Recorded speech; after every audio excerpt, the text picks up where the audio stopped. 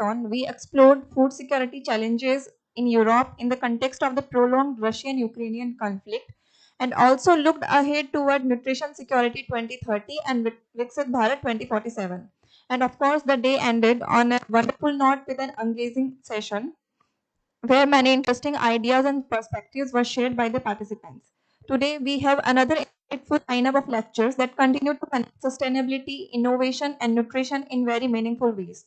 We'll begin with our first lecture on food waste in food service, an overview through the perspective of sustainable dimensions. Then we'll move on to biofortification, a tool for improving food and nutritional security, followed by a fascinating session on jellyfish as food. To wrap up the day, we'll have a tutorial and classroom discussion on food security and innovations in achieving sustainable development goals, where everyone will once again get a chance to share ideas and thoughts. So, to begin today's journey, let's warmly welcome Dr. Antonio Rapso to deliver the first lecture of the day on food waste in food service and overview through the perspective of sustainable dimensions. Dr. Rapso, we are delighted to have you with us once again. The floor is yours.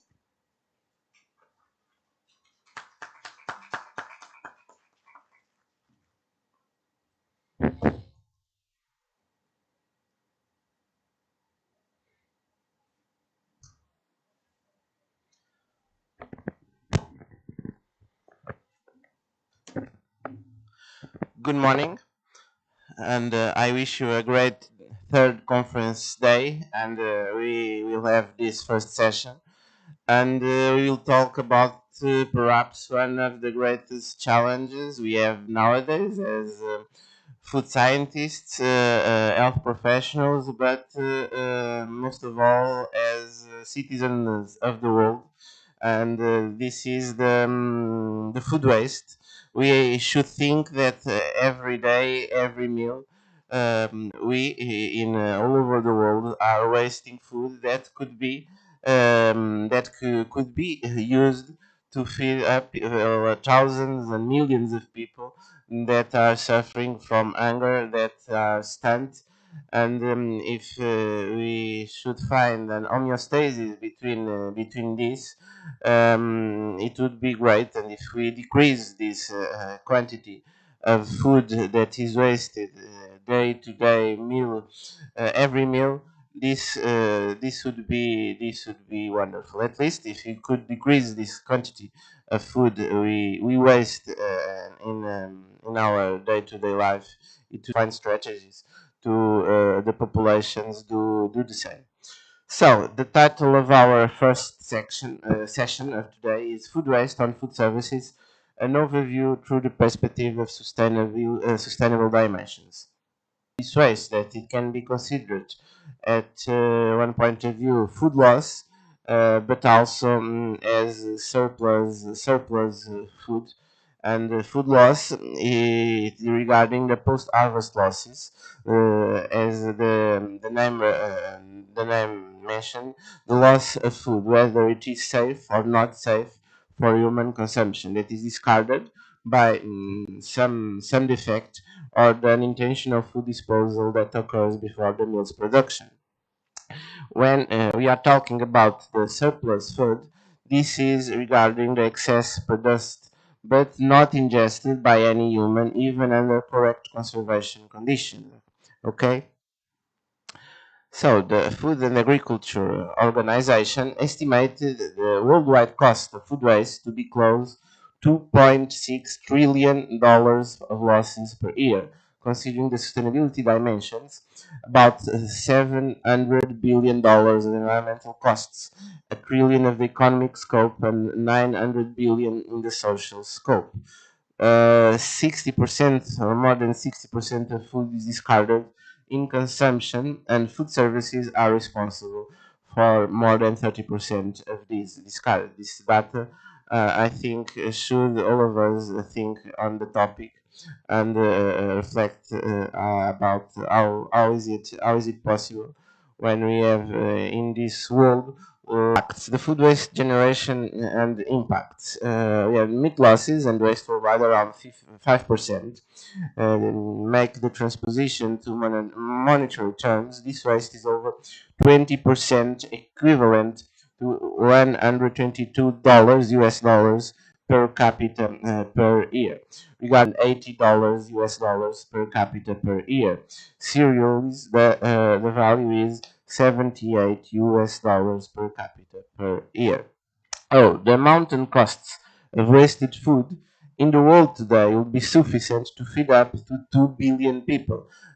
These numbers, I think, are very explainable how this could serve to feed up more than millions. We see billion people. If there were a correct distribution of what is produced, if we could reach that homeostasis, no individual worldwide would go hungry. So if this were distributed equally, we would have no people dying, no people suffering from hunger, from undernutrition, from stunts. Studies have been carried out in food services to quantify waste, and it is important to quantify precisely in the most exact way how food is wasted. And there are mainly four methods to do this. And one method is the in-person visual estimation, another one the digital photography, direct weighing, and of course you can combine these methods. Fruits and vegetables were the products that stood out in the studies due to enormous waste volume. The studies were characterized by their design being transversal or post-intervention, and another study considered the pre-consumer waste in Colorado schools in the United States and showed that the waste in this stage is very insignificant, very low. Most of the waste reason was spoilage, expiration, and or contamination of the foods. In a survey performed in different food services in north of Europe, Finland, such as daycare centers, schools, and company canteens, establishments recorded the amount of food discarded for the period of 2 weeks. The information was transferred to a research database with 51 restaurants participating in the study. So what we reached, what was revealed in the results of these studies. The results revealed an average of 17.5% of prepared foods directly thrown in the trash. So this is also a question, I think, of a way of thinking, of education, of mentality of people. So we are when we throw to the trash the food, we are not only throw the foods, we are throwing money. If this represents more for the people, when we are wasting food, when we are losing food, we are losing also our money, and we are losing the opportunity to feed up thousands, millions of people that have no chance, no opportunity to to buy that foods that are essential to their health, more than to their health, to their survival. Of this, 2%, 2.2% were discarded during preparation in the kitchen waste. Distribution leftover serving loss were about 11%, and about 4% of customers discarded after serving. The impacts of food waste in food service and this relation with sustainability. So we have the economic dimension regarding raw material, electricity, and gas consumption. In social dimension, the energy density, organic local food. Also regarding the environmental dimension, water footprint, cleaning material, and the amount of waste. So, and of course, we have there some variables that you can relate in the social dimension and also in the environmental dimension, like the food donation, and the labor that is correlated with environmental and economic dimensions, and the organic and local food that we can include this in the social and economic dimension. Waste prevention and the possibilities to decrease the impact of this waste. So, an important and very relevant alternative to prevent food waste is the planning of our menus. from well-executed planning, considering the target audience, quality of the raw material, operational capacity of team, and structure, among others, it is possible to increase the acceptance of meals and reduce waste. So, not only I think not only the quality, but also the quantity of food that will be served to the population. Another aspect is to use strategies such as improving dishes presentation, carrying out nutritional education work, and adjusting the portion sizes. This is very, very irrelevant. And this will bring consequences to the production that will be more efficient and profitable with acquisition of better quality raw materials and of course rational use of energy. It's also very, very important. What we can conclude from these aspects, and of course, it will be a pleasure to discuss with you and think together with you and reflect strategies of how we can, more than we can teach people or find some strategies to the population, but also for us in our circle of friends, family, in our houses to avoid this food waste. So, in conclusion, in the tertiary sector, specifically in the food services, combating waste actions are essential given the large number of meals prepared in the food services. And if we think a little in nowadays, at least in some of in a lot of countries, people are doing their meals not at home. People go to work early in the morning and arrive late in the afternoon or even in the evening. So people are making the most of their meals in these food services, and it is very important to find strategies to not waste food in this sector. Although there are several strategies to minimize this cost of food waste, there are numerous causes that influence this impact. The causes of wastage need to be identified within every single activity and process of the food service chain, identifying its critical points. Only identifying these critical points, we can act, we can change anything to make the impact of this food waste less relevant. And reducing food wastage, redistributing unsold or excess food, and recycling, treating food waste are important components of waste management strategies towards food service to reduce the economic, social, and environmental impact of food waste. For the measures taken to be effective, besides identifying all the food waste parameters, it is necessary to make strict controls to ensure sustainable production. I think this is obvious. Research to identify the influential aspects of the environment, society, and the economy around food waste is fundamental to enable controlling the impacts generated in the short and long term. The management of well-performed food services with proper planning, acquisition control in the acquisition of goods, receipt, and storage can significantly reduce waste and consequently with less impact on the three main pillars of sustainability. The research is crucial and is needed, of course, and a lot of research projects, research papers you can find about this topic, and it is very important to bring this to all the society and bring this notions of concepts of food waste, and more than the concepts, the numbers are crucial to show to all of us, to all of the community, how we are losing a great opportunity to become this world a better place, to feed up all people that are in a very, very serious conditions, especially in nowadays that we are having a lot of conflicts worldwide, people that simply have no access to food.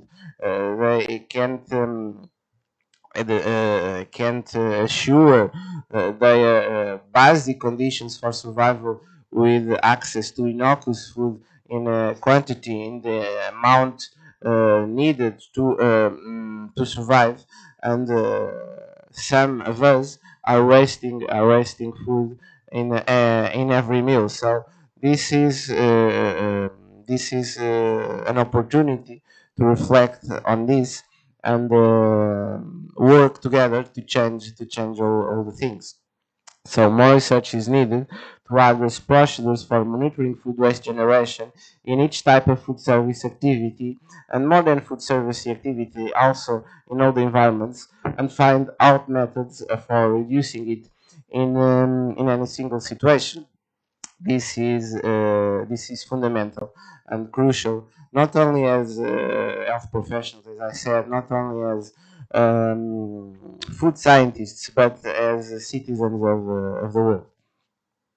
And now I would like to know what strategies you would like to, or if you have any strategy implementing in your houses or in your community, in your here in your university to avoid this food waste, or what you think about this, and how relevant can be our role in the society to explain the people, to find out with the people strategies to combat this very huge problem of nowadays society. This is, I think, when we have a course regarding food security, nutrition, and innovation. This is one of the challenges. This is one of the topics, food waste, because if we can do anything to reduce the amount, the quantity of food it is wasted in every day. So I think we are doing great, and we are contributing um, for a better world, generally speaking.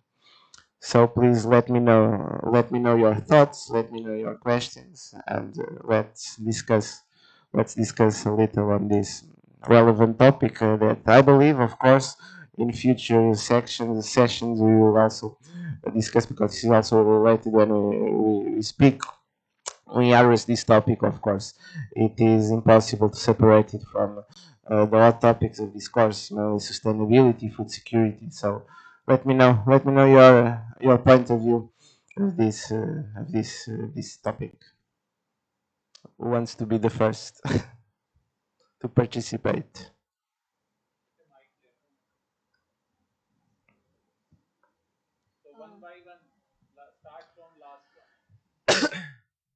Is there any?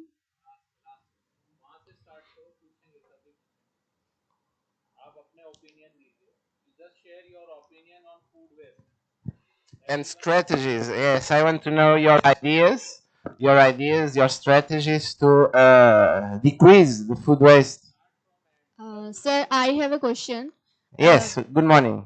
Good morning, sir. Sir, we see that in big hotels and restaurants, there is huge wastage of food. Then how they track their food wastage? Like any digital app or digital tools are available to track food wastage?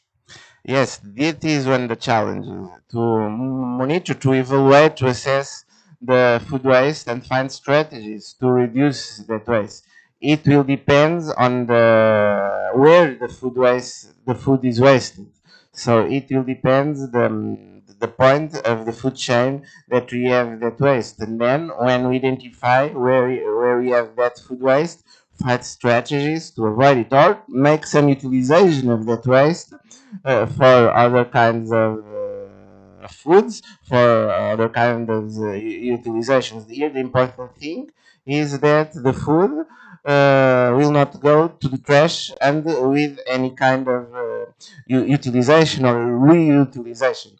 That is the most important thing. It's very important to control, to monitor, to track this food and see how can or what can we do to avoid to decrease it. Thank you, sir.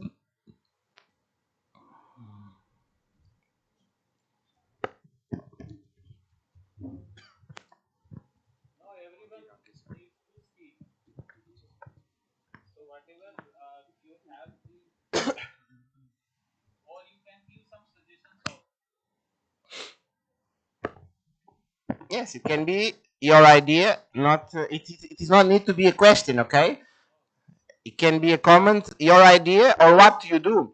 Please let me know. Share your experience. What do you do in your routine to not waste food? Hi, good morning. Good morning. I'm Prince.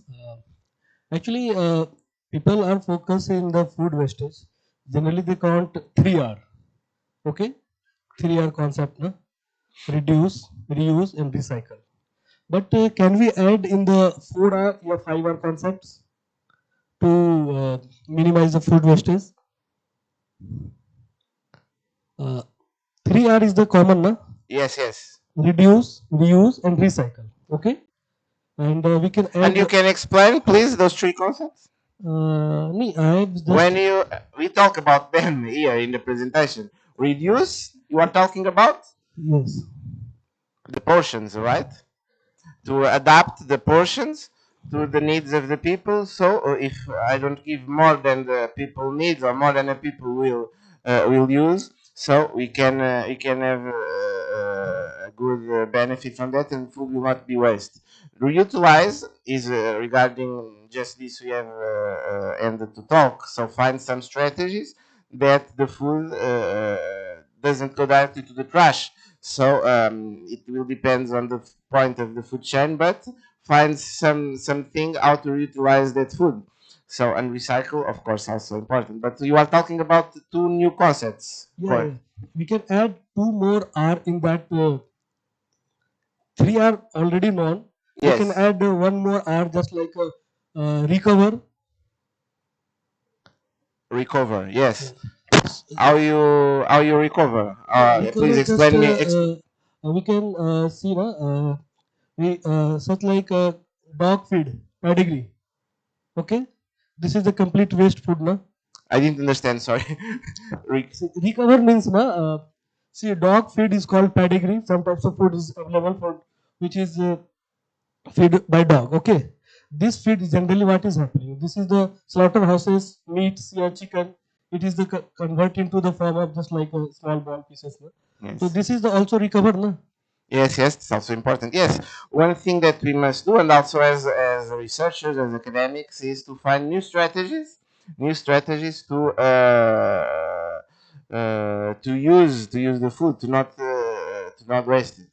Yes, that is also important. In India, maybe south part is the one concept is roti bank.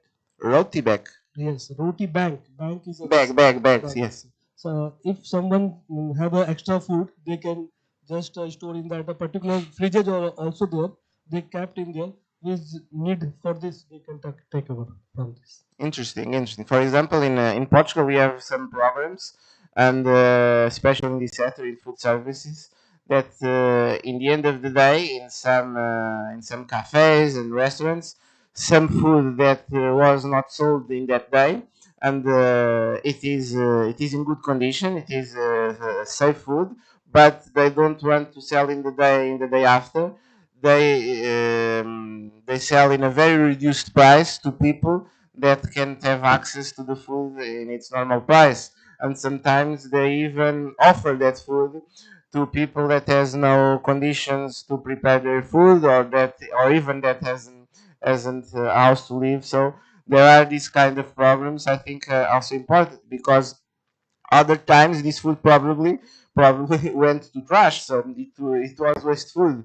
And with these programs, we are using this food to feed up people with less conditions to get access to them. This I think this kind of initiatives of programs are important to avoid and to decrease this waste.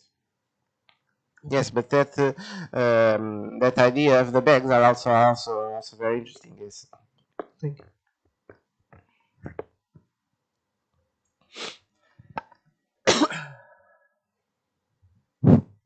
Good morning, sir. Good morning. So like whenever like we human beings are impatient. So whenever we go to a restaurant, we demand them to give us food within 5 minutes, within 10 minutes. So rather than doing that, we can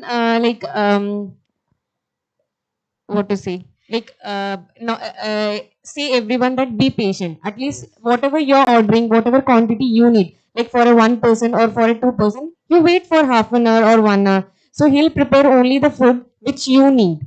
So there will be no wastage. Yes, Prepared food, huh? yes, and I think one of the problems of, at least in Portugal, of the restaurants is that the most of these restaurants serve the quantity, the amount of food more, much more that the needed, and in all meals, almost all meals, some food is discarded. Right. But this is also a problem, not only a problem of the restaurant, because people, when go to a restaurant, I say from my perspective, I don't know how is it here, but when people go to the restaurant and pay for the meal, they don't want small quantity of food. So people prefer to have more than the needed. If will not not a problem, but for example, if I go a restaurant and I ask, for example, a grilled piece of chicken with rice, if the restaurant will give me a very small amount, I don't like. I prefer that will serve a very huge amount, and if I don't eat, not a problem for me, from my perspective. This is a work we must have of education, and not only to or near the responsibles of the food service of the restaurants, but also all the consumers. That's what. So we have to aware the people. Like if you Yes. want one bowl of chicken, then order only one bowl. Because if you can eat two bowls, then you can order two bowls. Yes, yes, that's the point. That's the point. And then the size of the ball, it is also important because people are demanding or are expecting to be served huge quantities of food. And for example, in Portugal, some people say that restaurant is very good. The portions are very big, so you can go there and you have very big portions of food. But the reality is that portions, people will not eat everything. The portion go to the table, and maybe some cases half of the portion go back to the kitchen and is discarded.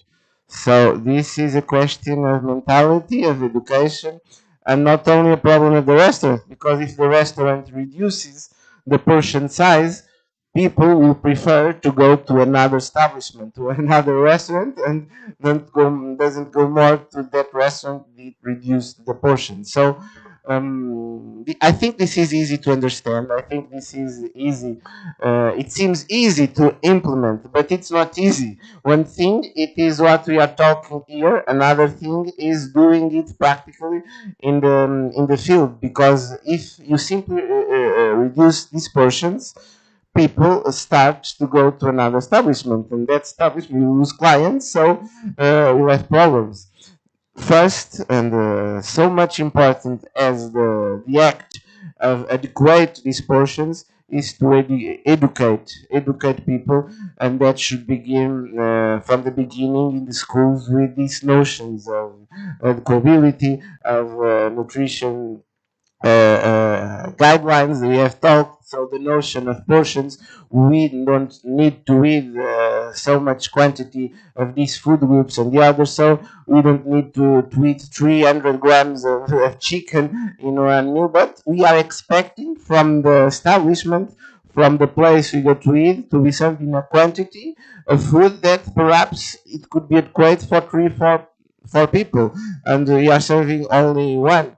So this is easy to understand. I think it's clear for everyone. But to make this transposition to the practical, it is not easy. I assure you. I assure you. Good morning, sir. Good morning. Sir, as we see at institutional level in our mess, there is a lot of wastage of food that occurs in the mess where we eat in the hostel. Na?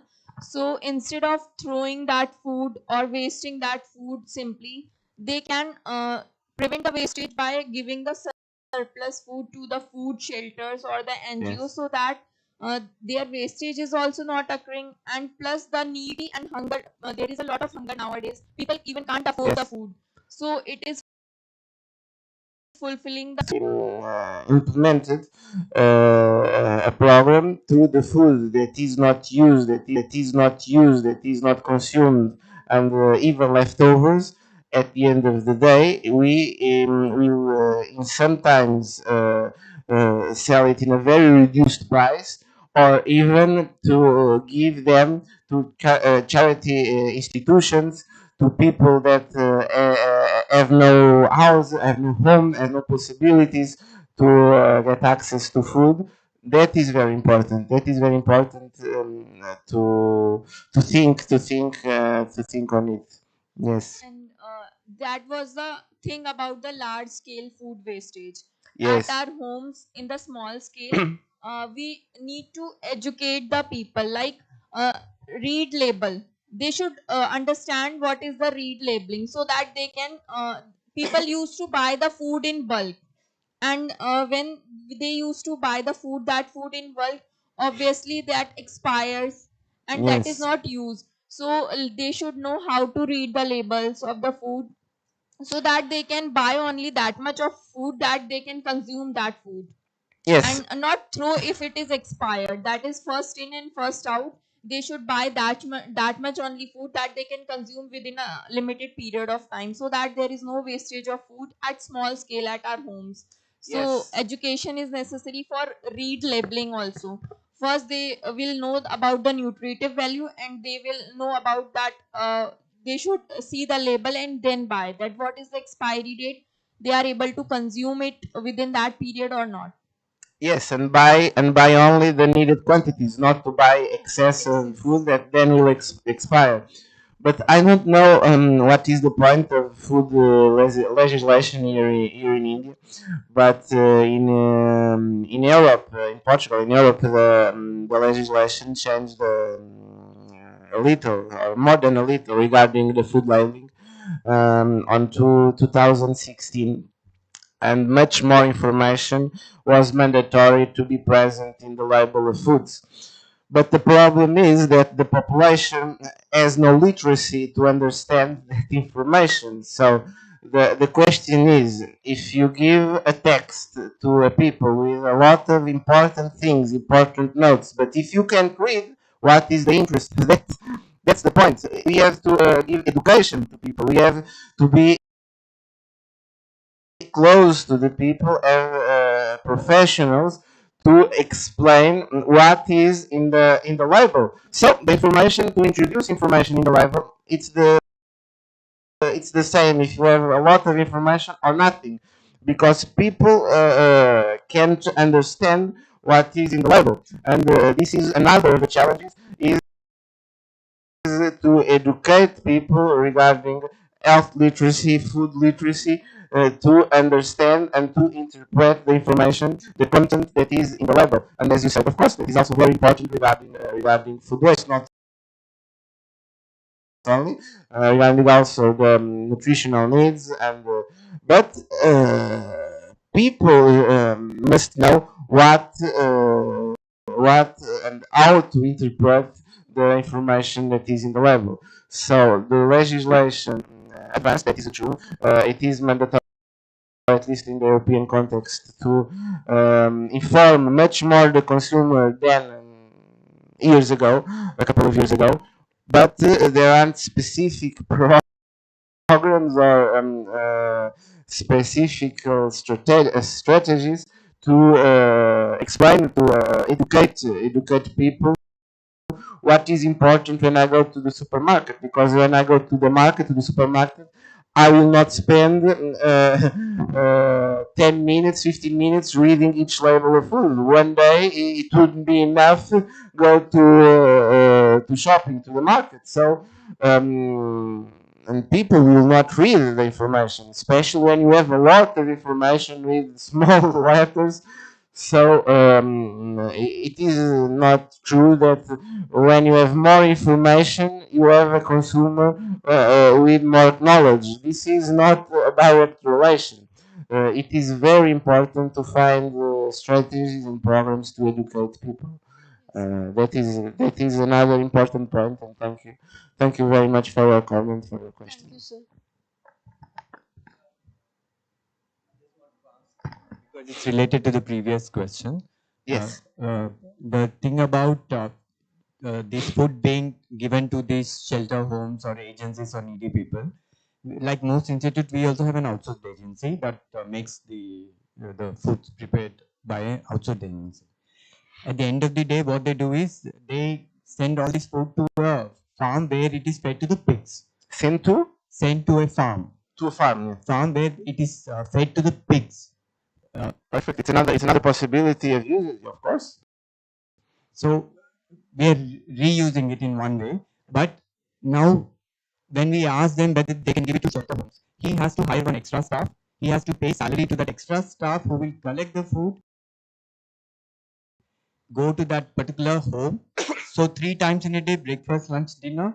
So that person's work will be only collecting this food, transferring it till there. He has to waste petrol or diesel on that vehicle to transport.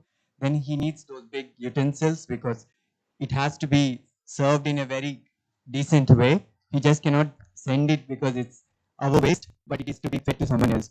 So instead of wasting money on all this, he says, I would rather throw it into the dustbin. It was not working out. It was not. Yes, because this is must be thinking, of course. If I if I will spend money or more money, so this is not working. Of course, this must work for every people. If the idea, for example, in the programs that I talked that happens in Portugal, there is not the transport. The food remains on the establishment, and the people or the charity institutions go there. It's different, of course. If well expenditures that at the end of the day I see I'm losing I'm losing resources, I'm losing money. This must be very well thinking, of course, of course. Otherwise, we are not how can I say wasting the food, but we are wasting money, and of course we can't do that. That is not also sustainable. So that's an important point and an important experience. Thank you for sharing, because of course we must think on everything. So one more question, very basic question. In the other paper that you mentioned about strategies, you mentioned that plates are better than trays. How do we understand that? Plates are better than Trays. pyramids. Trays. Trays. Tray. Tray. Plate versus tray in terms of serving. The other paper that you had mentioned the strategies to prevent food waste. The food waste, yes. Plates are better than trays. Trays. Yes, yes, I agree. No, how And do we even one strategy and then plates or trays, it is to adequate the size of the plate to the portion, because in some restaurants they serve the meal in a very big plate, in a very huge plate. So one of the strategies we found is to serve the meal, the main meal, in a small, like a dish plate. I don't know if you are seeing a small plate, because there you have the space, the more than the sufficient space to an adequate meal in the point of view of your needs and according to the diet guidelines, and you will not waste food. Because if you have a bigger plate, what is the tendency is to put there more food, more quantity of food, and most of times you will not eat all of that food, so it will remain on the plate. That is a strategy that we also use to avoid some kind of food waste, and also not only for food waste, but regarding the nutritional adequacy of that meal, because most of people eat more calories that they really need. So if you have a smaller plate, a smaller dish, so you will put there less food and the food you need. That is another strategy we also use in these programs of avoiding food waste. Yes. Oh, then.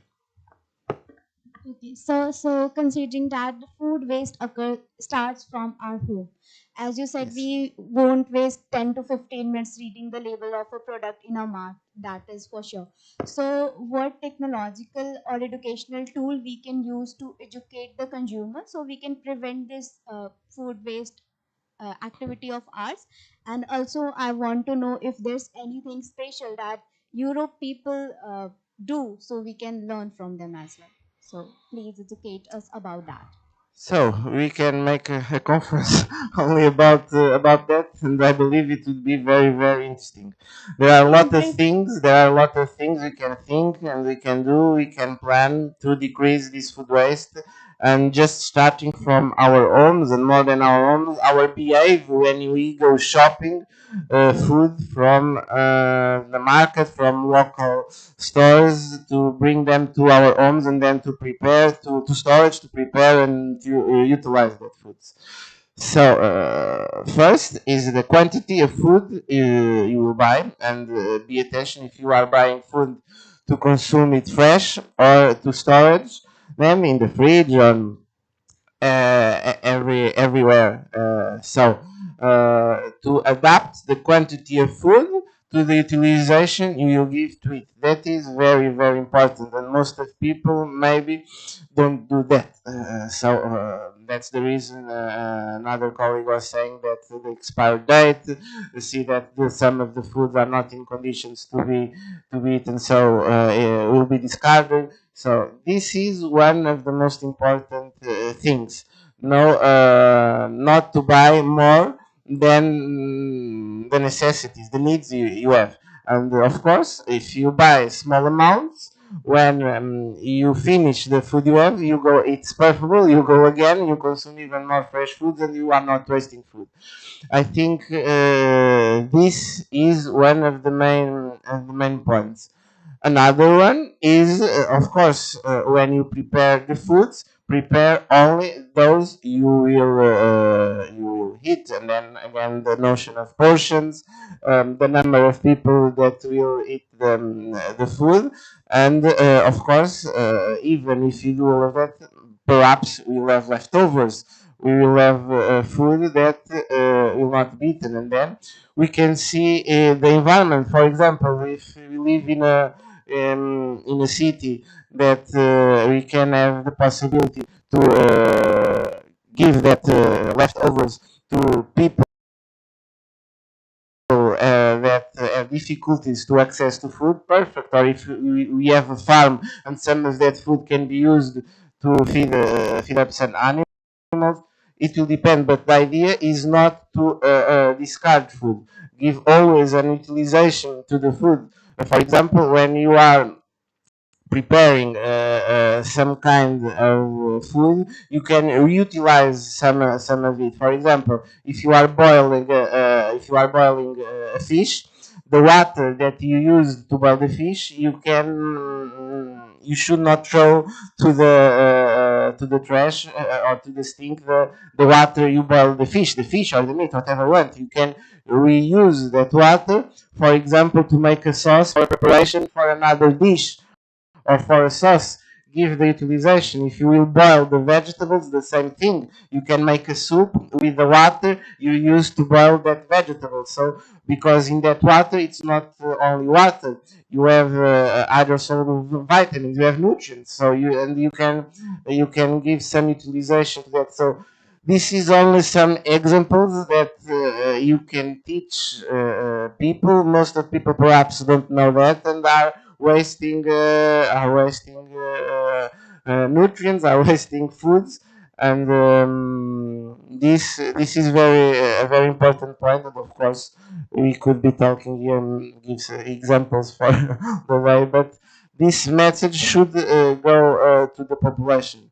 This is very important. And for example, cultivate our own vegetables at our home, so that all of that actions, and for the children, it's very important to make them in contact with nature, to see the vegetables where it's different, to go to the supermarket and buy the ended product. If they see the evolution and how nature works, perhaps they will have a different behave with that food, and regarding food waste also. Thank you, sir. Thank you. Good morning, sir. Good morning. Sir, I think awarding people about food waste through TV ads and campaigning can reduce the food waste. And also, if people make a weekly meal plan and then buy according to that plan, can also reduce the food waste. Yes, that is what we are talking right now. If you plan the meal, even speaking at a home context or a food service context, where you will serve not one, two, three, four meals, but meals, for example, for 60 people, you should know exactly the quantity of food I will serve to them. So to plan the it is more probable that you will not have food waste. And of course, that is very interesting for the companies to lose money if you are talking to the companies and if you talk to them. See, but part of the food waste you are losing money if you make a more adequate plan and great management of this. You will not only avoid food waste, but highlighted the food waste and the economic loss. I think it's clear to understand that, and for companies, that is a very important point. Yes. Thank you, sir.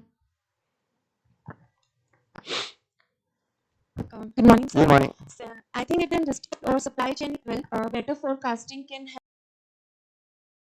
help in avoiding food wastage.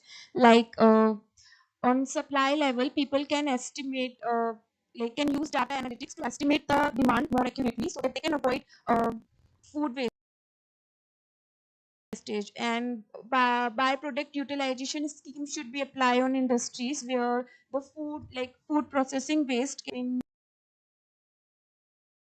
food wastage management, and it's a Yes, that's big also a good strategy, initiative. and that also of the interest for the food industry, the companies, because it is not only an environmental question. It is not only sustainability from the point of view of the wastage of food. Eventually, that has a very important relation with money.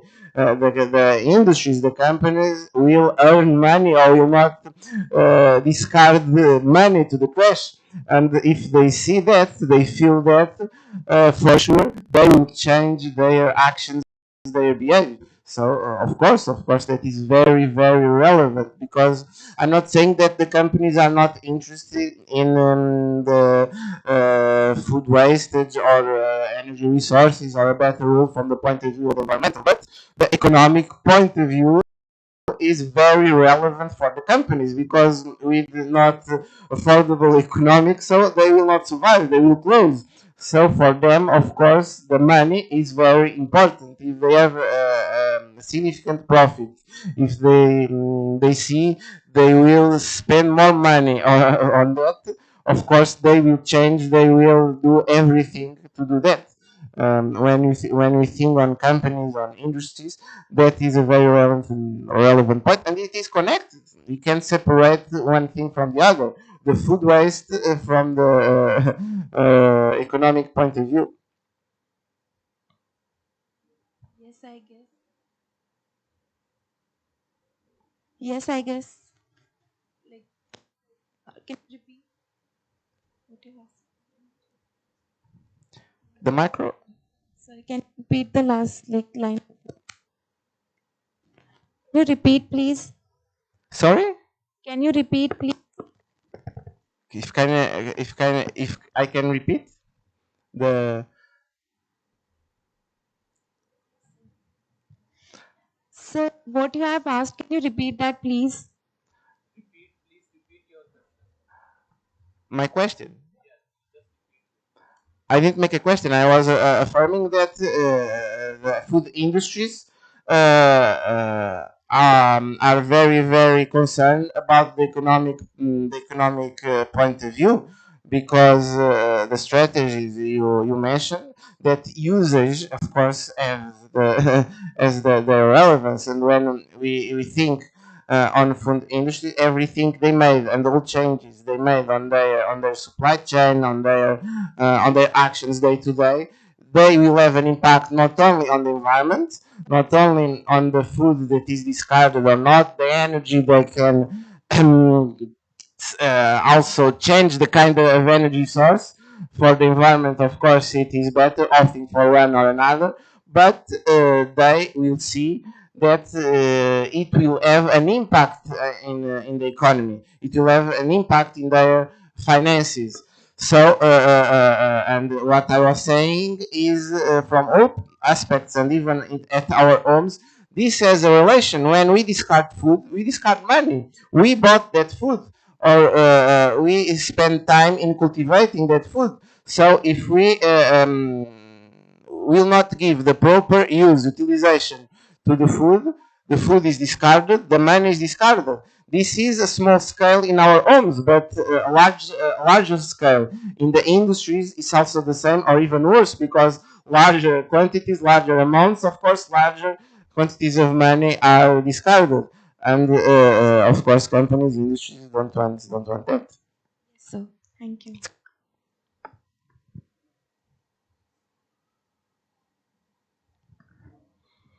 Good morning, sir. Good morning. So, in many countries like France, South Korea, Japan, there are very strict rules on food wastage and even penalties. Not in India yet, but do you think we can implement it? And does it exist in Portugal? Yes, a lot of things can be done, but of course, some of those must be adapted to different realities. And what is the where from we depart? What is the point of situation of our region, of our country? What is being done at this moment? And it depends on the particularities of the region, of the education of the people. I think that is very, very important before taking some action or make some change to educate, to give the proper formation to the people. This linkage between the citizens, the community, since every year in the school this is fundamental because if we educate children, children will educate the parents and so on. And if at home children see parents discard food, they will point the finger to the father and say, "Why? What are you doing that?" And the mother will think about, perhaps I'm doing something not so good. The education, I think, or I'm sure that is much more important than the most of people think before take some action from the point of view of legislation, of the government, of initiative in the industries, whatever. Educate all the community is very, very, very relevant. But of course, then the context, for example, France, Japan, India, Portugal are very different contexts, and perhaps some things can go very good in one context, but in other not so good. In a rural population, it is very different from an urban population. So if you have farms, if you have animals, so you can think in other ways to make another utilization of your leftovers, of your discards. But some people that lives in the center of a city and there are no farms, no animals in the neighborhoods. So perhaps you have to think in another ways of food utilization. That is very important. Your Thank you, sir. question very pertinent. Thank you very much.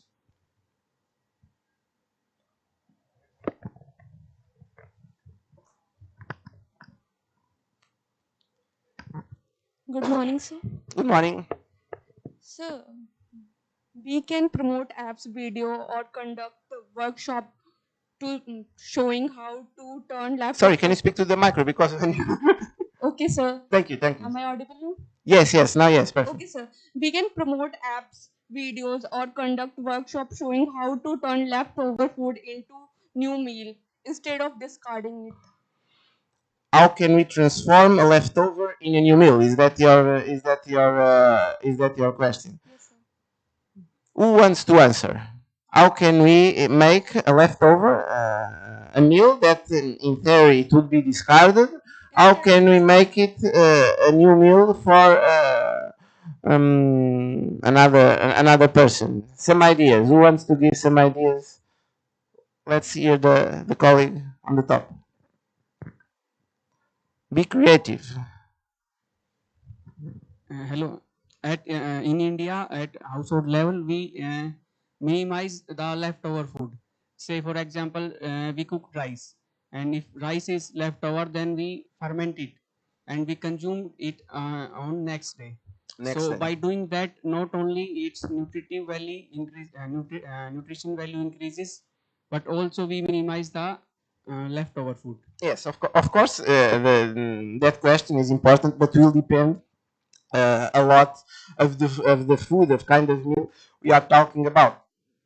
There are meals, there are foods that, for the reasons of their preparation, of their properties, the shelf life is not so long as others.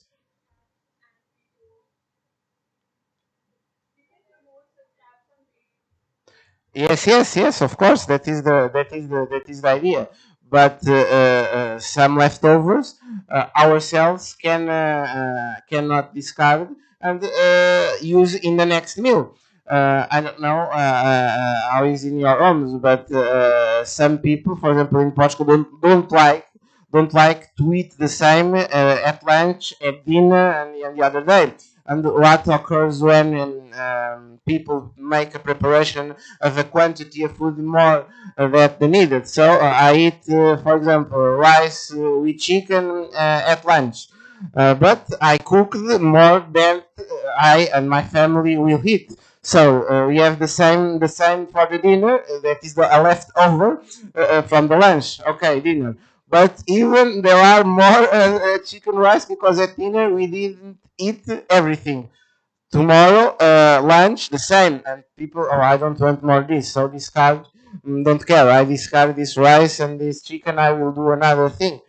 So the question of to adequate the portions is very important. But of course, the other possibility is to give that food to other person for a neighborhood. For example, if you have a farm and animals that can use that food to feed up the animals with some other preparations, that would be an example. But we can start easily with us to adequate the portions and see the quantity of food we will prepare. It will be the sufficient, and we will eat everything in one meal or two meals, but that the food it will not be discarded because that is one more thing. One more example that the food education is very, very important. Very, very important. Thank you for your question. Thank you, sir.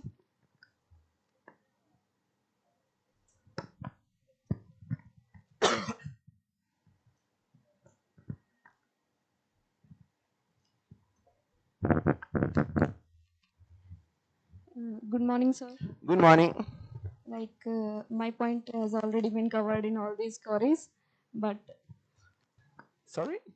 I would like to suggest that we also see every day in our hostels there is a lot of food wastage in our mess, and I'm we sorry, but the micro, I think it's not in the right position. I understood you are talking about your hostels. Don't be shy, don't be shy. we see.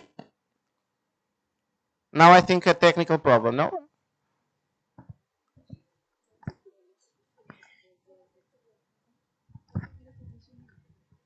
Hello, Now it's working. Okay. am I audible now? Like as we see, there is a lot of food wastage in our hostels also. So we can plan we can implant some kind of strategies uh,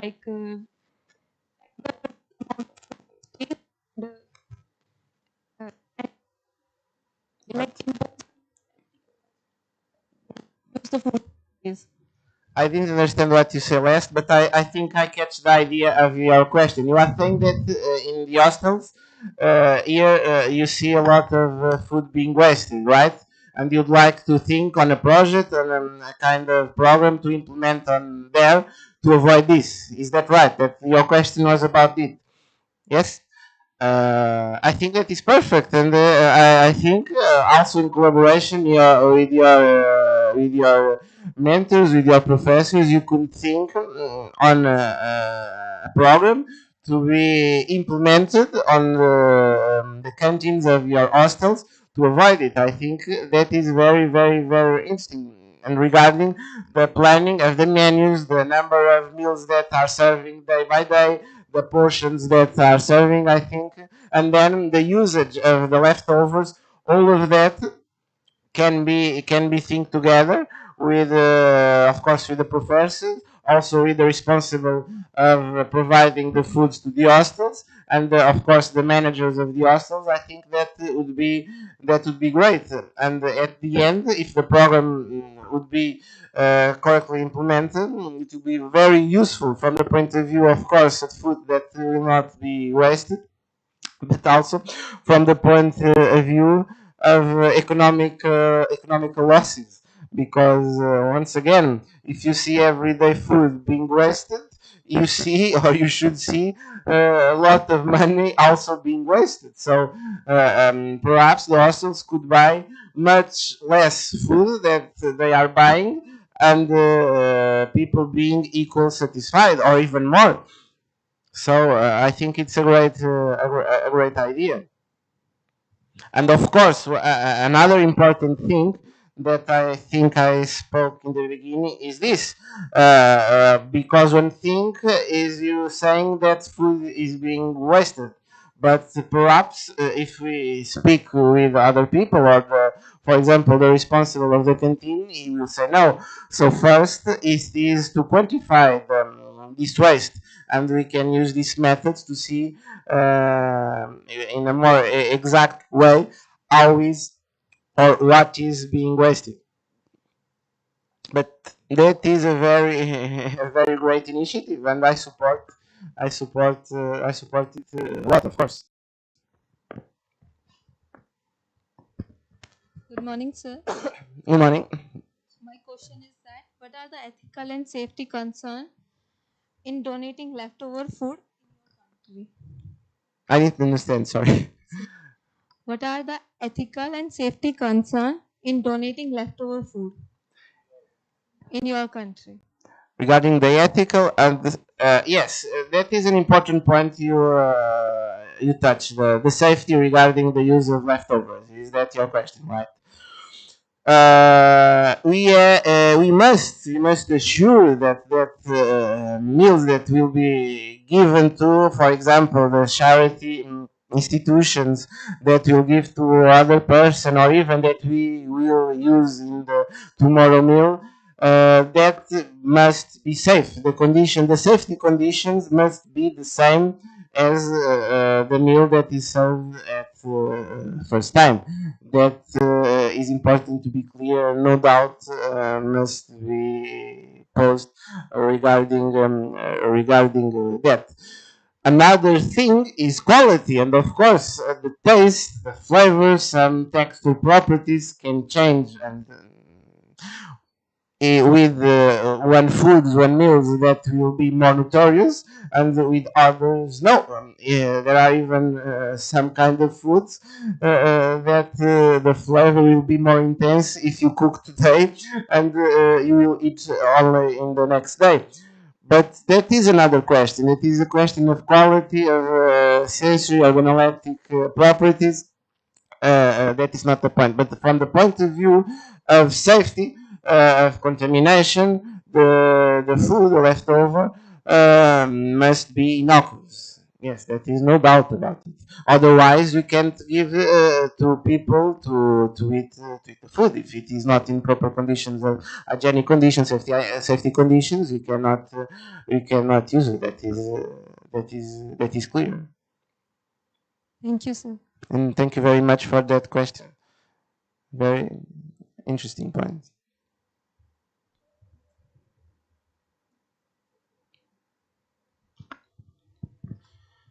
Good morning, sir. Good morning. My question is, it is possible to regenerate or recover protein from food waste or other protein sources by biological and physical process? I need to understand. Sorry, if you were talking too down and I didn't understand. It is possible to add protein. Uh, Regenerate or recover protein from food waste. Did you understand? I didn't understand. Recover something from the that will depend the cost. If the cost effective, of course, we have to think about that. It will depend in some cases, perhaps, but not always. By the biological or physical process? It will depends. I don't have a specific answer for that, of course, because most of times I believe that is not cost effective. You have other ways to use that leftover and not to kind of apply some technology or some process to recover the protein. Perhaps that is not the most cost effective action you can do with leftover. You see? It is not the question you can't do it, but you must think from the point of view of cost effective or the most appropriate use for that leftover. If you can use that leftover, for example, to feed up other people, it is less expensive and it is also so more valuable even that to recover the protein from a specific method. But it's possible in a way, yes, of course, if it's possible. Good morning, sir. Good morning. I'm from South India. In our side, we don't waste the food. Actually, we converted food into a compost, organic compost. In that way, we use the food waste and we place the food waste in outside of the villages and placed into a open air to grow a good microorganisms, and it helps to convert it into humus which is rich in nutrients. It helps to grow the plants. And also one more thing, when I saw I'm a kid in our village, the Rural Development Trust RDT, which is organized by the respected Sir Vincent Ferrer. He's from Spain, and he developed a gobar gas, which is also called as biogas. Biogas, yes, to Yes, use. sir, biogas, which is helps to not reduce the food waste, is also helpful for the producing the gobar gas. It is a very anaerobic process. Yes, yes, Yeah, yes. in that there are three steps: hydrolyzation and acid formation and methane formation. In that way, the various my bacteria also use it in hydrolyzation. There are bacilli and acid formation, Yes. lactobacillus species, and methane formation, methane coaches. And like that, I want to reintroduce the gobar gas production from the villages, which is very useful for the management of food. Yes, that is another way and another interesting way to reuse the Yeah, food. actually, I saw it is in my past, sir. There is no production of gobar gas like that. Yes, yes, yes. Yeah, I want to reintroduce that, sir. Yes, yes, yes. Thank you very much for your comment and for your initiative. That is, of course, another possibility, and of course, it depends the environment, the context, and the conditions. But very interesting, very interesting. Yes, yes. Thank you, sir. Thank you very much for sharing your perspective. Good morning, sir. Good morning. Thank you for wonderfully clearing all the doubts of the students. I have one simple doubt. From a research point of view, what are some emerging areas or methods in food waste analysis that young researchers like us should explore? When we make research on food waste, the first thing is to see the methods we will use to quantify the food waste, because we have to be exact and see how much food is being wasted. For example, in a canteen, I can see that at the end of the meal, a lot of trays, lot of plates as food and go to be discarded. But by the way, in this slideshow, we see some of the methods we can use to quantify how food is being wasted. And at the end, for example, of a lunch, we can direct weight the food that is at the end of the meal, and we know the weight of that meal before being served. We weigh before and then the end, and by difference we see the difference in grams the food is wasted, and we can at the end see the total of grams, not grams, kilograms of the old people was wasted, and then see what is the problem here. So what can we do to avoid this? The portions are not adequate.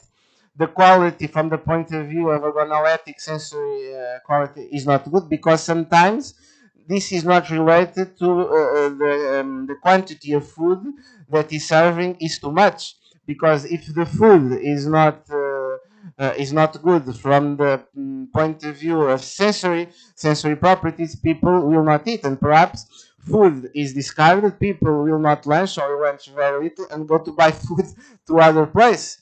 So, and this is not a problem of the portion that is served in too much quantity. This is a problem of the food has no quality from the point of view. So we must see the reason.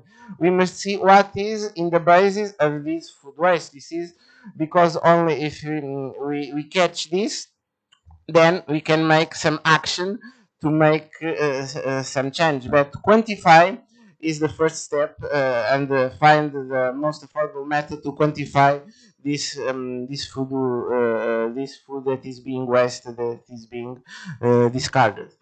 And then, of course, see the environment, see the characteristics of the establishment, see the characteristics of the population. What will be the best way to make changes on the behavior, on the actions of day-to-day life of those people, to make it is a problem they don't have education. It is a problem that, for example, they don't have the time for lunch.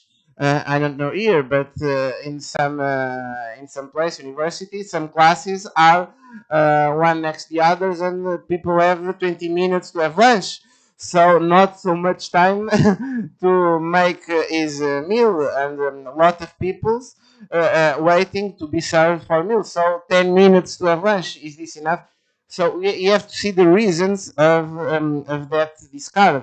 We cannot associate always the not adequate portion. There may be other things behind the scenes, I say, that are related with this waste. And then, of course, try what is the best initiative, the best program, the best measure to apply to this context. But this is a good starting point. Quantify, know the characteristics of the environment, the establishment, the population, the community, the consumers, and then see what is wrong and what can be done, and how can we implement that measures. Thank you very much. Thank you so much, sir. Thank you.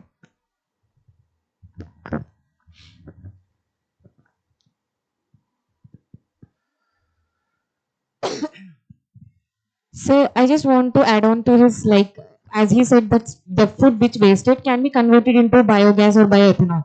It's correct, but the is it erasing food scarcity or food wastage?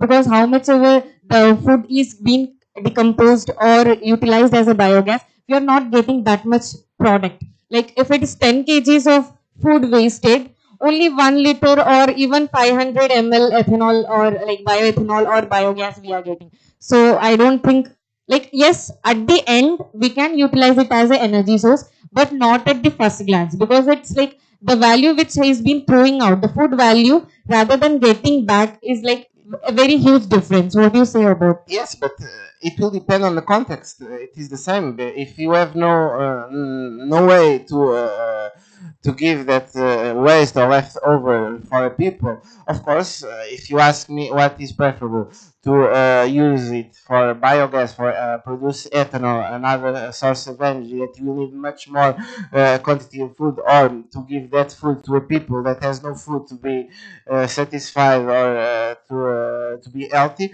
Of course, if you can choose, I will say preferable you give the food to that people, Or else but it will it be will the depend change on the of context. mentality of the people. Like, okay, if it is wasted, also no problem. We can use it as a biofertilizer, bio that, that, like that. Yeah. Their mentality might change. Okay, even if the food is waste, what will happen? We'll No, but utilize that is for not. that thing. Yes, but that is not the idea. That is not the idea. I understand your point of view, but of course, if you ask me, and if my opinion, of course, if you have the possibility, you have to give that leftover to the people. Thank you, sir. Yes, but I think your colleague will speak. If I understood well, he was not only using that waste to produce biogas. That correct? You are also using that the leftover also to feed up the people, right?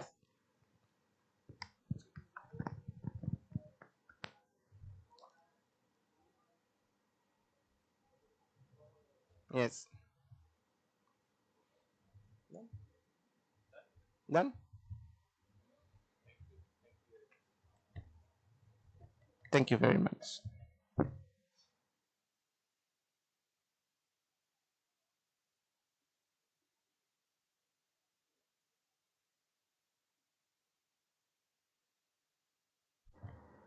Thank you, sir, for that insightful presentation on food waste and its far-reaching impact on sustainability, economy, and society. The fact that you shared truly reminds us how simple steps like better menu planning, portion control, and mindful consumption can make a real difference. I'm sure this session has given so much to reflect on.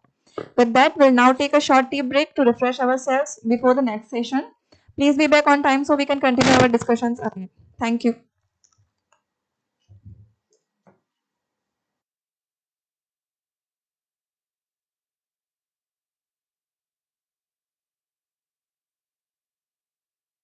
To invite Ms. Sugandhi to present a brief summary of the previous lecture delivered by Dr. Apsu.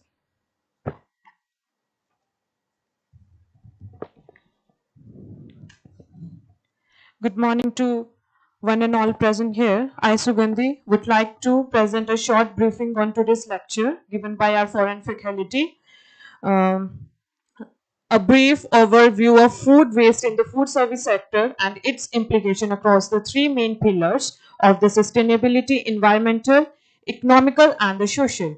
Food waste is the major global issue. It includes the food loss, that is the unintentional disposal of the food before the meal production, and the surplus food, which refers to the excess food that remains uneaten even under the proper storage conditions. According to the report of FAO, the global cost of food waste is around $2.6 trillion each year. This includes about 700 billion in the environmental cost, the 1 trillion in economic losses, and 900 billion in the social impacts.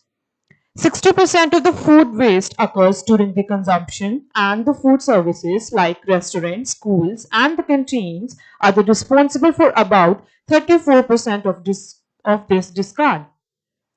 When we look at the food types, the meat waste represents the 5% of the total losses but accounts for over 20% of the economic losses, roughly $122 per person per year. For the fruits and the vegetable waste is slightly lower, but it's still significant.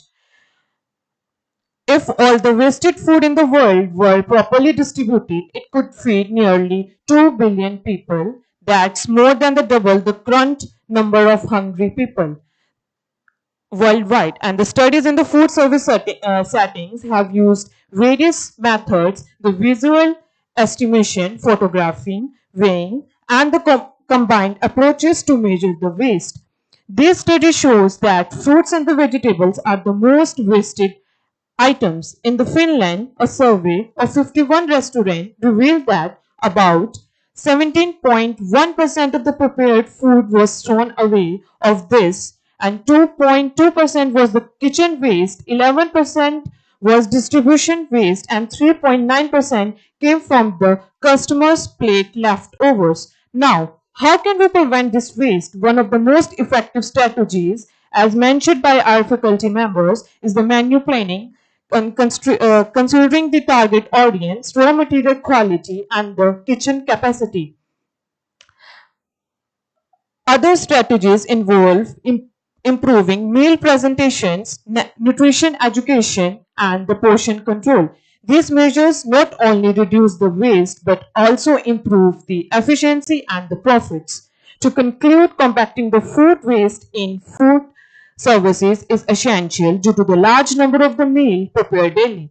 Identifying the main cause of the waste and implementing the control measure can significantly reduce the environmental, social, and economical impacts. Finally, more research is needed to be mentored and reduce the food research in every type of the food service operations. Thank you. We really appreciate the time, efforts, and the knowledge you shared with us. It was a great learning experience, and we are grateful for your contribution. Once again, thank you.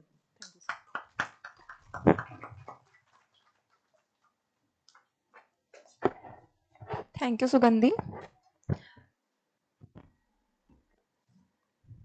As we move forward, we now begin the next session of the day. We are pleased to have Dr. Rupesh Deshmukh with us today.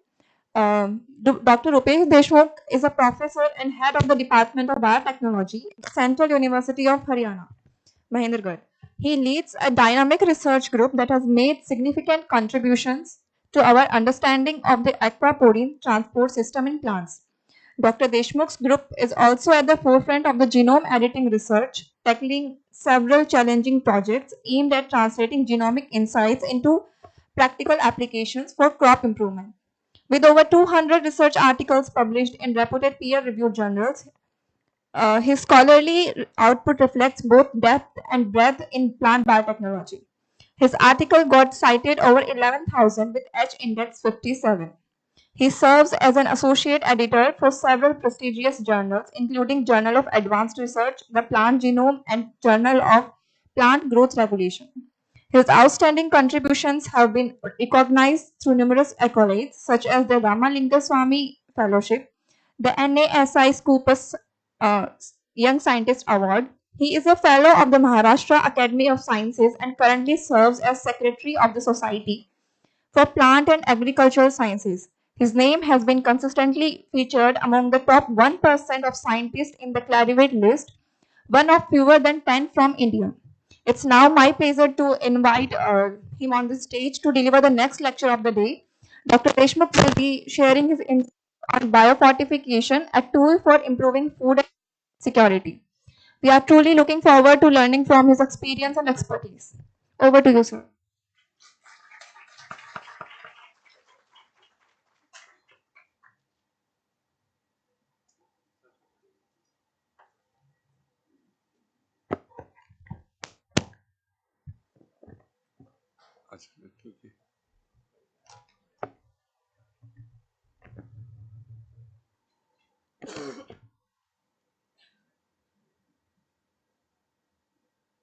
यहाँ से कर दूँ laser चलेगी तो भी ठीक है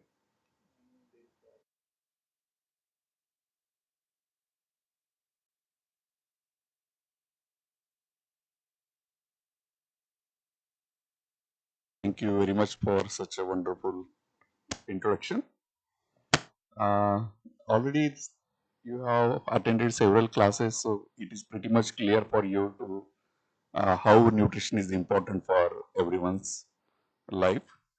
So today we will be talking about the biofortification and more particularly the new approaches which we are being used for the biofortification in different crops. So fortification we use at a very large scale in industries to make food more nutritious and to tackle with the nutrition deficiency mostly which is known as a hidden hunger. And biofortification is a relatively more safer and sustainable approach where we can directly modify our food in a way that which will provide us a required nutrition and which will help us to tackle with the hidden hunger. So you are already, I guess, familiar with this situation, that the global scenario of the hidden hunger is like one person out of three is suffered with the hidden hunger, and then this deficiencies are mostly with the vitamins and minerals. People are getting required calories with the different foods, but most of the time they are suffering with the deficiency with any specific minerals or vitamins, and that is the like a emerging problem throughout the world, whether it is developed country or whether it is developing country like us. And these problems are more prominent in case of small children's. Here you can see that there are the symptoms like impaired brain development in children or stunting growth of the children's. And more than 2 billion people worldwide suffer from the hidden hunger, and more than 1 million children under 5 dies every year because of the vitamin and zinc deficiency. So this is a very huge issue worldwide. Even if we are, the world is getting better and better every day in terms of providing sufficient calories to the growing population, but till we are lacking with the nutrition quality of the food. So these are the major approaches which are being used for the improvement of the nutritional quality of the food. So here you can see food to food fortification. Oh, mic है वो वाला। हाँ, तो mic है। इस mic में बहुत close रहना पड़ता है।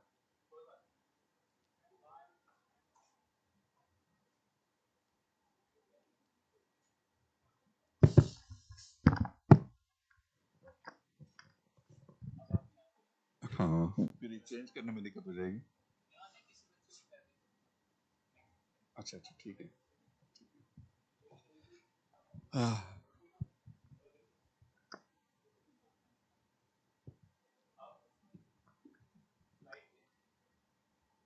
Okay, so these are the major approaches which we use to fortify the food. So these include like a food to food fortification. Here basically we use our traditional knowledge, which is already where we in India, more specifically in India, we have several different combination of food, and that they supplement each other to provide us a complete nutrition. Like we mostly consume like dal chawal. So one is rich in a carbohydrate source, second is rich in a protein source, and we also use the different spices to make it more tasty for us. But that also provide different nutritions. That is a better source for minerals. That is a better source for vitamins. And some example like we also eat a multigrains that include cereals as well as pulses. So they supplement each other to make it the uh, bread more nutritious.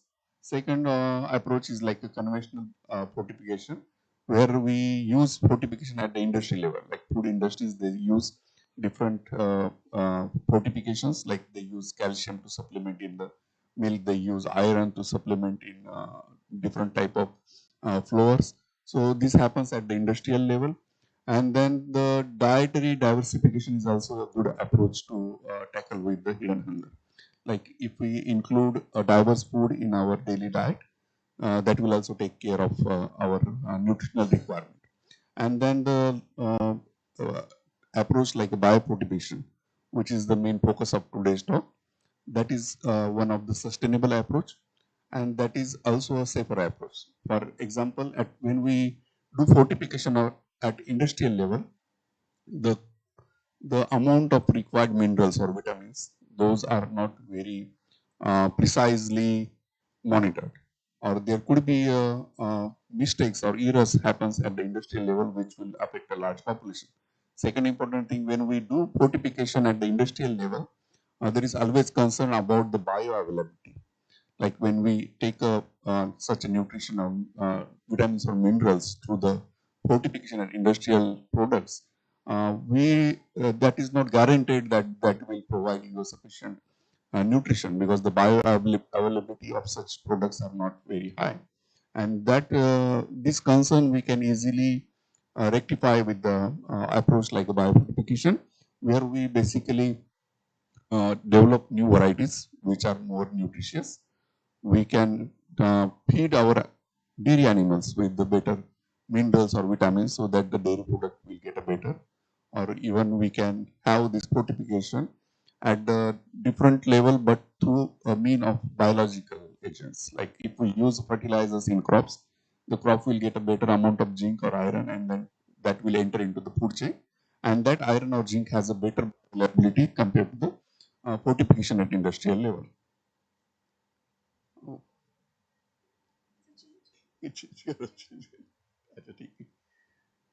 okay, so with here you can see what approaches we have at a biofortification level. So we can use genetic engineering. In genetic engineering also there are several approaches. Like when we are talking about genetic engineering, that provide us options like a cisgenetic, that provide option like a transgenetics, that will be like if we can use a specific technique like RNAi, or to shut down any specific gene which will improve the nutrition quality. We can take a gene from any different organism and express in a plant, that is transgenic approach, so that we can improve the nutrition quality. And now recent improvement or recent advancement in biotechnology, that is the genome editing. We can use genome editing, which will be a transgene free, but that will enhance, that will make the food crop as we desire. That will make desirable changes in the food crop so that we can easily improve the nutrition quality. And then some approaches, those are sustainable and very easier to adopt. Like we can use plant growth promoting bacteria, or maybe zinc solubilizing bacteria, iron solubilizing bacteria, our organic farming system, so that they can improve the uptake of these minerals, and we will get a better nutritious food from that. So next slide. Yes, here you can see that, oh, I think it is very difficult to read, but I will explain you. There are several minerals which are important for us as a nutrition, but those are equally important for cropland. If we use those nutritions, minerals in a fertilizer, they will also benefit plant growth. Like if we added silicon fertilizer to crop, that will improve resistance against different diseases. That will also help plant to improve resilience against abiotic stress like a drought, salinity, flooding, those things.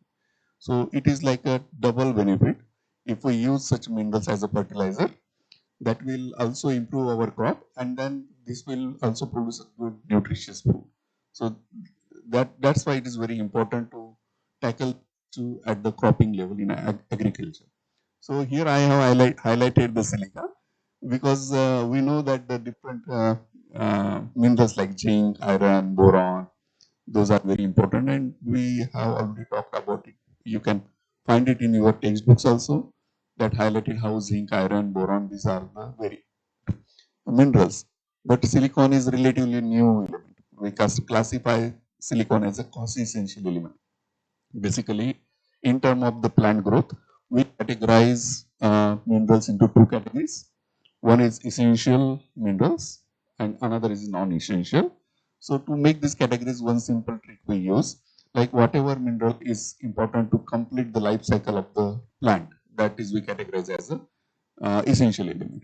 That means if we remove that element from the plant nutrition, plant growth media, plant cannot complete the entire life cycle. That's why those elements are essential element. And non-essential element means if we don't use those elements into plant growth media, plant can survive and complete the life cycle. So silicon is, we keep silicon in between those two categories, like a quasi-essential. Because plant can, most of the plant species, they can complete the life cycle without silicon.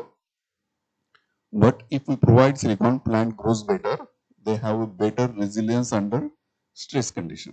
That's why it is cost essential. I am highlighting silicon little bit more because my group work with the silicon uptake in plant, and silicon is equally benefited for the human health also, because there are several tonics available in the market which are silicon rich, and those are referred for the bone health. If in a old age bone get more fragile, there are more chances of getting it fractured. And for that to improve the bone health, doctors prescribes this silicon-based tonic. So here in one photosilica, that is the tonic for the bone health. Okay, next slide. So biofortification, we can these approaches we can classify further as agronomical approaches and genetic approaches. So in case of agronomical approaches, we can use plant growth promoting microorganisms. As I mentioned, that we can use a zinc solubilizing bacteria, phosphorus solubilizing bacteria, we can use iron solubilizing bacteria, so that that will make this mineral available for the plant, and then it will enter into the food chain. Okay. Second, we can select a good variety. Like if we screen different varieties of rice or wheat, we can select any such variety which has a more uptake of this mineral elements. So that we can do. That is also categorized as agronomical practices. And then we can increase the doses in terms of fertilizer or in terms of the feed for the dairy animal, so that we can increase these mineral elements in the plant or dairy products. Second category is a genetic approach. So one first category is agronomical approach, where we use fertilizers, microbes to just improve the mineral content uptake in a plant. And second is the approach is a genetic approach. So in genetic approach, we try to improve our crop at genetic level, because once we make any genetic improvement in a crop, that is sustainable. That is one time invest, and then we can harvest that product like several generations. Once you make any genetic improvement in a variety, that variety will give seed next for the next generation, and then we can harvest seed in the subsequent generation, so that it will be for a long time. We can harvest that product for the several generations.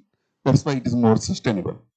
So in case of genetic improvement, we can use plant breeding approaches, like which we already using. Like we first select any variety which is not so high yielding but has a better gene uptake.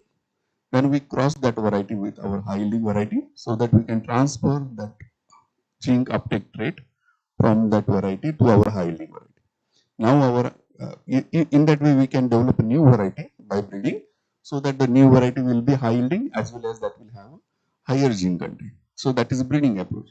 And in breeding, we can use some marker assisted breeding or omics assisted breeding, where we use different advanced omics tools to just speed up the breeding process. But basically, we are exploring here whatever naturally present, the allele which is present in a one variety, which help that to uptake a more gene.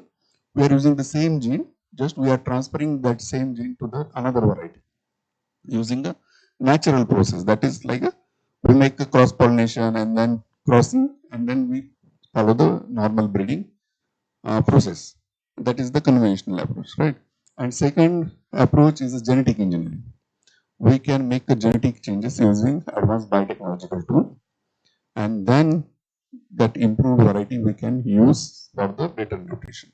So in genetic engineering, we use a transgenic approach, where we can take a gene from any other species, and then we make a transgenic, which will have the new trait completely new from borrowed from the different species.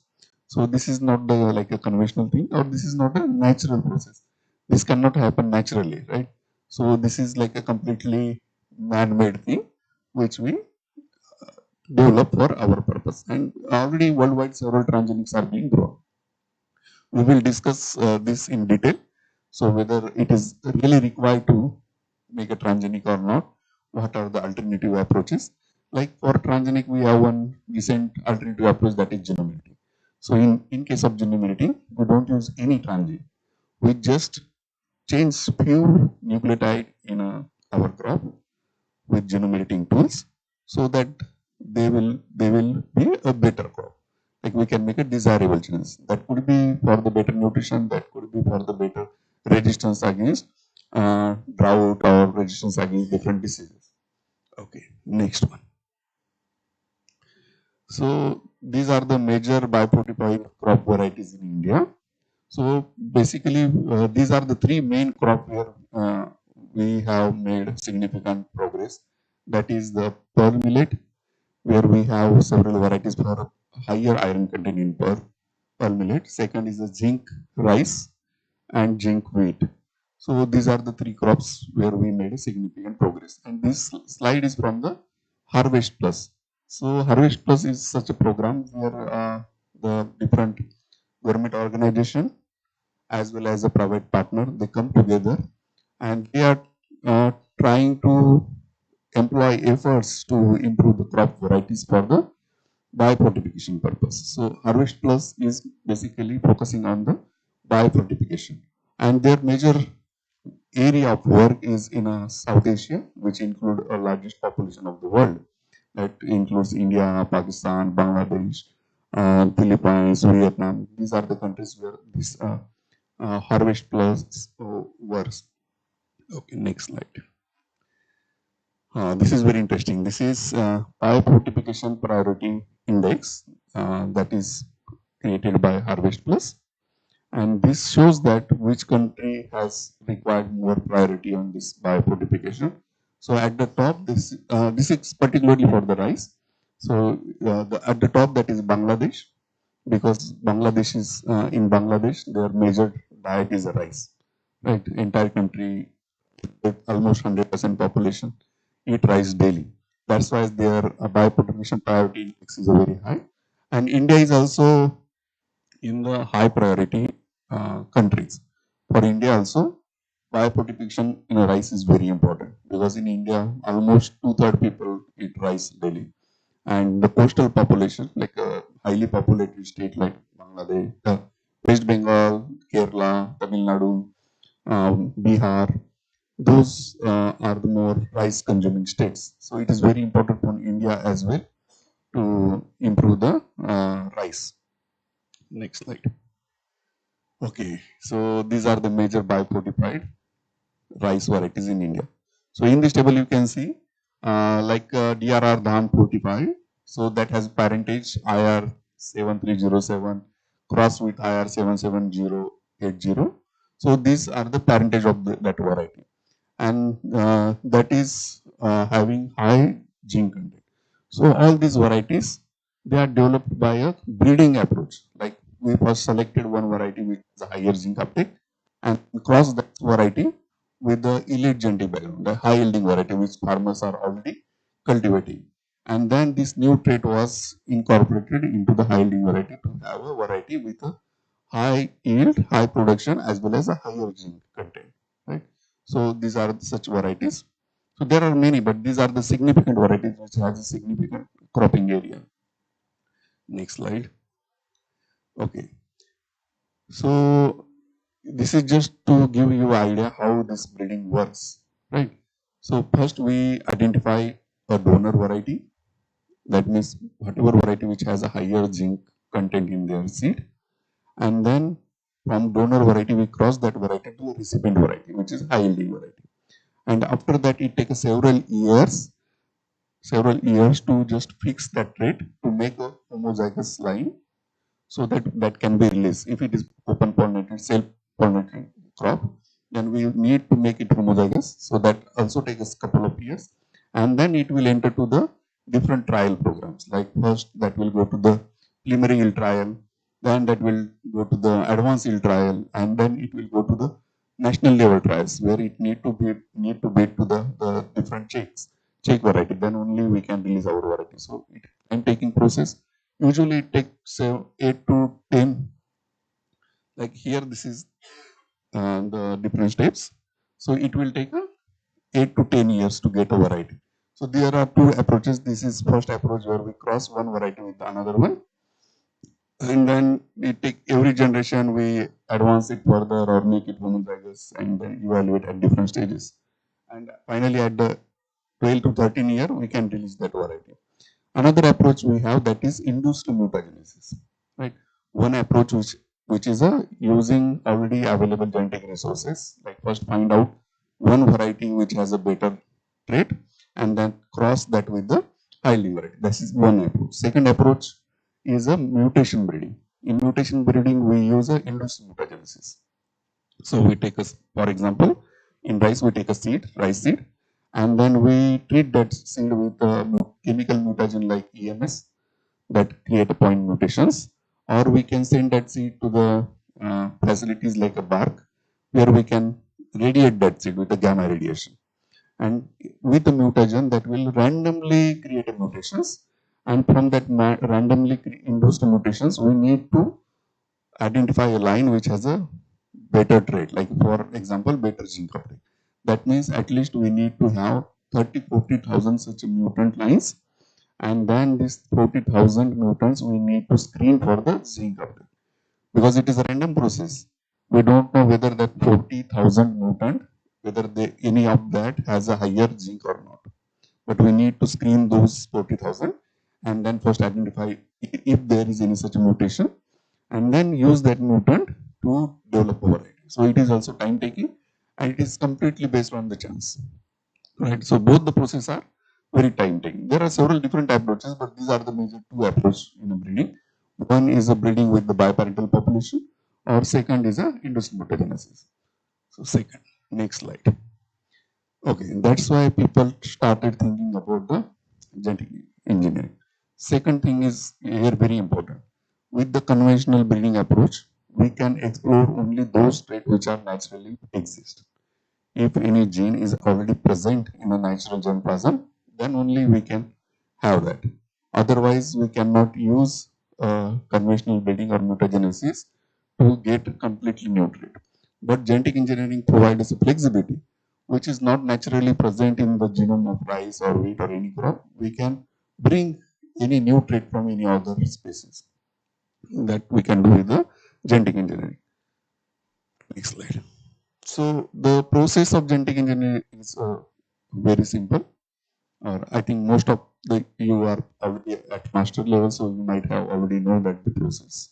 So first we clone the gene uh, from any organism in a vectors like a plasmid vector, which we use for the transformation, and then we transform that gene to the our plant. We first clone the target gene, and then we transform that to the crop variety. So there are two major methods. One is a agrobacterial mediated transformation, another is a gene gun, right? So we can use either of the methods. Some crops are very easier for the transformation with the agrobacterial mediated transformation. And then we grow the transgenic plant, and then we evaluate that transgenic plant whether that has the desirable character which we expected or not. And then if that is giving a significant improvement in our desirable character, we try to release that for the commercial release for the cultivation in different areas. Okay, next.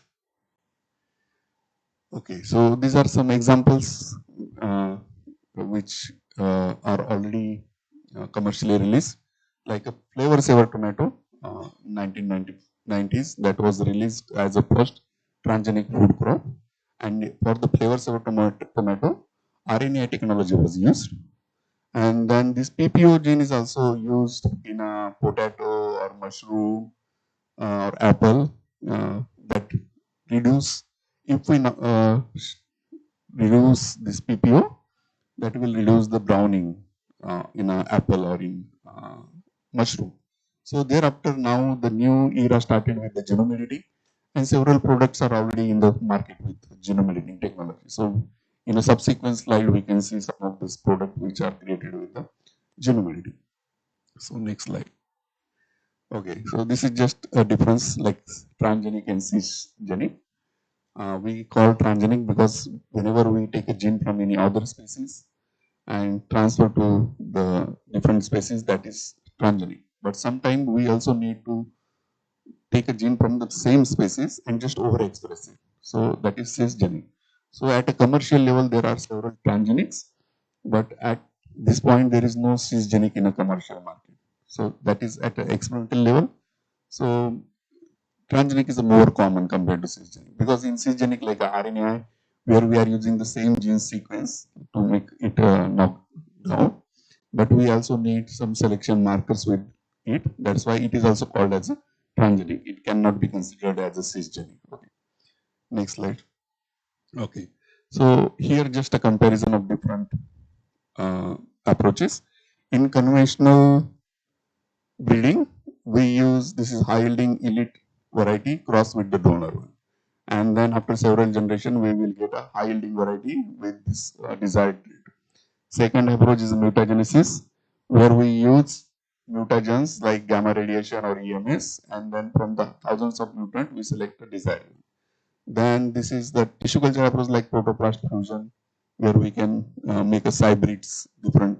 We can use a related species to make a hybrid. And this is genetic modification, genetic engineering approaches, where we can use a transgene, like take a bacteria from take a gene from bacteria and then overexpress in our high yielding variety so that we can get a transgenic. Then cisgenic, this is the same variety but same species but a different variety. Take a gene from different variety in the same species and then make it express in our elite genetic background. So this is the transgenic approach, and then the new approach is genome editing, where we are not taking anything from any other variety or any other species. We are just making the same nucleotide change in our elite genetic background so that we can have the same desired trait in edited plants. Is it clear up to now? If you have any question, you can interrupt me and ask. ठीक चल रहा है? चलो ठीक है. Next. Okay, this is the history of transgenics. So it started long back. Like in 1946, that conjugation was proved that one bacteria conjugate with another and transfer the genetic material. It started long before this, like with a Griffith experiment with the pneumonia bacteria. And then in 1954, that Watson and Crick model and everything become well accepted. And then the first genetic engineered product, like in 1973 and 1983, the first GM plants was developed, that is in tomato. And then in China, 1990, first commercial GM was released. So any guess which commercial crop was released in 1990 in China? Transgenic crop. Guess, नाम बता सकते हो कुछ कुछ तो?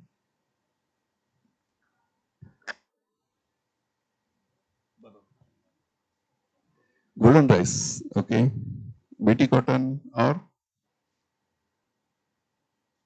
BT maize, BT brinjal or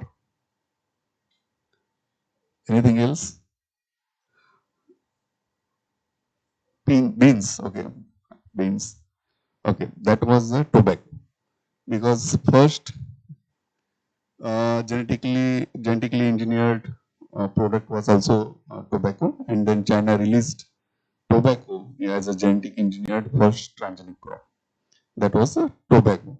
And then in 1994, FDA approved first food crop, that is tomato, flavor saver. That was the first transgenic food crop approved by FDA. Next slide. And then the first 1996 first genetically modified soybean was introduced in United States as a commercial crop. Then BT cotton was approved in United States in 1996. 2002, that BT cotton reached India. India approved BT cotton's cultivation in 2002.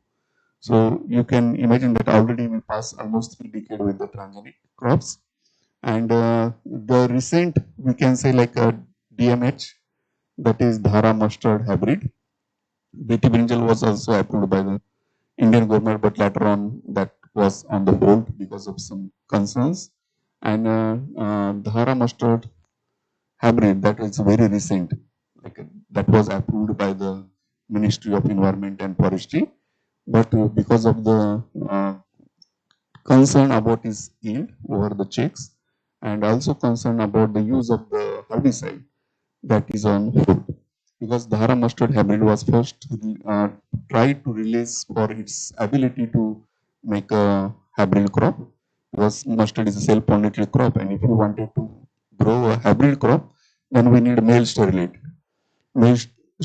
in their parent. So Barney's bar system was used. Barney's bar, those are the two genes. Barney's create a male sterility, and bar star restored it. So Barney's bar system was used to make this Dhara mustard hybrid. And when the yield trial was conducted in Punjab University, Punjab Agriculture University, Ludhiana, and IRI at New Delhi, significant increase in the yield production was observed, but that was compared to the pure line varieties, not with the present hybrid. That was one concern. And second concern, then this repurposing also tried that this crop has a one selection marker, that is herbicide tolerance. So that was also tried, but that was not very convincing. So it is on the hold. So now my question is that how many transgenic crops are being grown in India today? कौन कौन सा पता है?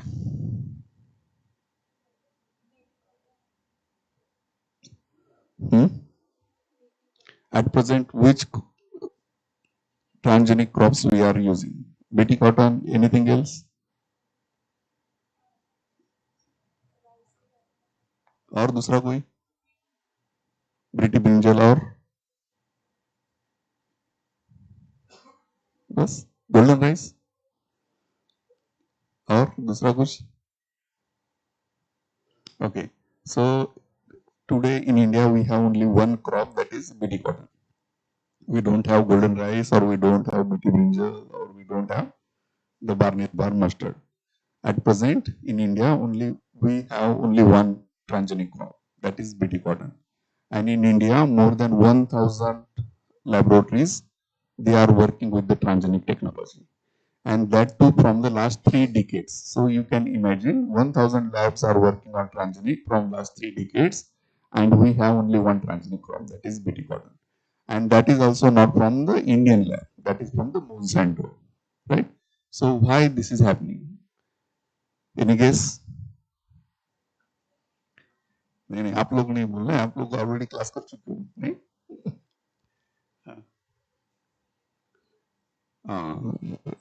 Regulatory concerns for the GMO release, that is the main issue. So actually what happened whenever we release any transgenic crop, it is very easy to release it, but if anything goes wrong, to take it back is very difficult. Once the field is the seed is released in environment, that will flow with the floods, that will be contaminated with the forest or different uncultivated land also, and taking each and every seed back is a very difficult. One example is DTT. When scientists discovered DTT, he got a Nobel Prize, right? And after within a 1 decade, government banned the DTT because that realized that because of the DTT, the breast cancer incidence was frequently occurring. That causes breast cancer. That's why it took back. But earlier, that discovery awarded with the Nobel Prize. So this thing happened. That's why it is. We need to be very cautious when we release a transgenic. Therefore, our regulations are very tight, and we just allowed the BT cotton to grow in India. That is the transgenic one. Okay, and that also helped a scientific community to come up with the new tools. Since the transgenic is not easy to commercially grow, the scientific community comes with the new technology, that is germination, which will produce a new plant, but completely transgenic free. That will be genetically modified, but free from the transgenic. There will be desired modification we can do in our genome anywhere, and there is no need to have anything from any other species or the same species. Okay. So biofortified rice using genetic engineering. When we talk about these two things are just I wanted to remind you again. These are the same slide we already seen. This is the method how we can develop the transgenic, right? We can use different transformation method and take gene from one species and express it in another species. This is how we develop the transgenic. And why? Because this is the biofortification priority index. World's half of the population lives in this country, and there is a very high level of malnutrition, very high level of hunger. That's why it is very important. So now this is very clear to us how we can do this and why need to do this, right? So second slide. Okay, so now this is the first biofortified significant product, that is the golden rice, right? And this was developed by the Portus Ingolicus, and when he developed this golden rice at International Rice Research Institute Philippines, and that was now released in 2 countries, Philippines and Bangladesh for the commercial cultivation. It is really in Bangladesh and Philippines where farmers are growing this in a field. Okay, and in India it is still under hold because of the regulatory norms. So this is the normal rice. When we make this having provitamin A enriched, that become a golden in color. That's why it is known as a golden rice. Next slide. Okay, so this here you can see this is the prevalence of vitamin A deficiency. So India, Bangladesh, and this is Korea, Vietnam, Sri Lanka, Pakistan. These are the countries which are more suffered with the vitamin A deficiency. Uh, like millions of children, they are affected with this deficiency of vitamin A, and that is the reason why this golden rice is very important. So next slide. Okay. So for to develop golden rice, two genes were taken from daffodil, one gene of taken from the Irvinia, and then those three genes, two from daffodil and one from Irvinia bacteria. They express in a rice grain with the endosperm specific promoter, and so that can produce this provitamin A in the rice, and that then the rice become a provitamin A rich. So second slide. Okay, so there are several generation of golden rice. So in first generation, you can see here, this is a wild type rice, white, clear. Then first generation golden rice that is having little bit golden color. And then second generation is a more yellow in color. So in first generation, three genes were used, two from the daffodil, one from Irvinia. And then second generation, two genes were from the corn and one from Irvinia. And there is third generation also. So with every generation, the content, provitamin A content is improved. Next, okay. So these are the gene phytoin synthesis, and the second one is phytoin desaturate. So these are from the maize, and then those transformed to the rice so that this provitamin A increased. Second. Okay. This is the pathway, that is grenyl diphosphate pathway, and these genes work here. Like rice lack these four genes in this pathway, which finally gives beta carotene. So this is very important because after this story, we will also I will also explain you our own work with the tomato, where we improved lycopene content using genome editing. Okay. So next slide. This is it worth golden rice? Just look at this slide and let me know whether it is worth to produce golden rice. Oh, is it visible to you, or I need to read it? Okay, this is sweet potato that gives 173 microgram per gram provitamin A, and this is carrot which gives 125 microgram per gram, and this is golden rice which gives 3.5 microgram per gram. So now question arises, if we have such a excellent sources already available, that is sweet potato or carrot, why we stuck with this golden rice?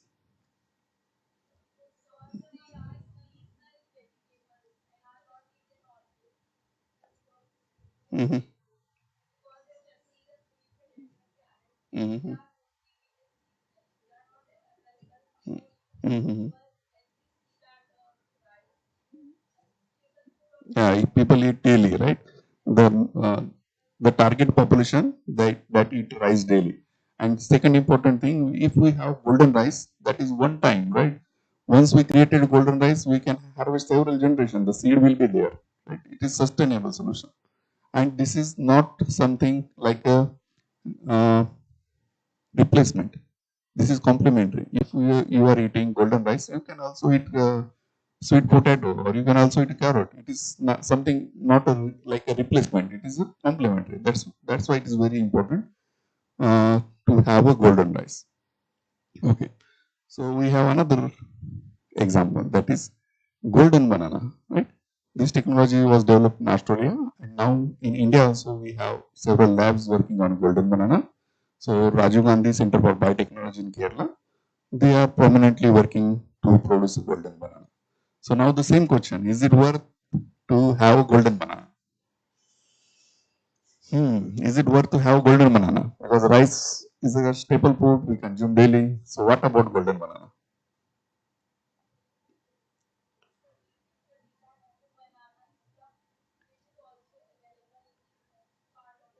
Yeah, so equally wherever banana is available, carrot is also available, sweet potato available, papaya available, mango available.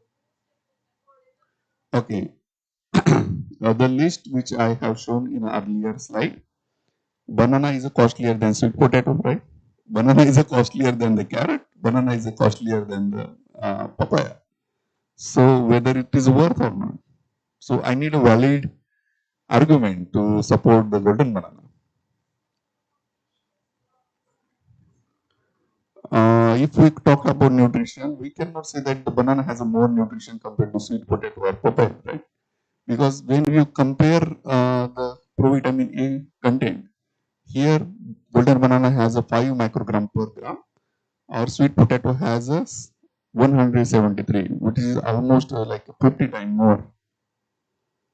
Right now, here we cannot give that argument that is like a rice, it is not a staple food. Second, if we are targeting school children in a target population, the transport of rice is very easy, storage of rice is very easy to use in a midday meal program. But when we talk about banana, if we say banana is like more stable, it's not quickly perishable, but equally the carrot and sweet potato is also, right? So sweet potato and carrot is equally convenient to transport. Okay.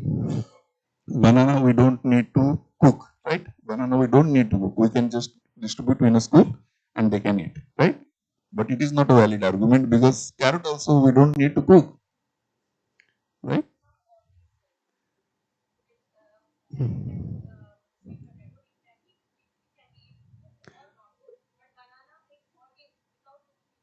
Okay, but most of the population, like they don't cook the carrot, right? Or for banana also we can make a sabji of banana. That is, the options are there as well. So, okay, most of the people prefer banana over the carrot or over the sweet potato. But it is always a question whether they will prefer the golden banana or not. That is strategic one, right? So you can think there is no definite question, certain question answer for this question. So next thing, this is also important. Here, banana is a white banana or red banana is there already, and we are trying to make a transgenic to make it a golden, and there golden tomatoes are there. We are trying to make it like a red, right? So where we already have nutrient, we are trying to make it something else. Like we wanted rose to be green and then the parrot to be red. So it is something like that. Okay, next. So now we will ex explore the area of transgenic crops, like how these transgenic crops are very important for the biofortification and what are the pros and cons with this. So there are several different transgenic crops are being grown worldwide, and major are the canola, soybean, maize, rice. Those are the major crops which are being grown worldwide as a transgenic mix. Okay, and these are the countries. So US is the largest one which grow transgenic crops. Then the Brazil, Argentina, Canada, and then finally India. In US, it is very easy, or their regulations are not very strict to adopt any transgenic crop. So most of the transgenic, whichever are being grown worldwide, those are grown in US also. That's why US has the highest acreage of the transgenic crops. In India, India is also having very high acreage, but that is only with the one crop, that is BT cotton. In India, we have only one transgenic. Okay. So next slide. So these are the crops, like in USA that has a 75 million hectare. They grow maize, soybean, cotton, canola, sugar beet, alfalfa, papaya, squash, potatoes, and apples. All these are the transgenic. And for the transgenic also, they have several different traits for transgenic, like herbicide tolerance. They have insecticides like BT in different crops. They have also transgenic for the improved oil content, and they have transgenics for the improved shelf lives. So these are the major traits. Okay. Then we already have discussed that, right? We have only one transgenic because if there is a concern with the regulatory issues, there is a concern with the environment, right? We cannot easily release any transgenics because we cannot take it back easily. And that's why it is very important to have an alternative approach, that is genome editing in plants, which will produce a desirable trait but without having any transgene. And these are the transgenic genome edited uh, plants already released, like in a maize, ALS2 gene is edited that gives herbicide tolerance. This is PSY gene that improve the phytoin content. So there are several different crops are already released commercially or in the step of releasing. Like in recently last year, GABA rich tomato was released in Japan. So many of these crops are at the stage of releasing for the commercial cultivation, or some are already released. So next one. So we already have seen the golden rice with the transgenic approach, where genes from maize or daffodil was used, or Erwinia bacteria was used to create a golden rice. But without transgenic also we can make a golden rice. And for that we can use genome editing, which can change this OS/OR gene, that is OS for Oryza sativa and OR is for orange. This is the same gene which is used to create a orange colored cauliflower. This orange gene was targeted to create orange colored cauliflower. And in rice, that gene is present. And if we modify that gene, if we make any deletion in that gene, the rice grain become orange in color. And that will have a more provitamin E content. That is beta carotene, right? And that we can do with the genome editing. So this is the gene, and these are the target site with the for the genome editing. With CRISPR-Cas technology is one of the method which we use for genome editing, and that can target to this position in this gene. This is the gene. These boxes are exon. This is intron. So first exon, second exon, third exon. If we make deletion in this gene, that create a orange color callus. This callus is orange color. That means that has a beta carotene, right? And that's how we can use this genome editing approach without having any transgene and get the similar desired improvement in the traits. Okay, next slide. So, take time, take children. Okay. So, some popular examples are there. So next slide. So, this is maize, and which has a high amylopectin, and this was created with the genome editing. And this is important to provide a quick energy. If we have high amylopectin, that will be providing quick energy source, like for the soups, maize corn soup. That is important. Even to make a high muscle mass, this high amylopectin is important. I think you know better than me because most of you are MSc in nutrition. Okay, so next one. This is camelina, which was developed with the genome editing. Here, three different genes were targeted to improve the oil content of the camelina. So next one. This is soybean, where this DRB2A and DRB2B, these genes were targeted to make it drought tolerant. So this soybean required less water compared to the wild type. So this become a more drought tolerant. Nowadays, it is very important because of the unpredictable weather, because of the climate change, the frequency of getting drought or flooding spells are more frequent, and for that such crops are very important. Next one. This is a mushroom, because in mushroom browning is a major issue. Whenever we harvest mushroom, it get quickly browning. So this PPO gene was targeted, polyphenol oxidase, so that that is enzymatic browning. PPO is a polyphenol oxidase that make this apple or potato or this mushroom brown. So if we remove that gene, that will stay more for more period. That can improve the shelf life of this mushroom. Next one. Okay, so this is there are several different methods of genome editing, and this cluster regularly interspread palindromic reason, that is CRISPR. And CRISPR mediated genome editing is the very convenient. So nowadays that get a boom. Like most of the uh, institute, they are working with genome editing, and they are exploring this research advancement in a CRISPR based genome editing. So next slide. And this is very common picture. You might have seen in most of the biotechnology department, or maybe in another department, life science department also. This is a picture of Emelina Chape and Jennifer Doudna. They got Nobel Prize in 2020 for the development of this CRISPR-based gene editing technology, and this was the quickest Nobel Prize. And in every presentation, I ask the same question: what is unusual in this one? Yes, that is on the lighter note. The two females are working together to develop such fantastic techniques. So it is very uncommon, but this is in a lighter note. There are female scientists, they collaborate to each other.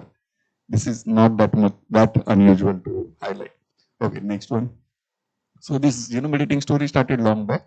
Although this Nobel Prize were the quickest one, the Jennifer Doudna and Emmanuel Shafe, they got the quickest Nobel Prize. Usually people get Nobel Prize when they discover something after 1 or 2 decades, then they get the Nobel Prize. The same thing happened for this one also. All the three Nobel laureates in physiology and medicine, they are above 60 years, right? So this was the very quickest because this technology got a boom and people have trying to unlock the potential of genome editing. There are several ways, several methods are developed based on the CRISPR-Cas. But the story started long back in 1987, and then in 2000, this Emelina Chape and Jennifer Doudna, they pick up this area, and then they succeeded to develop the genome editing. So next slide. Okay, there are several different methods of genome editing, but we will, for today's presentation, we will focus on the CRISPR-Cas based method. Next one. Okay, next. Okay, these are the four major techniques which we can use for the genome editing. First one is the meganuclease. Here we can, first we need to design a meganuclease enzyme which can have a cut at a specific location in the genome. Second technique is zinc finger nuclease, then the TALEN, and the latest one, the CRISPR. So we will go through one by one. Just a quick next slide. So this is zinc finger. So zinc finger is a transcription factor which can bind to specific sequence in a DNA. So we can design such a zinc finger which can target to any specific gene. So we just need a different zinc fingers, combine those together, and then we can target to any specific gene. Suppose I wanted to target to lycopene beta cyclase gene in a tomato.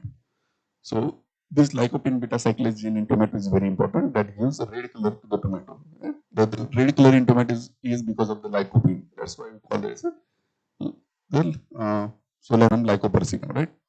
So second one, this is the TALEN.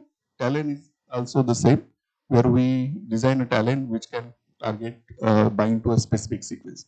And with TALEN or gene finger, we also attach one endonuclease, that is fork one, so that we can make a double stranded break in a DNA at any specific location wherever we want in a genome.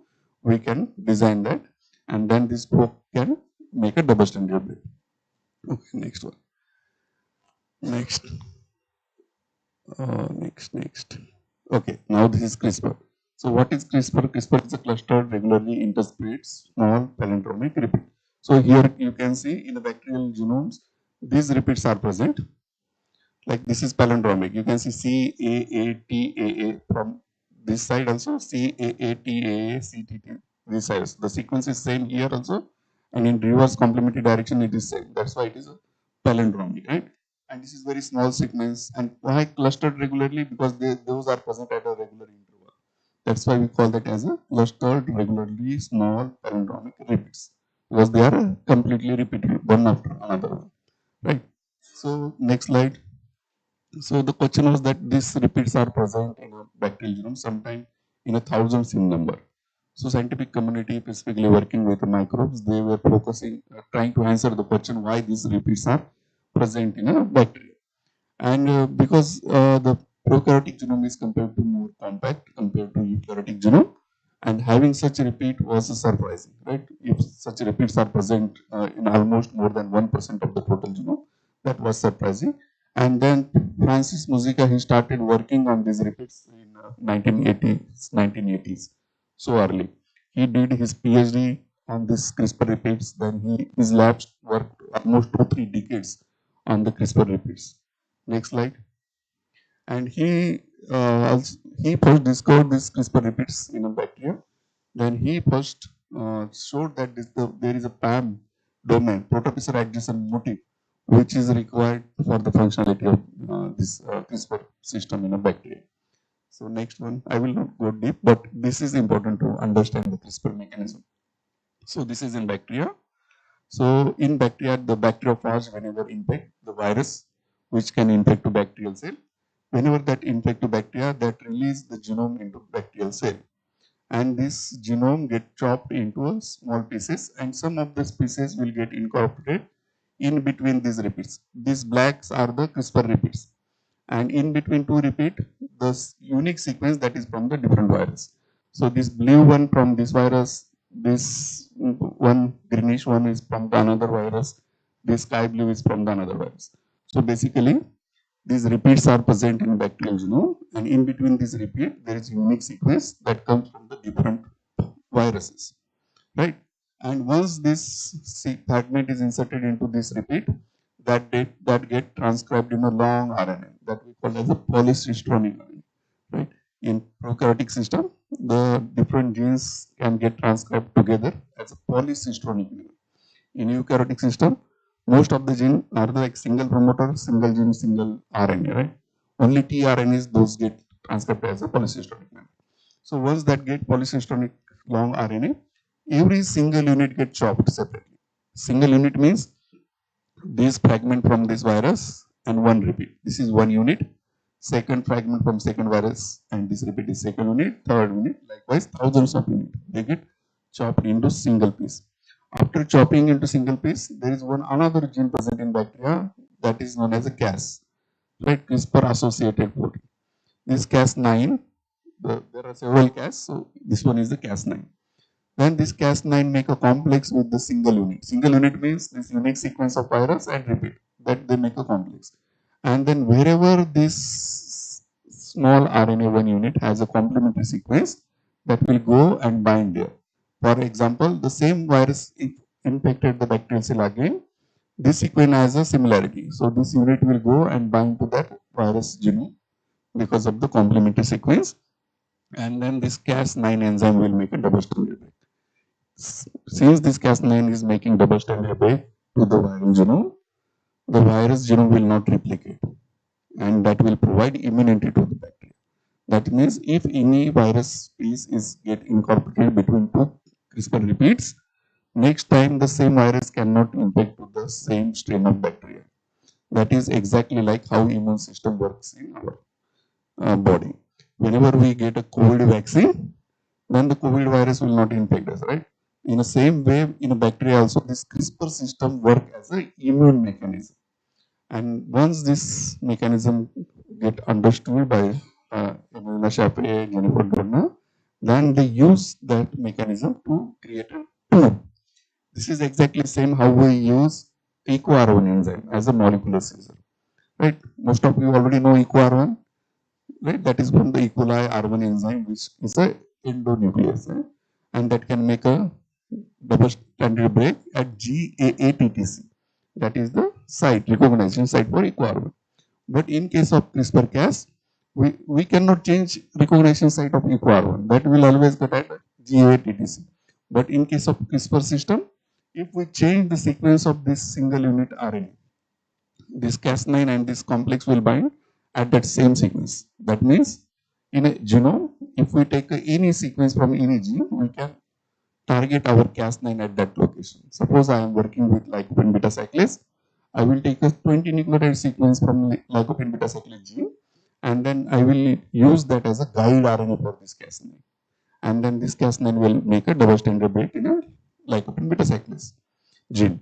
So this double stranded break we can use in multiple ways. First, we can just make a double stranded break, and inbuilt mechanism in every eukaryote or prokaryote that will rejoin those ends. That is DNA repair mechanism. But whenever this cut end joined back again, that is always faulty. Sometimes there is one nucleotide less, sometimes there is 5, sometimes hundreds of nucleotide less. Even if there is a one nucleotide less, that will create a frame shift. If in any gene, if we remove only one single nucleotide, that will change entire protein. That will affect the functionality of the protein. The function will be lost because of the even one nucleotide. If you remove, the codon frame will change, right? And the protein will completely destroy. So making any protein non-functional, it is very easy. That is the first way. Second way, we can insert any gene, any nucleotide sequences between these two double stranded break. If we provide any donor sequence that we can incorporate. So now this genome editing technology advanced in such a way we can make any changes in a sequence. We can insert sequence, we can delete sequence, whatever changes we wanted to do, that we can do with the CRISPR-Cas. Okay, next slide. Okay, we can see this again with step by step. First step, when bacteriophage infect to the bacteria, the genome get chopped into small pieces. Some of these pieces will get incorporated in between this CRISPR repeat. Second click. Then this, whenever there is second time infection, this will get transcribed into a long RNA and chopped into single unit. So this is one unit. Again click. Then this will bind to the complementary site, and then again click. This will make a double stranded break so that the virus will not replicate. Next slide. Whenever it creates a double stranded break like this, the Cas9 will create double stranded break at the target site. Next slide. And then this will get a repeat, like this is double stranded break, click, and that will get repaired with the DNA repair mechanism present in any living cells. Then we can use this very simply, like we can clone this Cas9 and this guide RNA for whatever gene we wanted to modify their complementary sequence in a plasmid vector, and then transform this vector to the plant and then create a transgenic plant. And in transgenic plant, we can sequence it to see whether there is any modification, desired modification happened or not. Next. So back. There are several different methods with the CRISPR-based genome editing in plant where we can target multiple genes also, right? We can, with genome editing, we can change any single gene. We can target one gene as well as we can target multiple genes. So when we wanted to target multiple gene, that is relatively more complicated compared to single gene. And for that, several methods available, like individual promoter, CS54. These are the methods. I will just skip those, and then we will say more focus on the tomato story. Next. Next.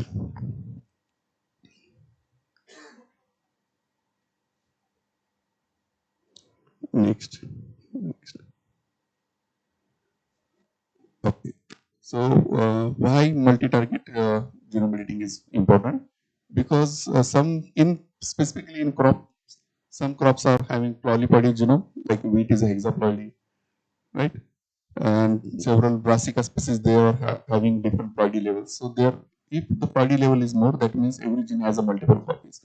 And if we selectively wanted to edit any specific copy, we need to target a more number of genes. Then the polygenic traits. Not all the traits are monogenic. Some trait, if we wanted to improve some trait, we need more number, like more than one gene. Like as we have already seen in golden rice, we need 3 genes, 2 from the daffodil, 1 from the Irvine, right? So most of the time we need to modify multiple genes, and for that this multi-target genome important. Next one. Okay. So another very interesting application of this multi-target genome editing, we can use multi-target genome editing to have a de novo domestication.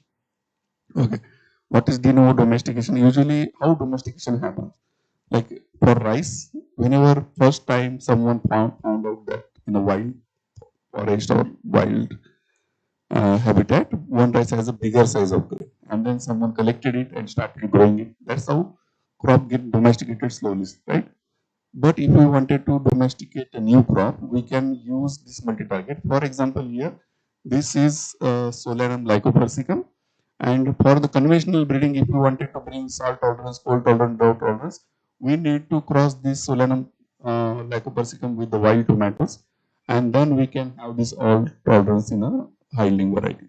So with the every crossing, there is a unwanted genetic linkage drive, right? When we cross the high yielding variety to wild variety to bring in salt tolerance, that will also hamper the quality taste of the high yielding variety. That is the drawback with the conventional approach. But if we converted directly this wild type to the cultivated type, this is Solanum galgapinium. So if we target these 6 different genes, that will be exactly like our domesticated tomato. So these are genes like a self pruning that change the plant habit. Then this CFW 2.2, this is proved weight. Then this is local number that will increase the local number. So see, if we target 6 different genes, that will convert this wild type to the domesticated type, and then we can easily use that for the breeding purpose. Okay, maybe little complicated for you. Just if you understood it, it's good, but if not, it's okay. So next one. Okay, so our lab, means my lab as well as Dr. Humira's lab, we work together with the genome editing, and we work with the 4 different crops. We work with tomato, mustard, rice, and soybean. These 4 crops we are trying to improve with this genome editing technology. And after this class, we can visit to our growth chambers to see how exactly we do this genome editing. Okay, next one. So this is, we have already seen this one, right? Very simple. We just clone the guide RNA and Cas9 in the vector, and then we transform this vector with the agrobacterium mediated transformation, and then we grow the transgenic plant and then sequence that gene to see if there is any desirable changes or not. Next one कितने लोग जिंदा हैं अभी चलो ठीक है काफी number है ठीक चल रहा है okay next one okay this is the one method where we use CSY4 and like we use one promoter first guide RNA for one gene second guide RNA second third guide RNA for third fourth for the fourth one the 4 guide RNA for 4 different genes and every guide RNA is separated with the CSY4 site. This is the same. This is the gene from the bacteria. This is the same from the same system from CRISPR-Cas. In bacteria also, I have shown you that the long polycystonic RNA get transcribed first, and then it gets chopped into single unit. And that chopping mechanism is because of the CSY4. And we use the same CSY4 here in the system to separate 4 guide RNA that will chop every single unit separately. So this is first unit for first gene. This is for second gene, third gene, fourth gene. So we can target up to 6 different genes with this multi-target system. Okay, next one. So we started working with tomato because everyone knows that tomato is very important worldwide. Any country that grows tomato, whether it is in Africa, whether it is in Europe, whether it is in Canada. So tropical, temperate, everyone, they grow tomato either in open field or maybe in greenhouse, right? But every country they grows tomato. It's very important crop as a food as well as industrial crop also. We consume tomato raw, we consume tomato as cooked, we consume tomato as a processed food. That's why tomato is very important and that has a major issue, that is the shelf life. Shelf life is very short. That's why sometimes it is in India like a 10 rupees kg, sometimes it is like a 200 rupees kg. And that's happened because we cannot keep tomato for a long time. That's why we targeted to improve the tomato shelf life as well as other traits which are important to improve the nutrition. Okay, next slide.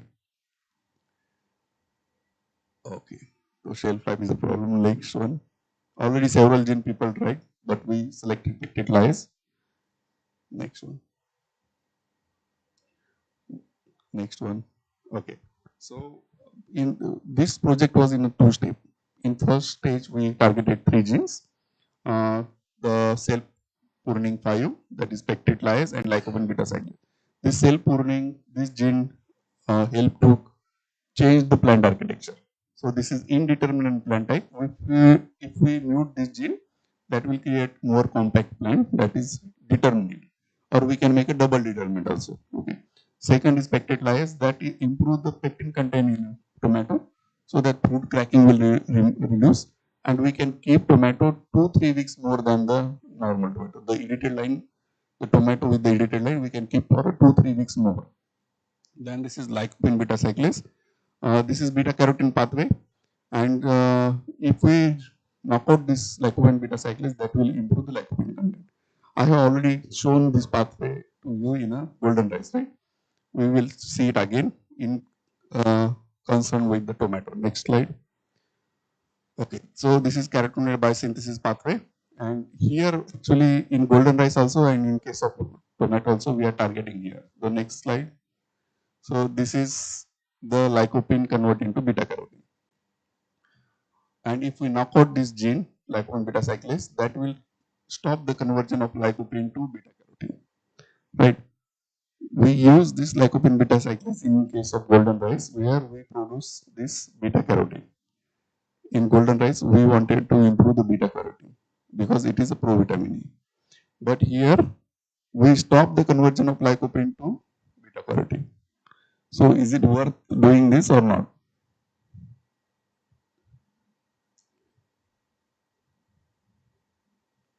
Question clear है? Golden rice में हम लोग try किया कि beta carotene कैसे बढ़ेगा. We use the transgenic approach to improve the beta carotene, and we targeted the same pathway. There, naturally, beta carotene production is not there. We use gene from the daffodil or irvine to create a beta carotene. But here, naturally, beta carotene produces, but we are stopping conversion of lycopene to beta carotene. So my question is that, is it worth or not?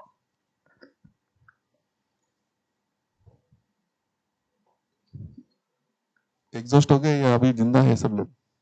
जिंदा है, चलो ठीक, बताओ.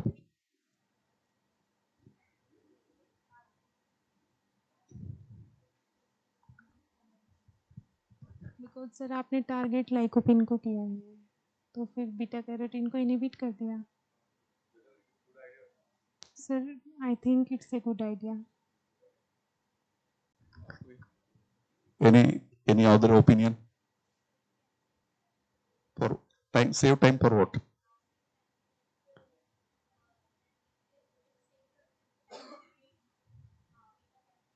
Mm-hmm. Okay. Okay. Actually, beta carotene is very important because this is provitamin E, but lycopene is also very important. That is also having a very great nutraceutical value. For beta carotene, as I have shown you, sweet potato has 173 microgram per gram, and then the carrot has almost 100 microgram, right? So there are several sources, but for lycopene there are very limited sources. So till if we are sacrificing with the beta carotene contained in tomato, it is good idea to stop this conversion because of the two factors. One is lycopene is also nutraceutically very important. We have very limited sources for the lycopene. Second, if we improve the lycopene content, the tomato will get a better price because in a market people prefer more red tomato over golden or yellow tomato, right? That's why it is good idea to improve the lycopene content. Next one. Sorry. Yeah, that's why that has a better nutraceutical values. So we use the same simple technique, just clone the target site of lycopene beta cyclase, pectate lyase, cell folding 5, make a construct, make a transgenic, and then evaluate it with the sequencing whether we got a desirable changes in our lycopene beta cyclase gene or not. Next slide. Next one. Okay. So these are the practical thing. First, we need to select appropriate target. So the tomato genome sequence is publicly available. We use the tools to identify the gene, and then we prepare to target. If we wanted to knock down the function of that gene, we prepare to target the first exon. Even if one nucleotide change is there, even if one nucleotide deletion or insertion there, that will destroy the function of the gene, right? So we use different tools like CRISPR-P, and then there are more thousands of tools are available to identify the target. And once we decided to target, we clone that sequence to our vector for transformation. Next one. Okay, so this is case of like pin beta cyclin. Okay, whenever genome sequence is available in a public domain, that is for a specific variety. Not all the variety have a publicly available genome sequence. So in India, most of the lab, they use Pusa ruby variety of tomato for transformation, right? So earlier it was thought that the Pusa ruby is easier for transformation, but the genome sequence available publicly, that is not from the Pusa ruby. And if we select a target based on the available genome sequence, that may differ from the variety which we are using for transformation.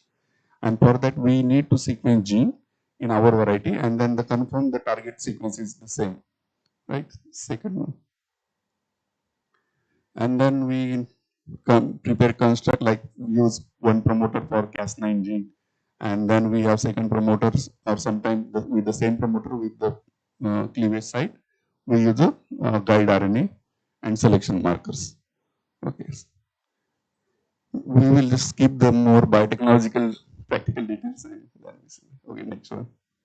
So this is the multi-target construct which has a different guide RNA for 3 different genes. We clone in a one single plasmid vector. Next one. So for transformation, we use 4 different tomato varieties. Pusa ruby, as I mentioned, that in most of the Indian lab, they use a Pusa ruby for transformation. And then we use Arka Vikas, this is high yielding variety. Pusa early dwarf, this is very short variety. And in our target gene, we selected 3 target genes. Cell pruning payu that changed the tall tomato varieties to short one. That is actually changing architecture based on the determinant indeterminate, like that convert indeterminate plant type to determinate. Indeterminate means the plant continuously grows. Even if there is flowering, that will again grow. There will be fruits also at ripening stage. There will be flowers also at the same time. So that will continue. Double determinant or determinant means that will get flower once and that will get fruit once, and then the life cycle is over. So for that we selected this Pusa lead to see whether the same gene, what effect we can get with the same gene. And then this is Solanum pervinum, because here we are targeting 3 different genes, and I have already shown you how we can use this multi-target gene editing for the de novo domestication. So here we also wanted to see whether we can domesticate this Solanum pervinum. And for all this purpose, the most important thing is the protocol for transform all different varieties. As I mentioned you, in India, most of the lab they use Pusa ruby because it is easier for transformation. So we develop first protocol which can transform all different varieties, including the wild type also. So now we have protocol which we can use for any tomato variety, and that gives us flexibility because we can now use that protocol directly for the high yielding variety. Otherwise, if we don't have such protocol, then we need to transform first one variety and then we can again take it to the high yielding variety by conventional breeding method. So that is more time taking. So next slide. Okay, next slide. Oh, okay. So after transformation, when we sequence the transgenic plant, which express this Cas9 and guide RNA, then we sequence our target gene, and then we found that the desirable mutation is there. Next one. Okay. So here some of the detail of some of the lines for 3 different genes. So this is first gene lycopene beta cyclase. This is control sequence. Then this is AV means Arcavica. As I mentioned that we targeted 3 different genes in 4 different varieties, right? So first one was Arcavicas, second was Pusa ruby, third was Pusa early drop, and fourth one was the wild type tomato. So the numbering is like AB means Arcavicas, PR means Pusa ruby, PED Pusa early drop, S means Solanum pervinum. And this 64 means 64 number of plant which we grown with the right. So they got a different deletion, 11 base pair deletion, 5 base pair, 17, 10 base pair deletion. So with all these deletion, the function of this gene will destroy, right? So likewise, we got a deleted deletions in all for all 3 different genes with all 4 different varieties. Next one. Oh, so there are steps like first, whenever we grow plant with the transformation, we call that as a T0 stage.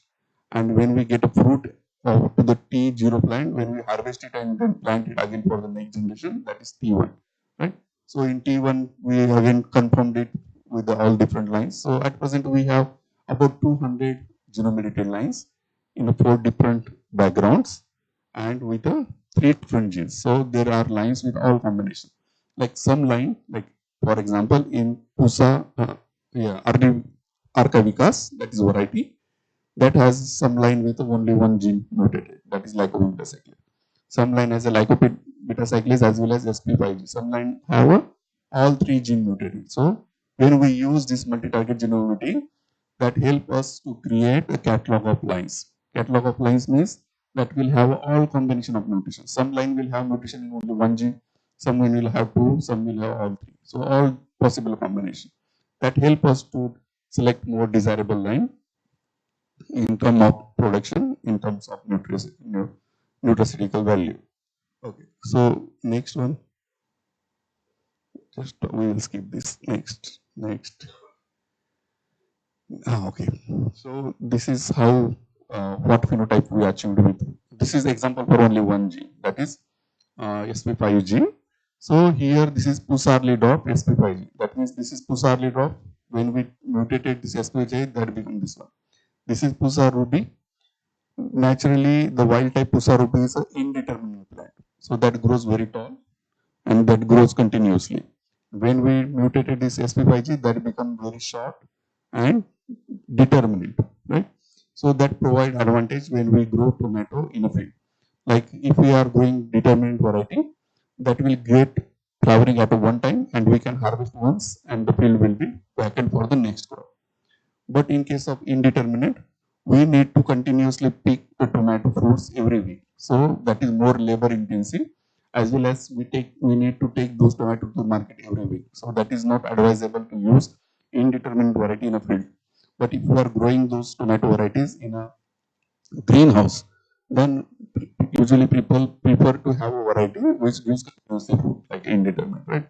So here this figure also make it clear why we are targeting the same gene in four different genetic background.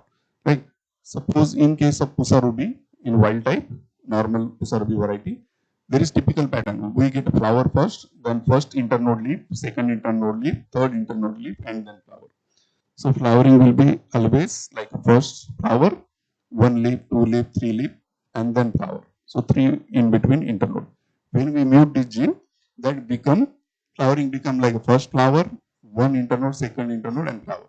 One leaf, like there is a more frequent flowering. Like instead of three leaf, there are only two leaf. That case is in a Pusa ruby. But when we mutated same gene in Pusa early drop, this one, Pusa early drop, there is like a leaf, flower, leaf, alternate, right? Because Pusa early drop, it is already dot variety. That is determined, already determined. When we knock out the same gene in that variety, the flowering become like with every internode. Like if there is a in an internode, if there is a leaf, there is a flowering also. So every internode got a flower. Same gene in two different genetic background gives a different result. So all different four different varieties, we got a different phenotypic expression of the same gene.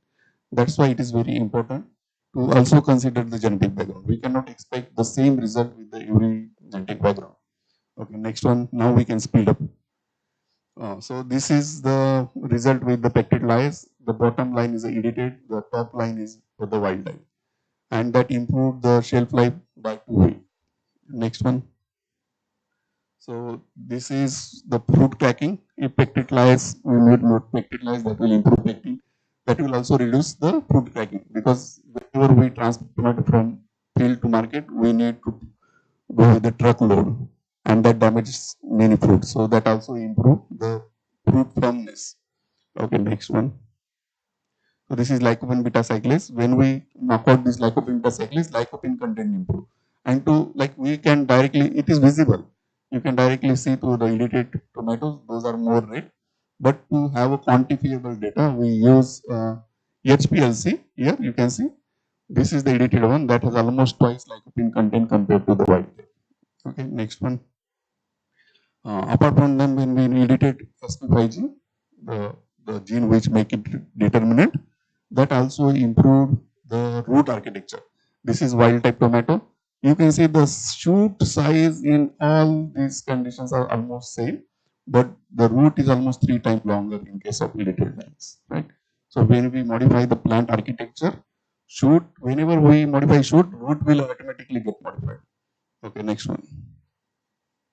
Now we are at the second stage. As I mentioned that in tomato, we are working with the two-stage project. First stage, we selected 3 different genes and we developed 200 genome edited tomato lines for 3 different genes combination and 4 different genetic combination, genetic backgrounds like Pusa, Ruby variety, early Vika, Arka Vikas, Pusa early dwarf, and then Solanum perulum. Okay. Then the second stage started, like my present PhD student Badal Mahakalkar, he is working on this project.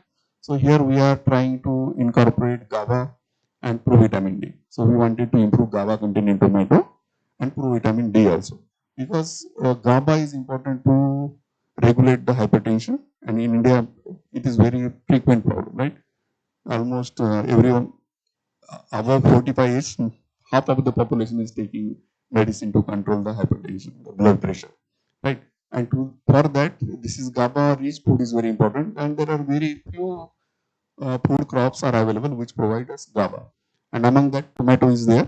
But with tomato, green tomato has a GABA content, but when it get ripened, the GABA get degraded. The ripened tomato, they don't have a GABA. Green tomato, they have a GABA content. When we use ripened tomato instead of the green tomato. So we decided to use this approach just to stop the degradation of the GABA content. And that is because of one gene, that is GAD3, that has the autoinhibitory domain. Right? If we remove that domain, that will continuously synthesize the GABA. And for that, genomating is very easy approach.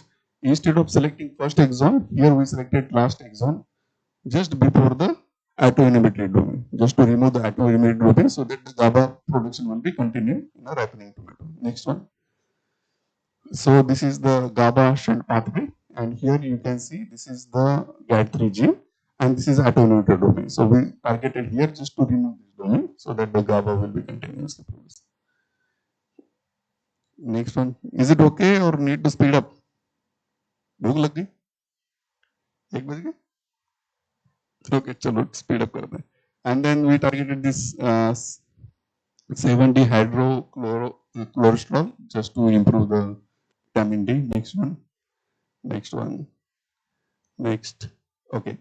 And then we have some other projects coming up. One is this earlier DPT sanctioned this project in 2025 year back, but they never released the funding for this project. In this project, we wanted to improve the bran oil content in rice, which is one of the largest underutilized commodity. We produce a lot of rice bran, but we use very like less than 10% of the bran for oil production. And you might have already seen the rice bran oil in the market. Right? Most of the shops, they have this rice bran oil. Next one. Next one. Okay, this is the pathway where we are targeting to improve the rice bran oil. Here, FAT2 gene which convert oleic acid to linoleic. If we mute this, oleic will be improved, and this is triglycerol. So if we targeted this triglycerol lipases, that will stop the hydrolysis of triglycerols, so that the bran oil quality and quantity will be improved. Next one. So we have this project with the Pune University. Next one. Okay.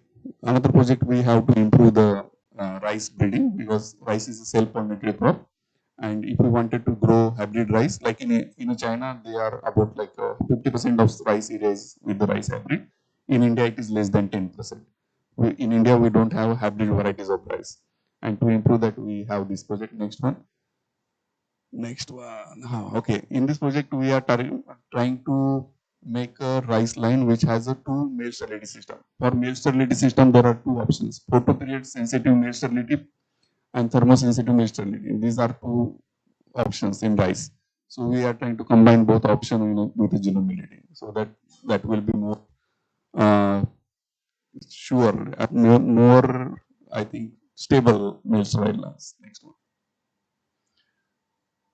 Next, okay, next one. Okay, this is also a new trait. In rice, usually we have one fertile spikelet and two sterile spikelet. In rice, basically, in rice, there is one fertile spikelet and two sterile spikelet. Naturally, this is the condition. But if we target this combination of genes, that will create three fertile spikelet. These two sterile spikelet will convert into fertile one, so that for every spikelet there will be 3 grains instead of 1. Okay. Next one. So multi-target generating soybean. Next. So as I mentioned earlier, my lab worked with the silicon, right? And we wanted to improve the silicon content in plant to make a plant resistance against biotic stress, as well as silicon is beneficial for the human bones, right? And for that, we already identified gene with the different techniques like QTL mapping, GWAS, then genome sequencing, then association mapping, all those things. And we reached at the stage where we can use this genome editing. So in this, here we targeted 6 different genes, every gene with the 2 targets, and then we achieved the desirable mutation in soybean. So next one. This is the deletions which we obtained in soybean. Next. Then the Dr. Humera's group is working with the food grade soybean because in India we are largest vegetarian population. Many of us take non-veg also, but it is not frequent, once a while. But most of the population is depend on vegetarian source for the protein. And for that, it is very important for us to have a food with the protein rich. And soybean is one of such of source which we can explore. But we don't like the taste of the soybean or the flavor of the soybean that has a beany flavor. And to remove that beany flavor, Rumira is working with that. They are targeting several different genes in which LOX gene is there. If we target that LOX, that will remove the beany flavor. Another, they are targeting with the fatty acid biosynthesis pathway, FAT2 gene. If we target that gene, that will improve the oleic content, right? Next one. Next. Okay. So to identify that gene, Dr. Mira has a very large soybean population, diverse lines, and that got evaluated at different locations. Like here you can see the field trials in Srinagar, then YS Parmar University in Himachal, PDKV University in Akola, Maharashtra, Indian Institute of Soybean Research at Indore. So several different locations those lines grown and then identify the genes which we can target with the genome editing. Okay, next one. So actually, Dr. Humira's group and Dr. Humira has expertise with all these techniques where we can use like whole genome sequencing or genotyping through genome-wide association study to identify genes. And once we identify gene, then only we can use that information with the genome editing. If we don't know genes, we cannot use genome editing to target anything, right? Next one. Okay, next. Okay. And I must thank for all this work to different funding agencies and my student, because this is all the work is with the students. They did their PhD. They work day night in the labs to uh, get this result. So Sanskriti was my first student. She worked with the genome editing in tomato, and she is presently at the University of Camping in Denmark. And no, she moved again because she got all the fellowships. She got Fulbright, Curie, she got Gatin. So all fellowship she has. So she has very freedom to move different labs. And the second student, Yogesh, he worked with the molecular dynamics in aquaporin rice, and we are targeting that aquaporin to reduce arsenic content and improve the silicon content. Next one, then Ruchi Bansal, she worked with the rice haplotyping, and she is a data scientist at Amazon. Then Surbhi Kumawat, she worked with the aquaporin improved development in bottle guard. She is postdoc at Kansas State University. Vandana worked with Mungbin aquaporin. She was here also for short period as a NPDF, and then she moved to the Western Virginia State University. And then Gaurav Raturi, he worked with the silicon solubilizing bacteria. As I mentioned you, one of the approach which we can use to improve the biofortification, that is the microbial applications. So he worked with the silicon solubilizing applications. And then he's doing postdoc at Texas Tech University, USA. Next one. Now at present, Mukesh is here. He is working with aquaporins in onion. Badal is working with multiplex genome editing in tomato. He is trying to improve the GABA content as well as vitamin D content in a tomato, which already has a high lycopene content, small plant type, and a longer shelf life. We already edited 3 genes. Now Badal is adding 2 more genes. That is called as a gene stacking. We are stacking desirable genes in the same genetic background. Then Pragati is here, right? Oh, Pragati changing the slides.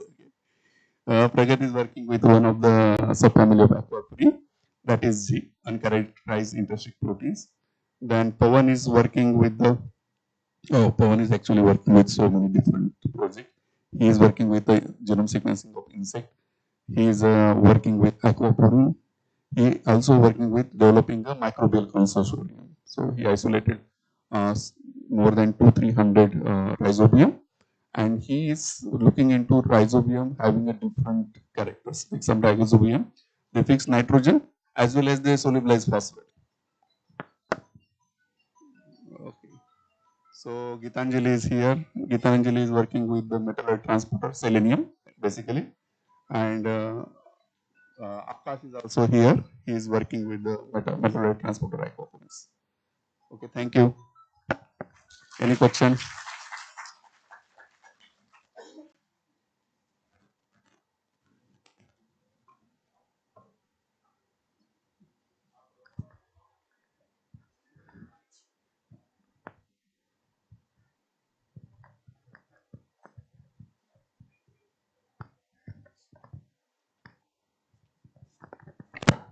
Good afternoon, sir. Good afternoon. Thank you for the very informative session. And my question is, when pearl millet is fortified with iron, Mhm. so does it cause any change in protein content? Oh, I don't know exact answer, but I guess there will be very less or almost no change for protein. I'm not sure about this. Okay. Thank you, sir. But for rice, zinc rice, when DRR released, I think 4 different varieties of rice. With the zinc rice, there is no significant change with the yield as well as the protein content, because rice has almost 5 to 8% of the protein, and the protein content fluctuate more based on the fertilizers. Like if we use urea or nitrogen fertilizer more in rice, the protein content also fluctuate. But with the zinc fortified, there is no not significant difference. Okay. Thank you, sir. I, yeah, actually, my work is not completely focused with the biofortification in cereals or maybe in millets, but rather I am using this genome editing technology to translate the available knowledge into developing a product. Like in case of tomato, we are targeting the previously characterized gene like lycopene beta cyclase to improve the lycopene content. Or we are like for GABA also, we are targeting like 7-DHC gene or GAD3 gene for the provitamin D and GABA containing in the tomato. Thank you, sir.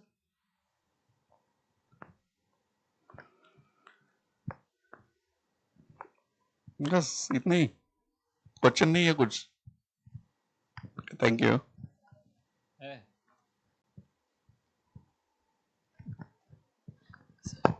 Hello, sir. Sir, I want to know that how genetic engineering is differ from conventional breeding to improve nutritional content in crops. Okay. Actually, I was also expecting the question like when I have shown you that we first make a plasmid vector and then we transform to the plant to have for the genome editing. In plasmid vector, we have guide RNA as well as Cas9 gene, and then we make a transgenic and then we sequence the target gene to see if there is any modification. So whenever we transform Cas9 to the plant, that become a transgenic. Then how this genome editing plants are the transgene free, right? So when we make a transgenic in a plant with this Cas9, that will with a, if we use whether gene gun or whether agrobacterium mediated transformation, that construct will get inserted randomly in any chromosome. For example, in rice, there are 12 different chromosomes, and if we made a agrobacterium mediated transformation and grow 5 independent rice transgenics, in all 5, the gene will be, the Cas9 will be inserted in any different chromosome. Maybe in first one on chromosome 2, second one in chromosome 11, or maybe on chromosome 5. Right? But the target gene is a fix. Suppose I am targeting aquaporin 1 in a rice. That gene is present on chromosome 6. Whether my Cas9 inserted into chromosome 2 or 11, that doesn't matter. That Cas9 will target on aquaporin present on chromosome 6 only. So whenever there is a change in on chromosome 6, we can easily segregate out that gene in a subsequent generation. For example, whenever we make a transgenic, that transgene is present in hemizygote condition. That means rice is a diploid crop that has a 2 set of chromosome, and our transgene is present only in one chromosomal set. That becomes like heterozygous type of condition. And whenever we sell that, that will give us Mendelian segregation like 1:2:1 ratio. So in the next generation, automatically we will get a plant which has a desirable mutation, but the Cas9 and guide RNA is completely removed, segregated out. Then that become a transgene-free genome edited plant. In the process, first we develop transgenic, which has a Cas9 and guide RNA, but in a subsequent generation, we will have only the targeted gene modified and the Cas9 will be removed, and then it become transgene free. And once it become transgene free, now our government considers that as a like a normal variety. We can easily grow that outside in the field, or we can release that as a improved variety. But for transgenic, even if we wanted to do experiment in the field, it is not easy. We need to take a permission from government, and then we can at experimental level also we can grow the transgenic in the outside. That is also very difficult to get. That is the one thing how it is like a transgenic breed. When we compare genetic engineering approaches and conventional breeding has several limitations. Several limitations also, several positive things also, because now after 3 decades of work on transgenic, we have only one transgenic plant, that is BT cotton, right? But we have thousands of variety in every crop. We have several improved variety. Those all varieties are developed with the conventional breeding. So we cannot say that the conventional breeding don't have potential. The most of 100% varieties we have from the conventional breeding approaches. When I am calling that conventional, that include the marker assisted or genomic assisted breeding. So breeding all the varieties which we have, that is from the breeding, right? But with the genetic engineering, we can incorporate a new trait, which is not possible. The same 3 genes which I have shown in tomato, that we can combine in one variety with conventional breeding also. But that will take 7 to 8 years, one thing. And second thing, with the every breeding, for every single integration of gene, that will bring in unwanted genetic linkage drag. That means the genetic background of high yielding variety will change. That will not completely as it was earlier. So with the breeding, when we wanted to combine 3, 4 different genes, it will take like 1 decade of time, as well as it will change the genetic background of the high yielding variety. But if we adopt the multi-target genome editing, we can easily target 3 different genes, and that will not change any genetic background. There will be no genetic linkage drag. That is the main difference between this genetic engineering approach and conventional approach. Anything else?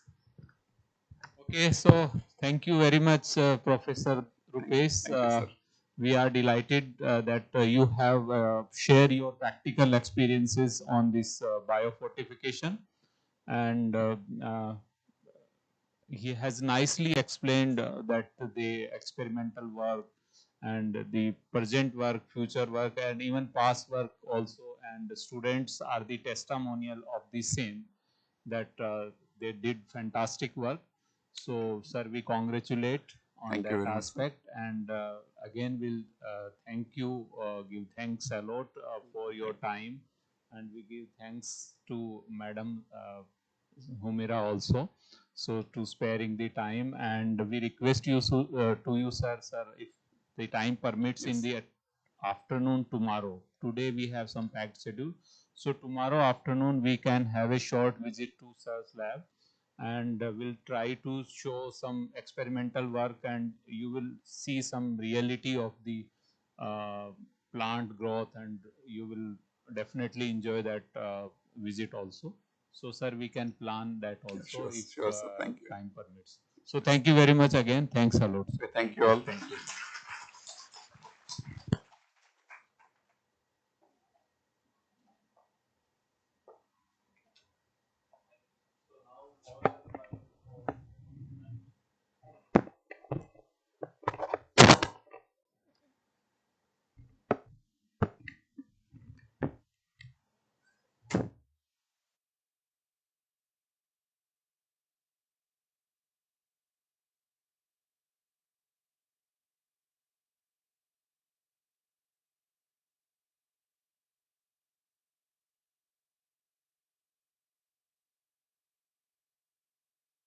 Are all set for another fascinating session.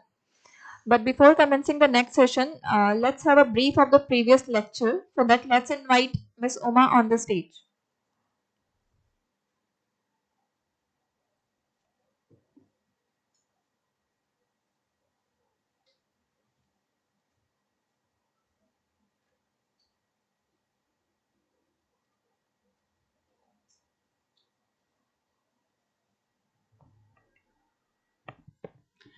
Good afternoon to all. I'm Uma, And now I'll be giving a brief summary of the previous lecture on biofortification, a tool for improving food and nutritional security.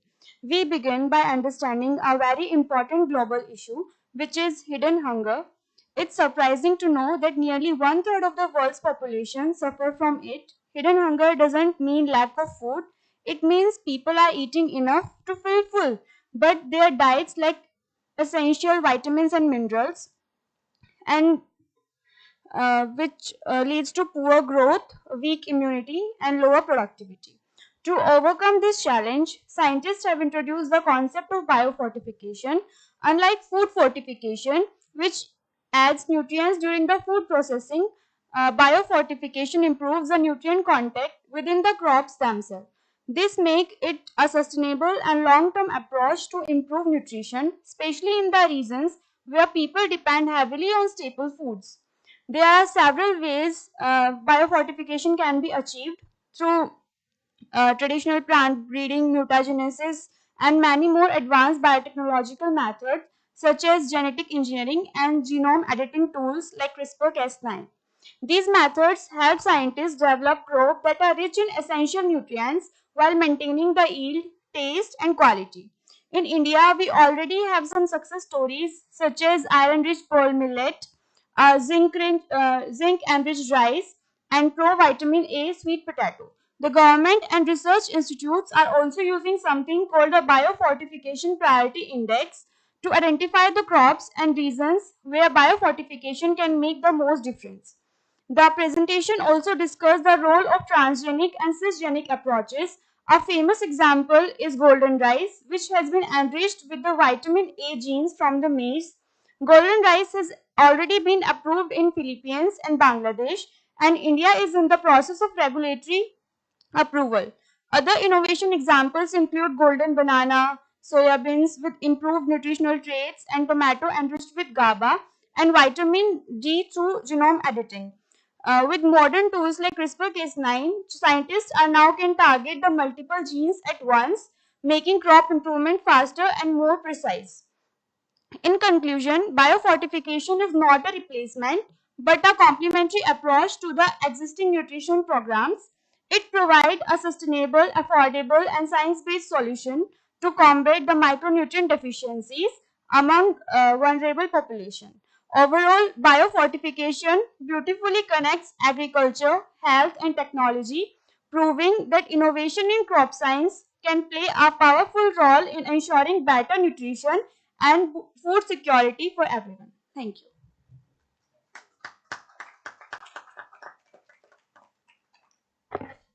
Thank you, Uma.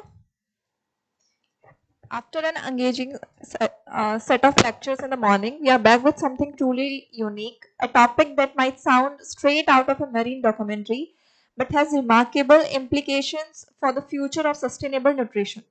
Our next lecture titled Jellyfish as Food will be delivered by Dr. Antonio Rapso, whose sessions have already kept us thinking beyond the conventional boundaries of food and nutrition. So without further ado, let's invite Dr. Antonio Rapso on the stage to enlighten us with his lecture. Over to you, sir.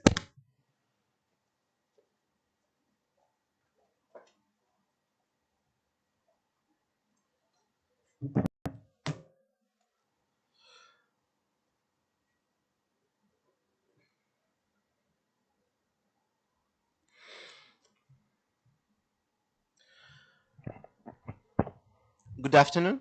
I hope you have enjoyed your lunch, and for sure, I think you didn't taste jellyfish, neither at your lunch, and perhaps neither in your life. So let's talk about this. I don't know. Perhaps I'm wrong. Any one of you have already tasted jellyfish as food? Yes or no? If anyone, your arm? No, no, nobody. So this is innovative also for you, as I'm seeing, and even for the Europeans, even for my country and the European market. We have jellyfish, but we have jellyfish on the beach, on the sea, and they are connected not to for the good reasons. They are a plague. They destroy the fishermen's nets. They can be harmful for people who go to the beach to swim. And what we studied was to explore this Chinese Japanese cuisine, even also as a delicacy. And if we have some of these jellyfish in our waters, I'm talking about the river Tagus and river Savo waters near the Portuguese coast. So why not to experiment and to see their beneficial properties and their sensorial properties to incorporate them in a normal diet. So it's a little bit this what we will talking about in this session. Uh, So, while jellyfish agglomeration sometimes have negative effects on human activities, this is what I've been talking, such as damage to fishing gear and or fishery products, clogging of water intake systems, electric power plants, and injuries to waters. Some species have been beneficial to humans because they have been used as food, especially in Chinese cuisine, as you can see in this photo, of course mixed with other ingredients, mainly vegetables and a kind of sauce. It has significant economic relevance also to these populations. It has been seen as a high valued seafood product in China, not only today but for thousands of years. And jellyfish related businesses generate millions of dollars per year in Asia, in the Asian continent. Also in Japan, about 1,000 tons of jellyfish products are imported per year, which represents 25.5 million US dollars. The phylum Cnidarius, Kyphozoa class, is where jellyfish are classified. And we have around 200 species in this jellyfish, and only the mature Rhizostomi, are also known as medusas, are categorized into four orders, are assumed edible. So we can't go to the sea or to the beach, catch jellyfish, a medusa, and eat it. We must have the knowledge to identify the proper species and then to process it, and only after all these steps it can be considered safe for human consumption. This is the main parts of a jellyfish, the umbrella and the oral arms and tentacles. As we will see later in this session, the umbrella is the most valuable part of the jellyfish, and this is the main part that is consumed by us, by humans. This is in the warm seasons of the year, where the temperature of the water is getting higher. We have more and more of these jellyfish. So, regarding its processing, jellyfish are a high-value marine resource, often served as a salad in certain Asian cultures, and proper cooking of this food is a skill, as jellyfish tissue dehydrates and shrinks rapidly at temperatures above 50 Celsius degrees. For preservation and transport, jellyfish are generally processed 3 times with solutions of mixtures of sodium bicarbonate, salt, and aluminum in different proportions. It is extremely important to note that this component, alum, is not recommended for human consumption. So many procedures are confidential with specific treatments varying from place to place, and processed jellyfish must be desalted before cooking. It is extremely important to note that this compound alone is not recommended for human consumption. In coastal areas, of course, fresh jellyfish are often eaten directly as a salad with seasoning and dressings without prior salt and alum treatment, and this is very important, good thing. The not the not needed to addition any of these compounds special balloon. Given their unique flavor, tenderness, and crunchy texture, jellyfish are considered a valuable addition to various dishes in China and may also be welcomed in Western countries. At least that is our goal. Jellyfish are composed mainly of water and protein. It is about 97-98% of water in their composition. So this is one of the reasons it is very difficult, very hard to find the most adequate cooking process to consume the jellyfish, and therefore, of course, uh, jellyfish is low in calories, with only small amounts of sugar and free of fat and cholesterol. As such, jellyfish are typical natural and healthy food. Furthermore, jellyfish are attributed with important medicinal values and appear in ancient and modern Chinese medicinal books as traditional Chinese medicine. Of course, some of these medicinal values need to be further studied nowadays with of course the such large number of different species there are, and the research on this field. It is believed that eating jellyfish can effectively cure arthritis, hypertension, back pain, ulcers, tracheitis, asthma, burns, and other diseases, as well as relieve fatigue and bring out the beauty in human. This is related of their high content in collagen, and jellyfish can also have significant medicinal potential for the reconstruction of muscle, cartilage, and bone. All of these properties are described in the literature. This is an important paper published some time ago by this researcher Peggy Zia that focused his entire career in studying the properties of jellyfish and the use of jellyfish in the cuisine, in the Asian cuisine.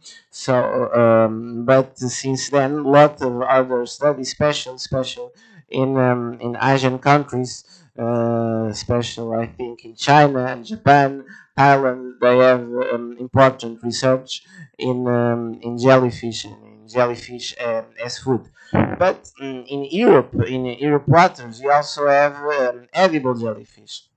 So why not consider them to be also used as a food ingredient?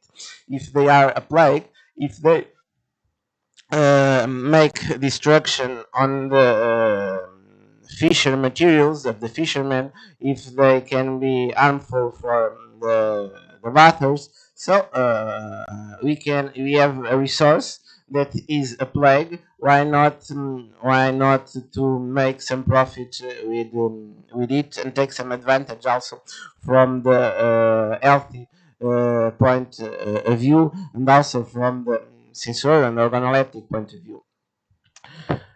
The iodine content is another positive aspect identified in some jellyfish species, and among these various benefits associated with the frequent ingestion of jellyfish, it is made a mention that their high content iodine compared to brown algae. And as you know, these brown algae, the pheophytes, also known as pheophytes, are the marine resources with the highest content in iodine. However, some researchers have also identified similar content or even a higher content iodine in jellyfish. So we developed an innovative process for the potential use of edible jellyfish as food products throughout the year, because this is seasonal. They are considered a plague. They are in a very high amounts in the waters, but only in some specific seasons of the year. In the warm seasons, when the waters are getting warmer. So if we want to consume jellyfish from January to December, we first should think in a in a process to keep it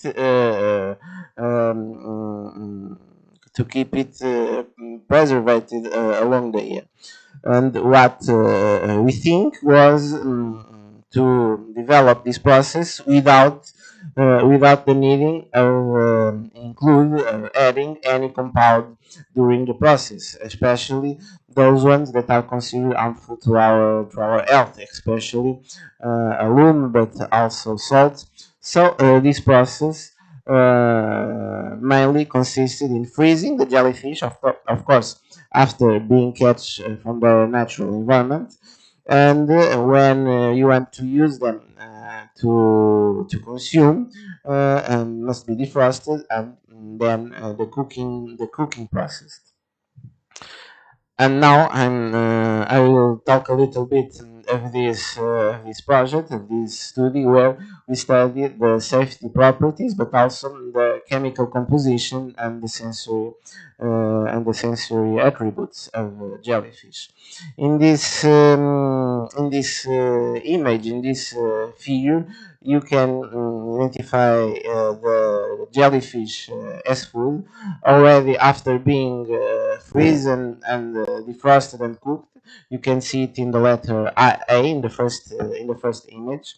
The umbrella product. This is already the edible part, because not all the parts of the medusa, the jellyfish, are edible. Only the umbrella and perhaps the oral arms, but with much less economic value. The mainly part used in the cuisine is the umbrella, that is represented here in the figure in the A. And then we prepared a pate to serve as a snack, ready to eat snack to the people.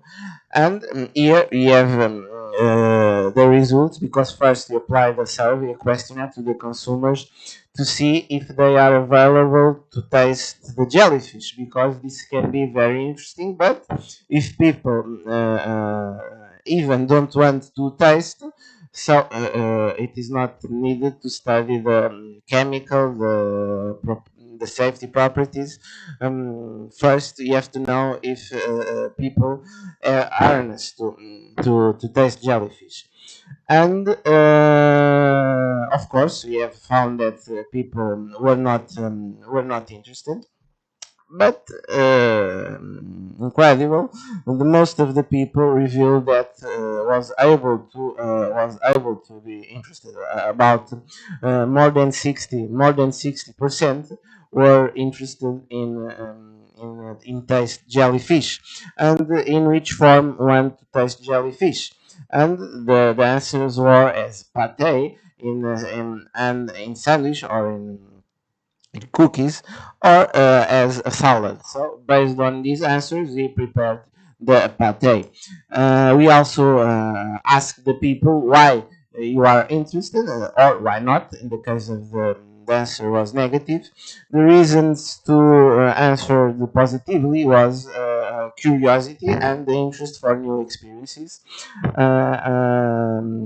Among the people answered not, I'm not interested, the reason was I have repugnance. I identify them as food, because this is not traditional for the Portuguese cuisine.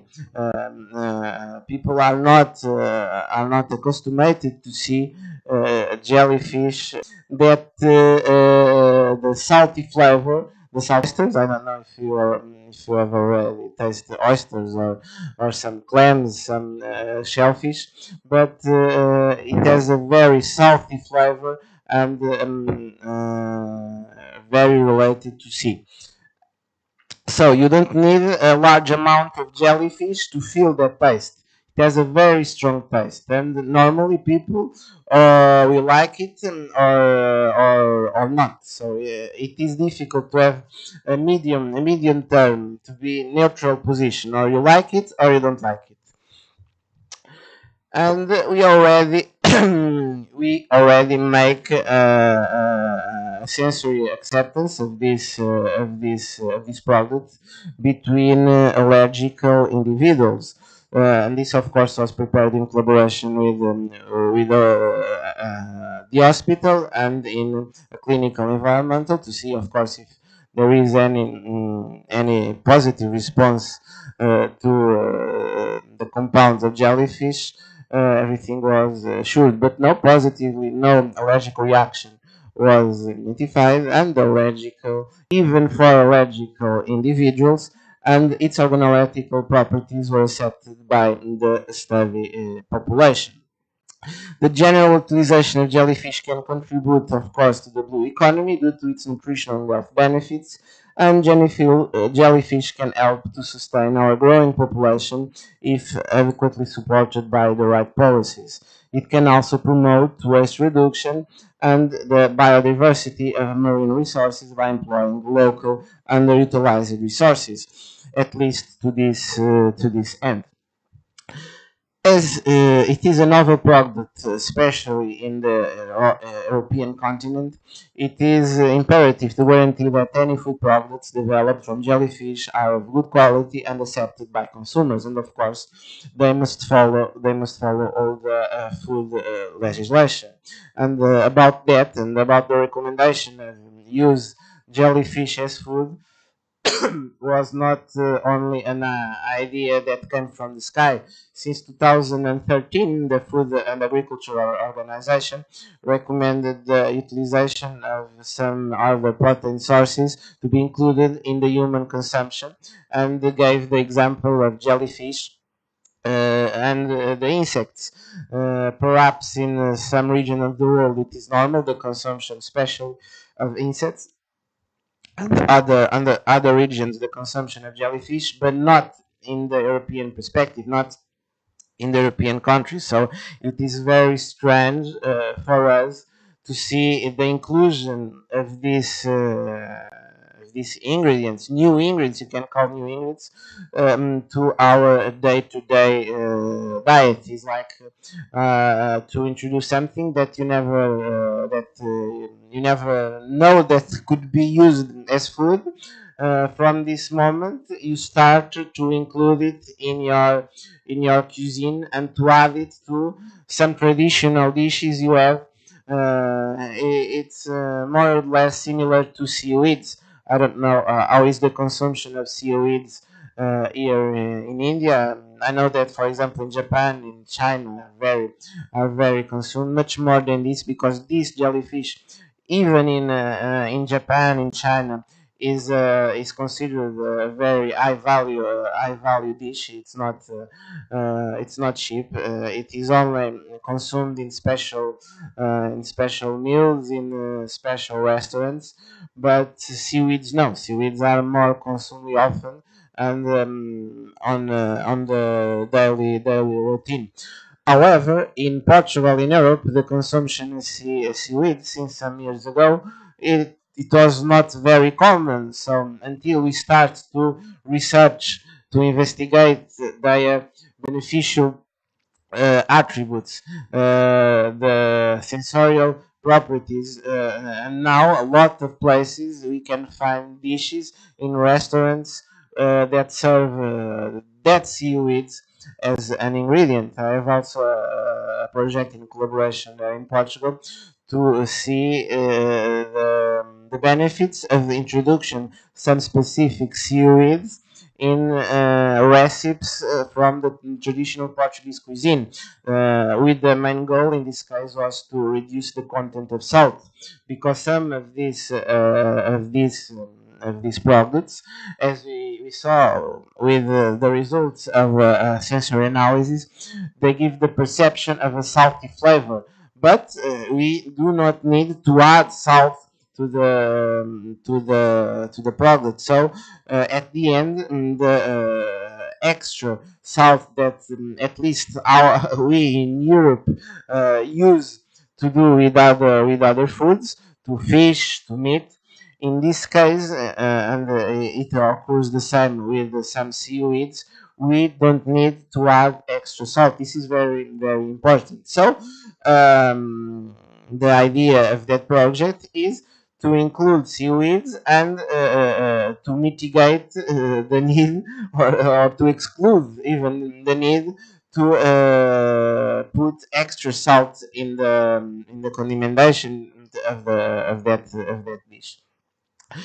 And this is kind of a hot topic that we have there in Portugal at this moment, because our fight is one of our biggest fights in the food sector make that possible.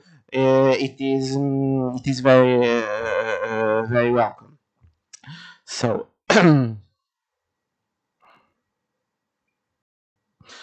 safety issues regarding the safety. It should be foremost and the most appropriate processing and most sustainable technique will be very important considerations for the future. To make them more sustainable, and as jellyfish are aquatic resources, it is important to strike balance between the impact of mass production of jellyfish and other aquatic fish resources and valorization along the jellyfish value chain from production to consumption. Of course, we have to take in consideration that jellyfish are seasonal beings, living beings. So, of course, if we start to consume a lot of jellyfish, the overfishing, but at this time that is not a problem. They are even a plague. So, but of course, this must be controlled, monitored. We start from a point that we have a plague, and perhaps in a question of years, it will be an endangered species. That is not our goal, of course. But if we control all of this, it is an opportunity to make use of natural resource we have at our disposal, and it can be an aggregate value to the economy, and of course for the industry as well, for the health benefits, and for the population that find a new and hopefully tasty product. So let me know your experience if you have, or if you have not, if you would like to have the experience of taste something like this. Have you already, if you don't experience the taste, you would like to, or have you already read something about it, about the composition, about the taste? Let me know your questions. I believe there are a lot.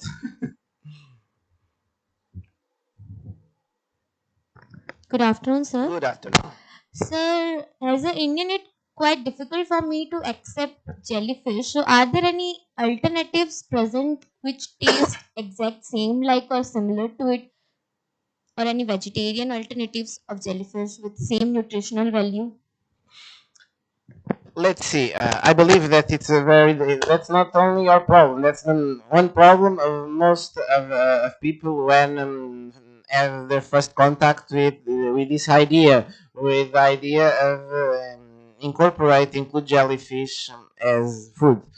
But the first thing here we have to see, it's not the main focus here is not the nutritional properties, and because the total amount of jellyfish you need to produce, for example, you start from 1 kilogram umbrella, and then after cooking you have around 100 grams of product. That is also one of the reasons it is so expensive in some locations. And this is an address. This is not the main of the dish. This is an address to include in a salad, in to provide some kind of flavor. This is an opportunity to use benefit of this is the salty taste, that you will not need to add salt to your food, but of course benefits. Other thing is, for example, for the cosmetic industry, and regarding the high content of collagen, they can use this to produce some kind of products that has that benefits. Or if we think as a food supplement, that could be an interesting idea, but it should be studied. It should be studied on that way.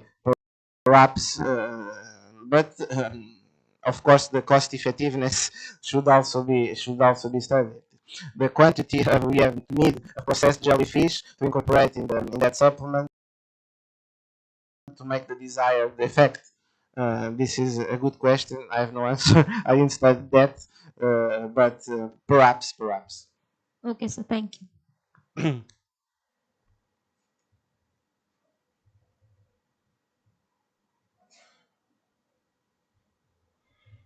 Good afternoon.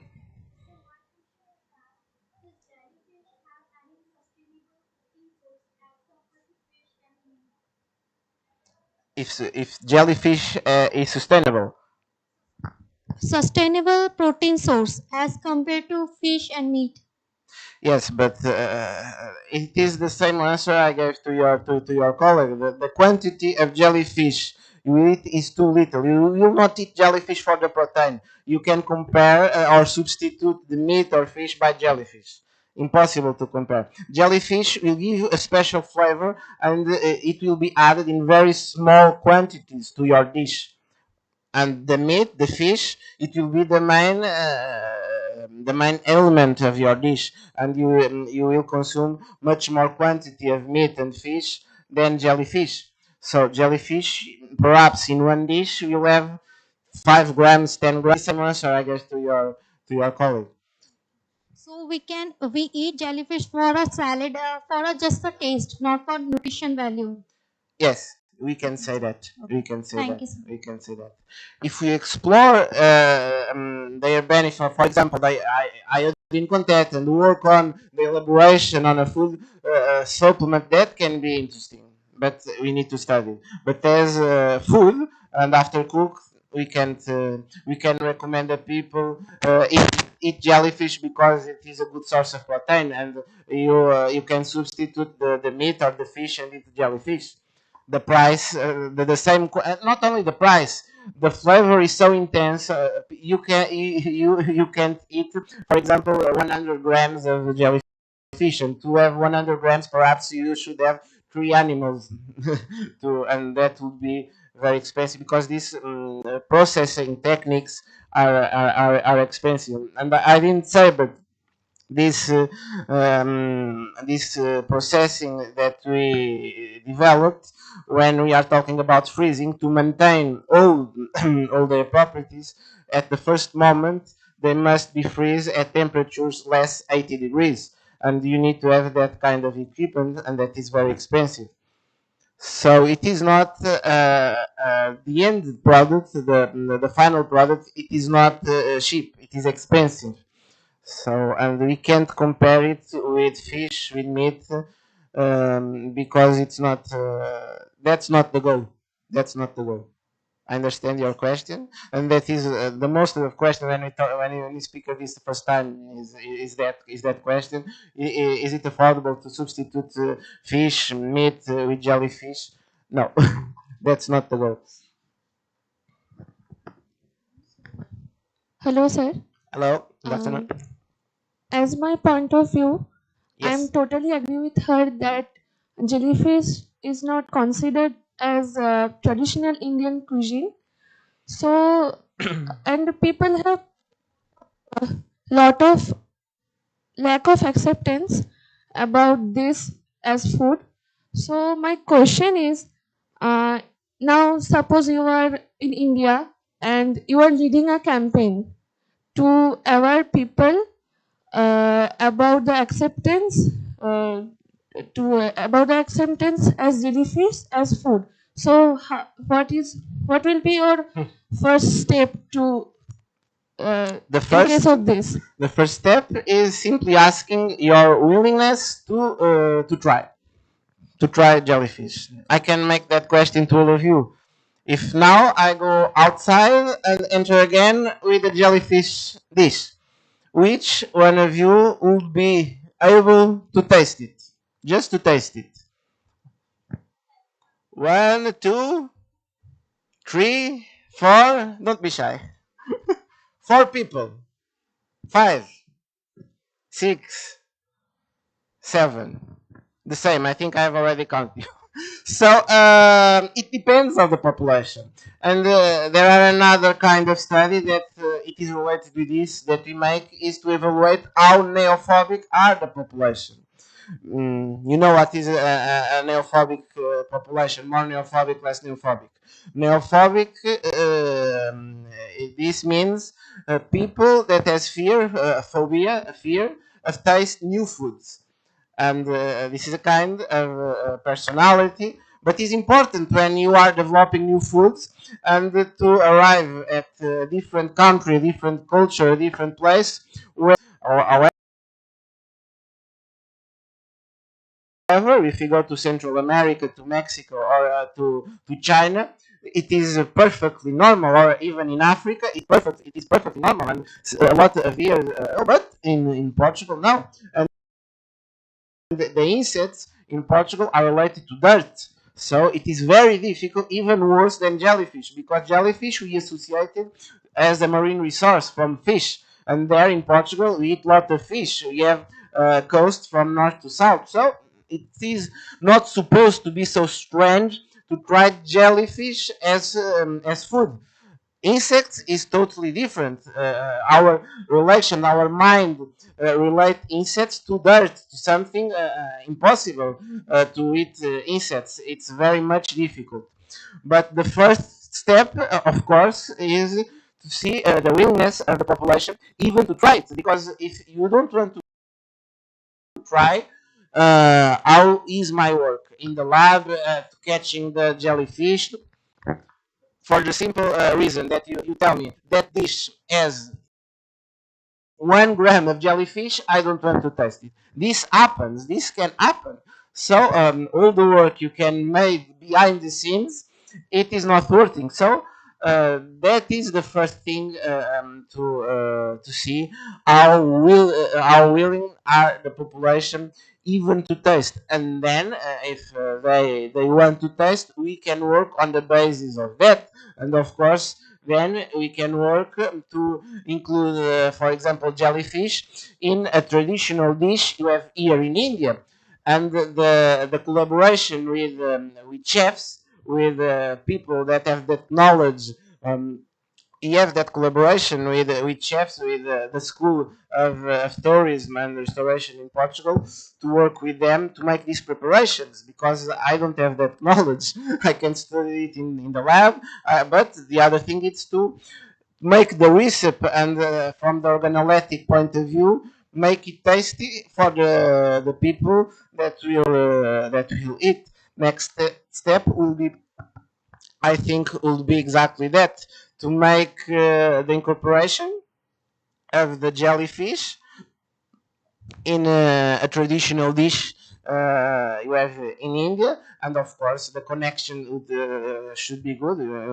We should make some tests, some experiments, and see. But the first thing is in I don't know, 60 people, only 7 wants to taste. Better than 5, better than 3, of course. But if you are working with a very neophobic population, the, the inclusion of new foods, the development and new foods, it's more difficult, because the nutritional properties, the healthy properties, they come in the second level. If you want to eat it. So true, sir. Thank you so much. Good afternoon, sir. Good afternoon.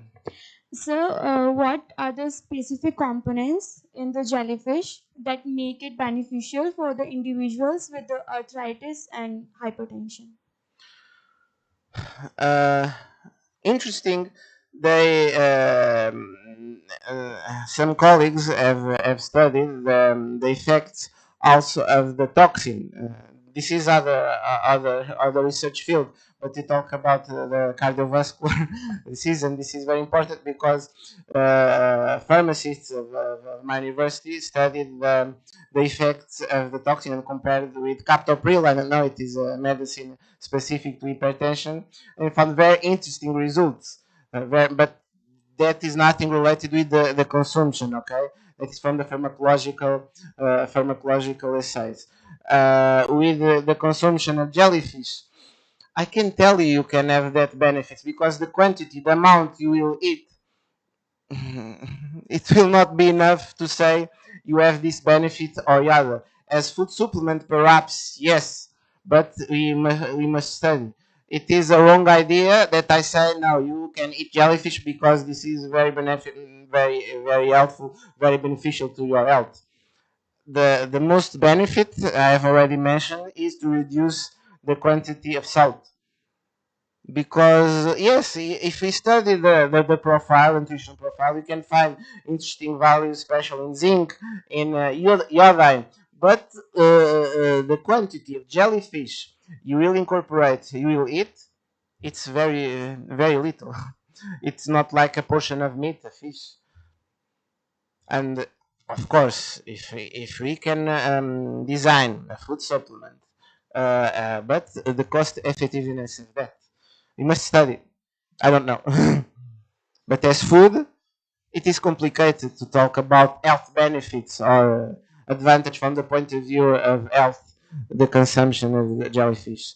Almost have no calories, of course, but the quantity you will eat, you can compare to eat a piece of meat or fish, jellyfish. You will not lunch 5 grams, 10 grams of jellyfish. Jellyfish is incorporated and perhaps eating joined with especially fish, meat from the point of view of organoleptical properties, I think it's not very interesting. But you can join it with fish, with shellfish. But the contribution of the jellyfish, it's almost the idea. Okay, so thank you.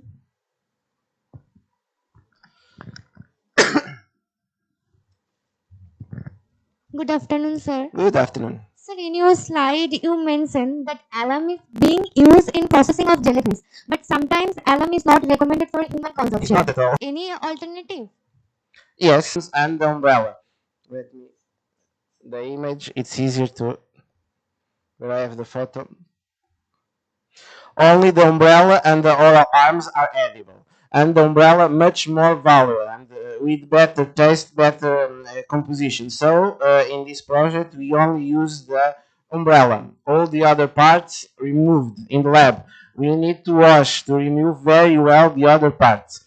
And then what we do, if we will cook at the moment, perfect, we will cook and serve. But that is not the normal way. You want to preserve for some period. And what you do is to put it in the freeze. But the temperature of that freeze must be, that was mentioned, minus less 80 degrees. And the equipment to maintain this at this temperatures is very specific and expensive. But if you put the umbrella when you will defrost, you will have nothing. So the tissues, the properties of the jellyfish will be damaged. So must be at minus 80 degrees. And then you must make the defrosting and the cooking process as one. Okay? With, let me see another utensil like this, because when you are defrosting and cook, this is at the same time, the water is not in contact with the jellyfish. Otherwise, you will have only liquid. And that is not the goal. And if you defrost from minus 80 degrees, if you make the defrost and the cooking process as one, then you can utilize it as you want, as a salad, and for every preparation you want. And with this, we didn't utilize any. If you look for in the literature a lot of preservation techniques and process, they have loom or other chemical components or even salt, and that is not. That is not so healthy as you can imagine. Thank you, sir. Good afternoon, sir. Good afternoon. So, firstly, I would like to ask you, how was your experience when you first encountered or tasted the jellyfish?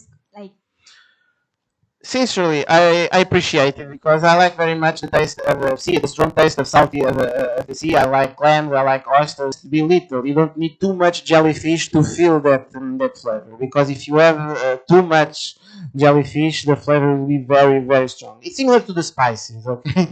If you have small, it is fine. But of course, if you add more and more and more, the flavor will be strong. Okay, so aside from the traditional East Asian cuisine, like you said that they use in China, they eat jellyfish in salad. In Korea, as I'm quite familiar. And this mix of pate, it is also interesting. But if you ask me how I prefer, I think, example, the mix or the joining jellyfish with meat products, it's strange. But who knows? But I don't think it's like you mix oysters with chicken. It's strange. Thank you, sir.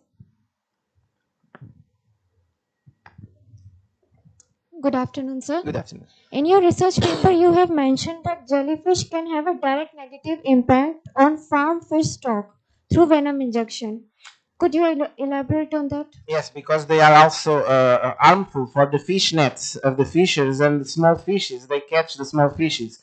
So we are regarding sustainability. We are contributing also to make the fishermen free of these harmful beings that for them they have no value and only negative effects. So that is the reason we say and we consider jellyfish, at least in Portugal, as a plague because they don't have no use and only negative effects. So that's the reason why I said that. Thank you, sir.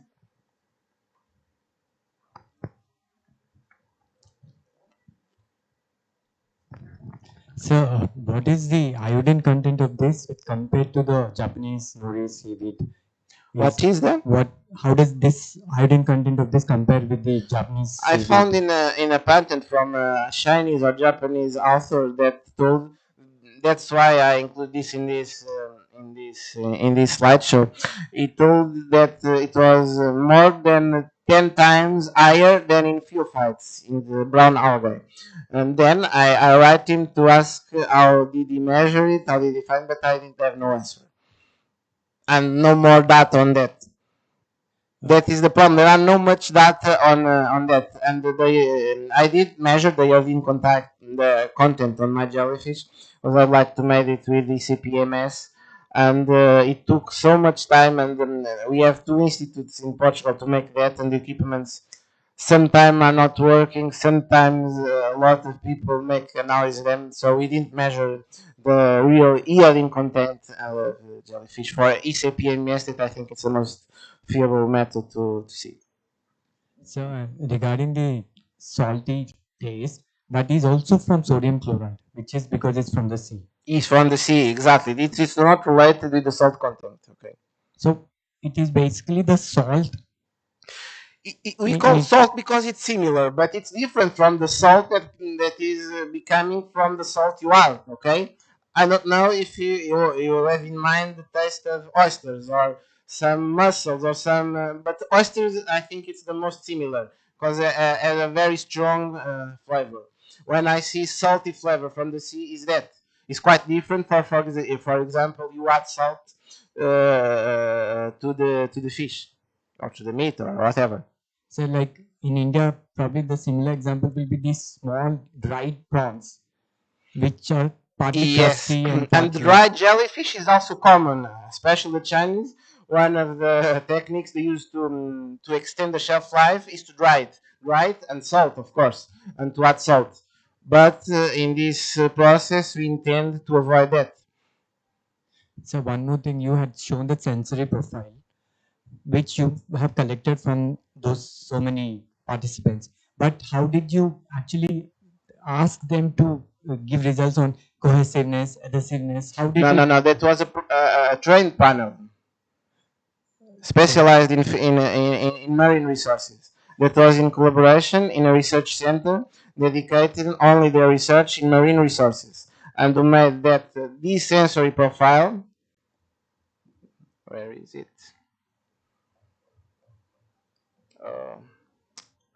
the other time. Let's see here.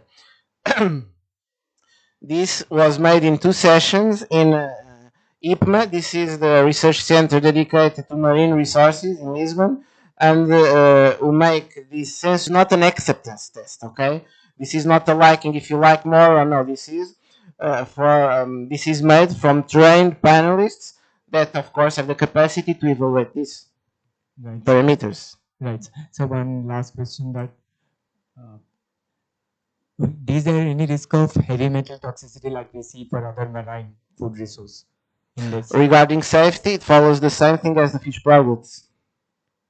Right. And congratulations for your paper. Thank you very much.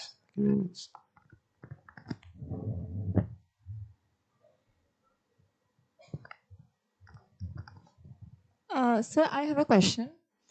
You mentioned that this contains only water and protein as a major content. So I would like to know if the protein content has high digestibility and bioavailability compared to the conventional seafood protein. Yes, but we didn't study very well that bioavailabilities. It would be interesting, but when we see the quantity of jellyfish, we will, that is the same issue. We will include in the food preparation. We we didn't waste time in study that. Perhaps that would be a second step, and perhaps, and for sure, that would be interesting from the point of view of the development of a food supplement. Because as and by comparing with other studies with other jellyfishes, for sure it's different species, but from the same class, the iodine content should be the most. It's difficult to talk about that. I have another question. Yes. You mentioned that is a formulation. Yes, but that I believe it can bring interesting.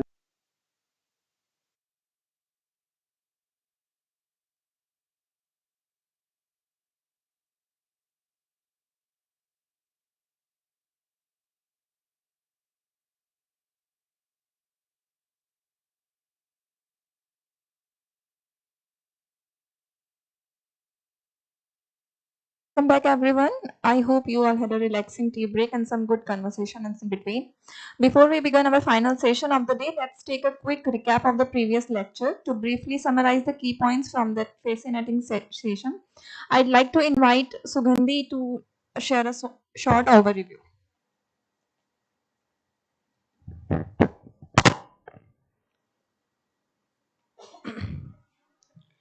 Good evening, one and all present here. I am Sugandhi, and I will be giving a brief overview of the topic jellyfish as food, as we have discussed before.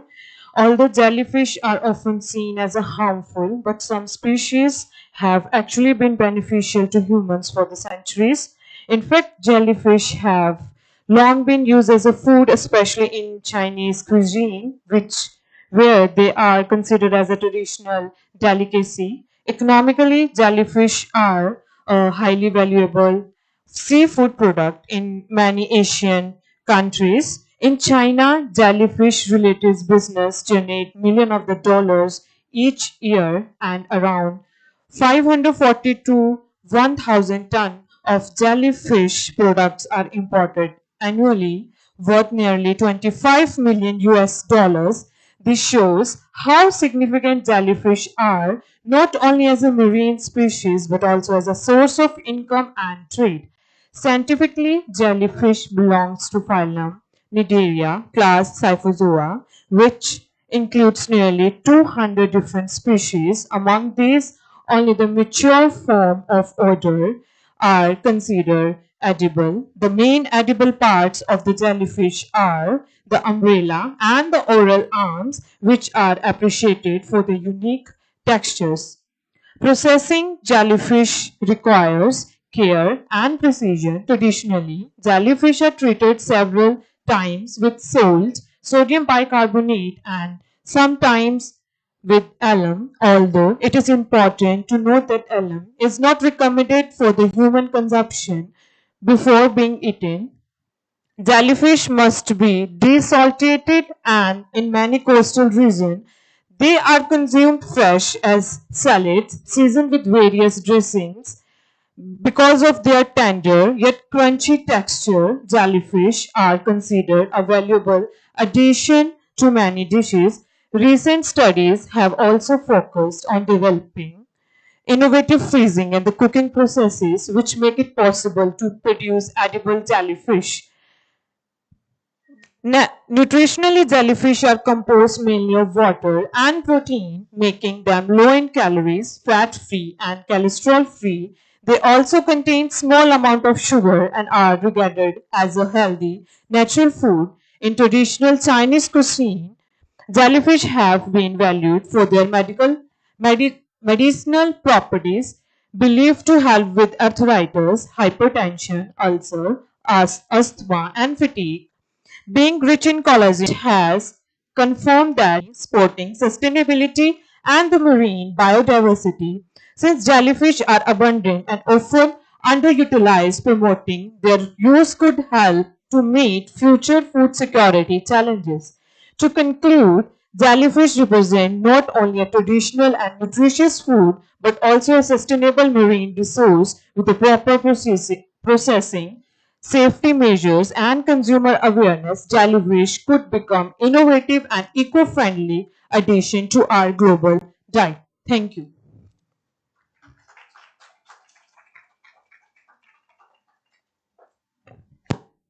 Thank you, Sugandhi, for that concise recap. And now, as we move into the concluding part of today's program, we have an interactive and thought-provoking tutorial session titled Classroom Discussion on Food Security and Innovations in Achieving Sustainable Development Goals. This session will be conducted by Dr. Tejpal Deva, whose expertise and insights in the field of food and nutrition have always inspired engaging discussions. So, without further delay, please join me in extending a warm welcome to Dr. Tejpal Deva for leading this final session of the day. Over to you, sir.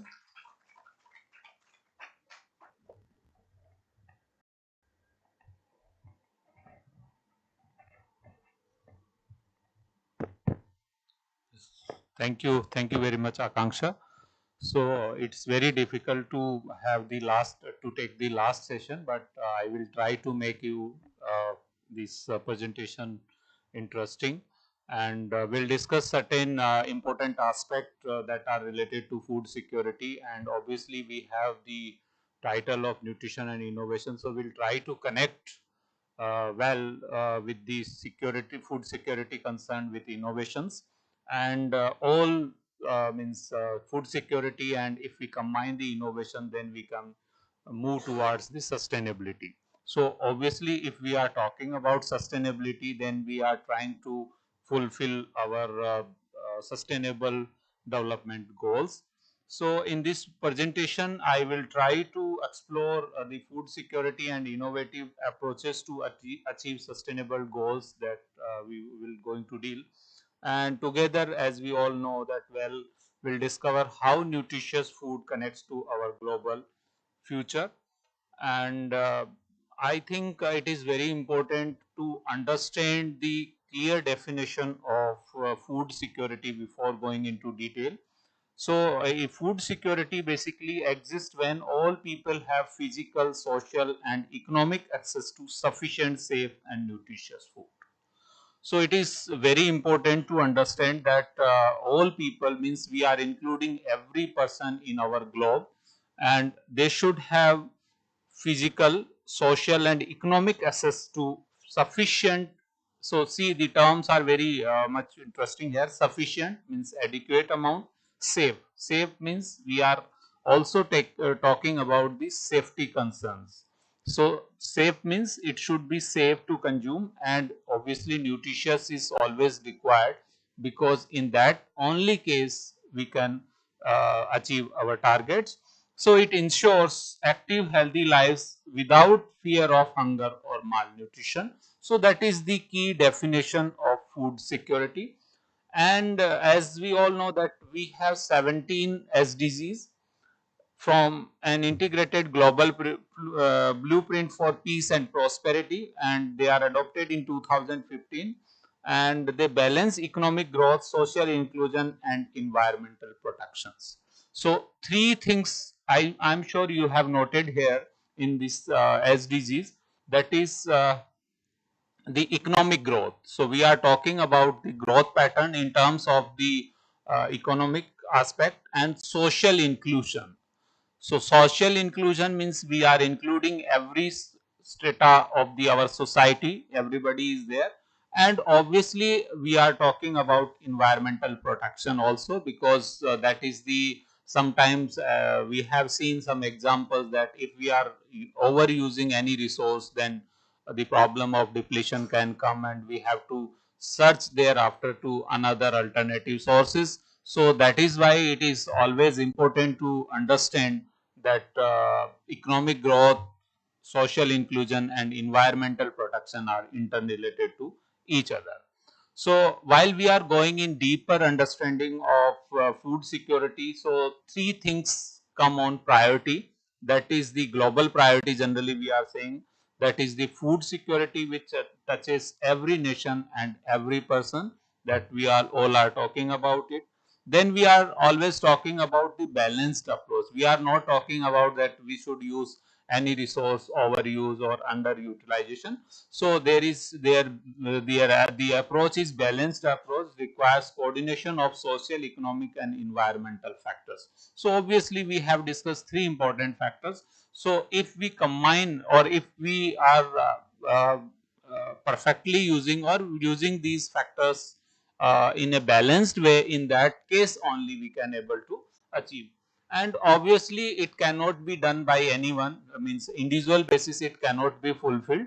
So it is necessitated to have the strong partnership between government, businesses and communities. So everyone role is important in this aspect, and in that case we can only achieve this kind of the target. And there are four important pillars we can say for the food security, that is the availability, utilization, access and stability. So availability means sufficient quantity of food available consistently. See, the term consistently means we are talking about sustainability. So it should be very consistent, otherwise the problem will come and again we have to talk for alternative sources. So consistent availability through domestic production or import. So whatever method we are adopting, whether we are importing, exporting, that process should be sustainable. In that case we can ensure the availability, and then obviously we are talking about the utilization. So whatever resources are making are available to us, how we are utilizing them. So proper use of food through adequate diet, clean water and healthcare system. So all these things needs to be taken into consideration while we are utilizing the resources. Otherwise any disbalance can be there, and we will not able to achieve our targets. And access. So access means adequate resources to obtain appropriate food for nutritious diet. So our see, we have two challenges. One is food security and second is nutrition security. So first we have to ensure the food security. That is the bigger aspect, and we have learned so many examples during the lecture from Sri Mao Nair madam. Yesterday we had some examples, madam quoted some examples. So food security, and then we'll come to nutrition security. So if we have sufficient amount of food, then we are talking about the nutritious food, what we need to eat, how much we need to eat, that kind of the things. And then obviously in sustainability, again it is very important to understand that the consistency. That means consistent access to adequate food at all times despite shock or cylindrical any kind of the unwanted event, we can say. So stability is very much important. Access should be there. Everybody should have sufficient or adequate access, and obviously we have to wisely utilize our resources, and availability is always needed. Then interestingly, if we see the global security statistics, so it is very uh, disturbing sometimes. That is 8 to 8 million people are hunger facing the problem at globally, so that is very challenging to us, and 3.1 billion unable to afford, means people who cannot afford the healthy diets. They are might be they having the food, but they cannot have the healthy diet. So healthy diet again has some definition. Healthy diet means we are talking about nutritious, that is in balanced form, so that the required amount of nutrient can be taken in from the diet, and the problem can be solved. And 22% children are affected, that is due to, and children under 5 who are stunted due to the malnutrition. That is the big challenge that we need to address, and that is so especially if we see sub-Saharan Africa and South Asia face the highest rate of severe food insecurity. Near 1 in 3 people worldwide lack access to the adequate food. So that is why we need to discuss all the sources, access, utilization, stability, sources, nutritious diet, food, every aspect we need to discuss, and we have to carefully utilize our sources, and that is why sir is talking about the alternative sources, that other than food sources, other than the animal food sources, plant sources, some different kind. And tomorrow we'll going to have an interesting session, that is the insect as food. So sir will taking that class on insect. So insect can be utilized as a food source. So that kind of the things that we are talking about, the dietary diversifications and alternative sources, that is the actually requirement. So basically if we see in more depth, or if we want to understand, then what are the causes behind this food security? So first cause generally we can describe, that is the poverty, that is limited financial resources prevent access to nutritious food. That is the most burning problem. And income inequality, unemployment, and rising food cost. There are several reasons of rising food cost, and obviously every country is now facing at the different level of employment, and income inequality is also one of the reasons. Then that another reason is the climate change. And now every time we are talking about the global climate change, and changing weather pattern disrupt our agricultural production. So whatever we are expecting from the end of the year, that this much of amount will produce the food and will distribute to our population, but unfortunately because of several climate issues, we couldn't supply that, and that difference is increased. So this is one of the key reason of food security, or important reason we can say. That may be droughts, floods, and unpredictable seasons, and sometimes we are witness of this kind of the situation also. And the third is that is just another aspect, that is the conflict. So sir has mentioned several examples also before my lecture, that how the conflicts are making food insecure to us. So the war and civil unrest destabilized food system, displaced population, destroyed infrastructure, and disrupted markets. They can be the great reason of these kind of the situations. And so three measures can be considered in food security as a major cause. Now, what will be the impact of this kind of the insecurity? So if this situation suppose keep going on, then what kind of impact we have to face? So first is health consequences. So we have to be ready to face these kind of the challenges, and one of the major challenge, that is because of nutrition security which we are talking, that is the malnutrition, and then weakened immunity. And we all understand, once we are not having the access of food, immunity will be compromised, and compromised individuals can have different kind of the infections. They are susceptible to several pathogenic attacks, and that can be the reason of inviting other infections. So health consequences can be subsequent part, and then developmental issues will be there, and increased mortality rate, they can be the part.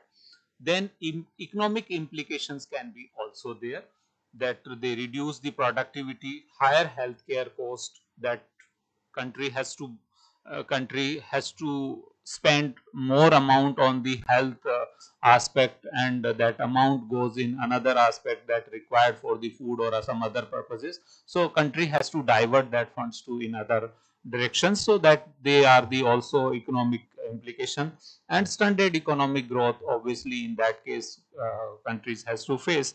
Then social and political instability obviously will be there. One civil unrest, migration pressures, people will start moving from one place to another place just because of that. So there can be the impact. So we can understand, or we can estimate, if we will not able to utilize our resources or effective preservation techniques in place, then we have to face these kind of the problems. So that is why these issues are considered bigger. Now this is for the your tutorial purpose, for your classroom activity. So I am just giving this exercise to everyone. You just please see this activity carefully, and you can plan some team activity in at any time, and probably in coming days we'll have some interactive kind of the group activity related to this topic. So what you have to do in this, so you can create a map, and you can use world map template, where you can mark region according to the severity, color code areas based on the food security status, and highlight critical zones. So you can plan this activity, you can take the world map, and you can highlight based on the data which you are receiving from the different sources, and you can plan it. And then you can, that is why we are talking about the biofortification. So in morning we have a dedicated session on biofortification, so that you have seen some example. Sir has quoted tomato example, some examples where the size of fruit increased, amount of the nutrient increase. So why we are doing these kind of the activities, or as a scientist, as a researcher, you can focus on that aspect just in align to achieve these targets. So that is the part of that, and ensure sustainable food system, that is the key important. So that can be implemented by resilient practices that increase productivity while maintaining ecosystem. So here it is again very important that we cannot disturb our ecosystem, we cannot compromise with our ecosystem, otherwise several disruption will be there and our system will be collapsed. So that is the understanding that we need, and obviously we have to maintain the genetic diversity just to stabilize our ecosystem, otherwise the system will not work. So preserve seeds, plants, animal through properly managed seed banks. So these are the things, and these are the things that are in place. And interestingly, sir has taken one example of student and endangered species cultivation. So why we are talking these kind of the things, because these are the delicacy available with us, and due to our overutilization or ignorance, sometimes we are going to lose them. So that is why we want to revive them through various type of techniques that we are having available with us. Then there is some relationship which we are talking about. The so SDG 1 is saying no poverty, reducing poverty improves food access, food security enhances, and economic stability that can be achieved. Climate change in SDG 13, climate action. We are talking about climate action because climate is again one of the factor that is responsible for the food insecurity, or in another way we can say food security aspect. So climate change threatens crops, sustainable agriculture reduces emission. Then SDG 3, good health, proper nutrition, prevent disease, populations can be better produce food, and obviously clean water in SDG 6. So clean water is again public health indicator. So I'm sure you are very well aware with the sanitation and public health policies where we are talking about the clean water. So if water is not clean, we can have several infectious disease, so several diseases through water, and that can problematic to the population, and it covers at large population. So our healthcare system has again on burden. So that is why the clean water policy should be there, and that is to be followed, and we should avoid the fecal contaminations and these kind of the things. So water access affect food production obviously and agricultural practices, and it impact the crop also. So in some area we are saying that the water is not good, that is why crops are not produced as much of amount we want. So that is the one of the factor that we are talking, and if we are drinking that water, obviously if water is contaminated, so several kind of infections can be there, so that can be again the burden on our system. So these things are taken into consideration in SDG 6. Then some in SDG 4, quality education, well nourished children learn better and attend school more regularly. So obviously if we are giving the population nutritious food, sufficient food, so obviously the children will go to school timely and they will be healthy, and obviously the next generation will be more productive, and they will more earning to the society. And gender equality we are also talking in SDG 5, where women empowerment in agriculture is to improve household nutrition, because at our home level this is the important component. So if a mother is educated, or he or she can uh, teach the kids at home that what is the best nutrition that should we have at our home. So that kind of the things can be taken into consideration in this aspect. And then decent work, productive food system create employment throughout the value chain. That is again important aspect. And in SDG 15, life on land, sustainable farming practices protect biodiversity and ecosystem. So there are different dimensions you can see in the slide also: education, health, economy, environment. So there are several aspects. I think I'm sure you can see.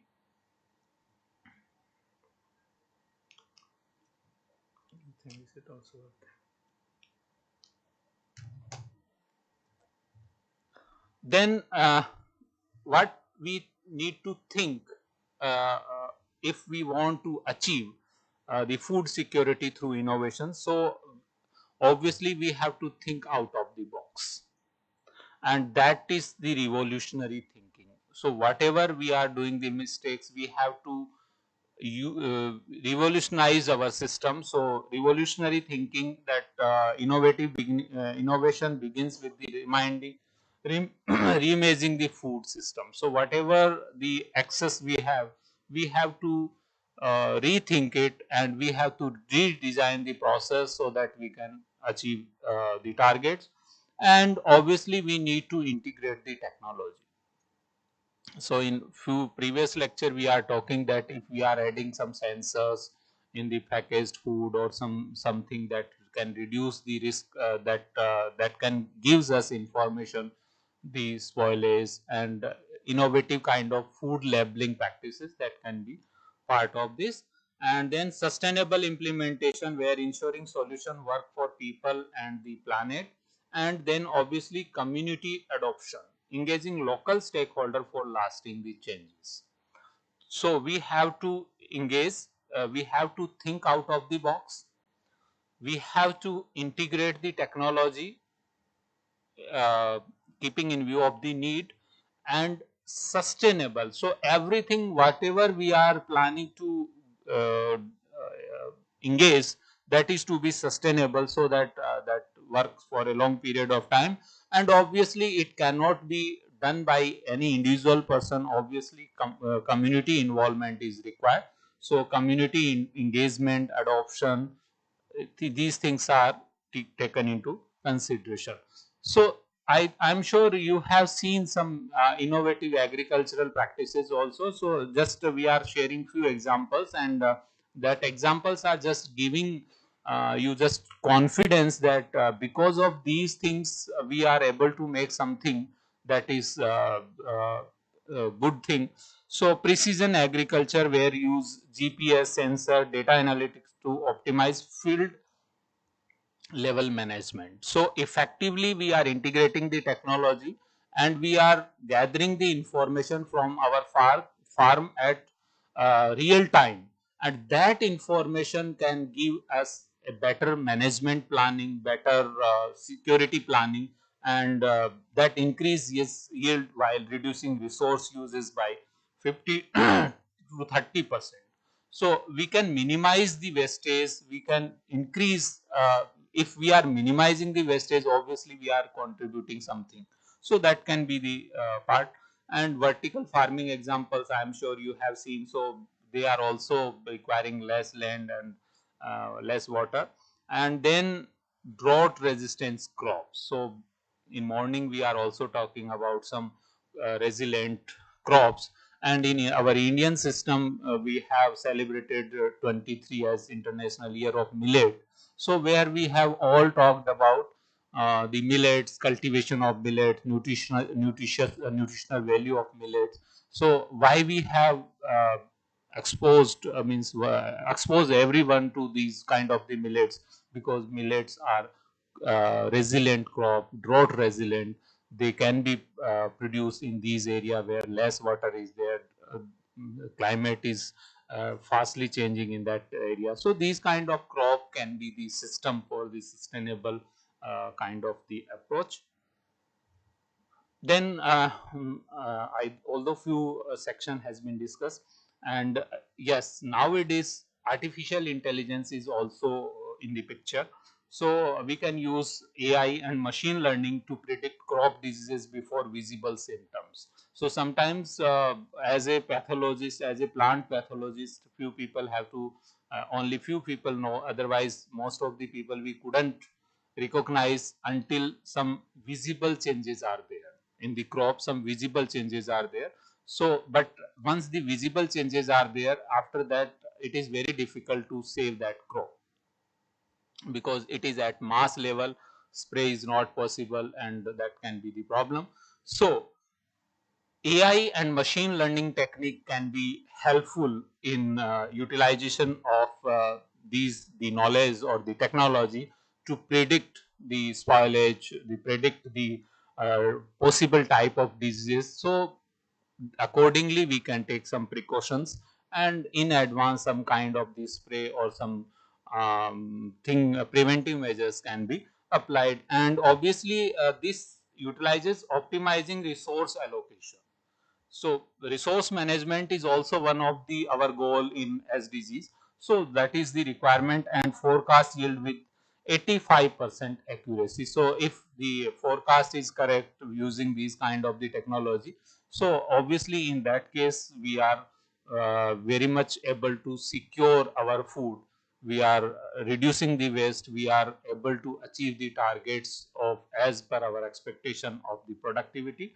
And blockchain and IoT devices are also the sensor based devices that can be used in automation in these kind of the technology. And obviously in continuation of the sustainable farming practices, agroforestry that improves the soil health, diversify farmer income, it can increase total productivity by 40%. So and the permaculture is the mimicking a natural ecosystem type of agriculture technique, where we can create resilient self-sustaining farms, and regenerative agriculture that is focusing on interesting aspect, that is capture carbon improve water cycle, enhance ecosystem, and can sequester 5 to 10 tons of CO2 per acre annually. So in global, I'm sure in global aspect, if we are talking about global warming case, so carbon dioxide is one of the main contributor over there. So that can be sequestrated through various techniques, and that can be achieved. And then another activity that can you plan, that is you can identify some challenge of your particular area. So you can select a specific food security issue affecting a particular region. Obviously, you are most of are from different states of this country. So you can just imagine, or you can just have a look back on your state, and you can just try to classify or try to identify that what kind of food security issue generally you are facing in your state. So you just identify, then you just develop some solution. You can just write few solutions that you feel that solutions can help you in minimizing the problem, and then you can present the solutions in front of us. Some suggestions will come, and then you can prepare a pitch or 3 minutes 2-minute presentation based on your inputs from your colleague, and that could be the another approach to take into consideration of any activity. Now we come to the another section, that is food distribution and access. Because if we are able to produce the food safely, then it is again the responsibility of us that should be distributed throughout the country equally and safely also. And because that would only a case where it can be minimize the issues. So consumption, food reaching people who need it. So sometimes the target population we have to identify. So if we are giving the food, they already having the food, there is no meaning of to give them. So that is the first requirement. So we have to understand that food should reach the people who actually need that. That is the consumption point of view. And retail access, so we have to establish the market, stores and direct sale channels through which we can do it. And we should be in touch with the distribution network like transportation, storage and logistics system, processing infrastructure to preserve and prepare the food product. I am sure you all know that we, because of poor infrastructure, we can lost our food 25 to 30%. So if we are losing our food or wasting our food just because we have no infrastructure, so that is also enhancing the insecurity. Means, that is also we are contributing in insecurity. So that can be managed through these practices.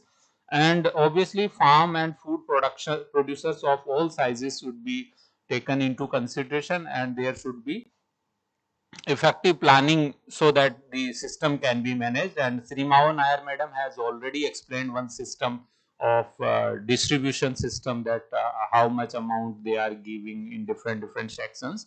So there is a coordinated system, and that coordinated system only works when everybody take participation in this process, and they are sharing the information correctly as required.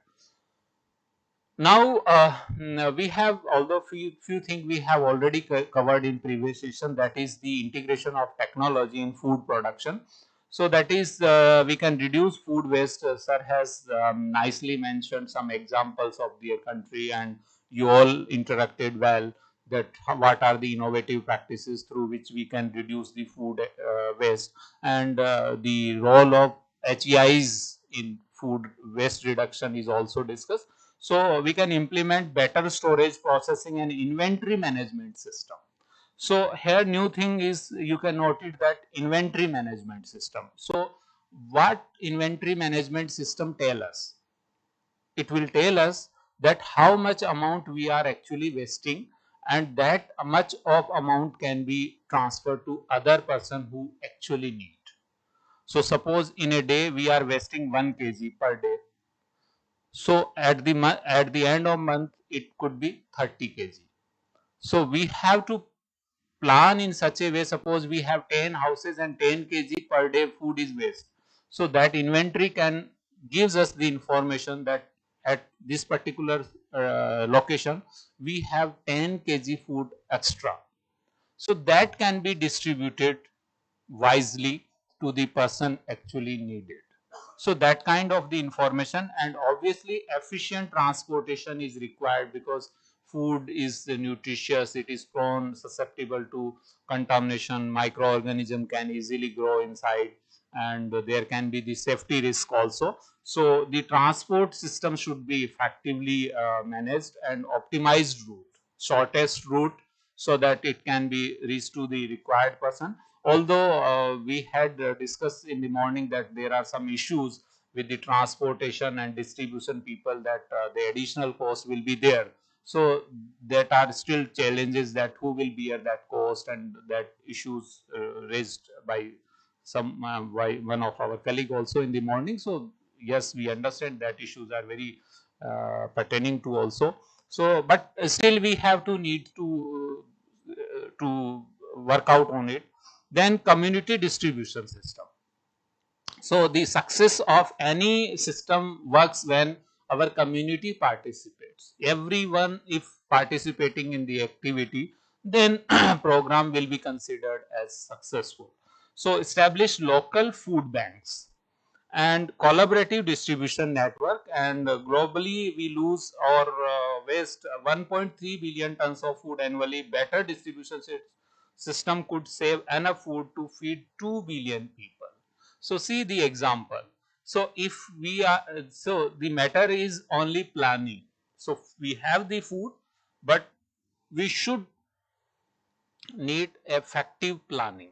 So that we are discussing, and that is why government is spending money on training to you people, that you should understand this problem, you should come with some innovative solutions, and you can plan in such a way that you can solve this problem to larger level, and that could be achieved, help in achieving these SDGs, that is 2030 we are generally talking about it. Now this is, I am not taking this study, and this I am skipping. Next is nutrition and food utilization. This is again a very pertaining issue with us.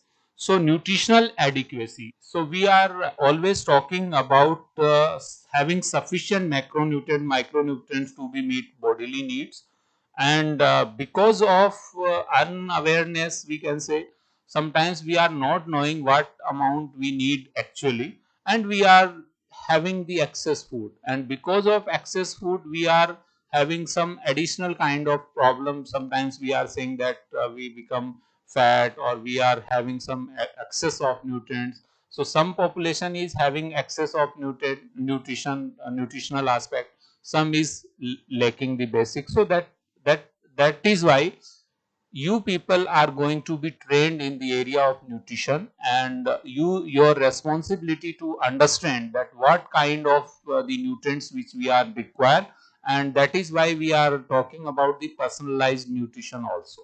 So what amount we individually required. So if we require a particular amount or particular kind of the nutrient, so that could be given to there. So unnecessarily if we are feeding to anything that is not solving the problem, and that could actually creating the problem. So this is kind of the things we can take message from these kind of the lectures, and that can be helpful. Then obviously we are talking about the food quality, consuming safe, fresh and diverse food with proper nutrient content, and that is why we are talking about the nutrition labeling. So whatever nutrient is there, if there is reflecting on the label, we can just have an idea that what kind of nutrients are available in this particular food. So the person who is deficient in that kind of the nutrient, they can obviously take, and these kind of the things can help achieving the nutritional security. I am not talking about the food security now. I am talking about the nutritional security, and obviously physiological utilization, that is playing very important role. So body ability to absorb and use nutrients from food consumed, that is one of the critical aspect, and because everyone has different kind of the system inside, we have different rate of absorption. Everybody's affecting, means everybody having different rate of absorption for the same nutrient, just because our system is having different kind of the microorganisms. We are having different kind of the food habits, and sometimes if we are consuming any food along with the tea, so we all know that consumption of food with tea, that reduces the iron uptake by 10 to 11% reduction or nutrient absorption. So in that case, we are having the food, we are having the nutrient, but that nutrient is not absorbed in our body. So that is the concern. So that is why physiological utilization, we have to think our system, that how our physiological system is working, what amount we need, and food habit generally we are talking about, food combinations which we are talking, that which combination of food can help in better absorption. So sometimes we are saying if we are having the vitamin C along with the food, so that can faster the utilization or absorption of some nutrient. So that kind of the things that is to be needs to be trained, and that knowledge will help. And understanding how to preserve nutrient during cooking and storage, that is most critical aspect.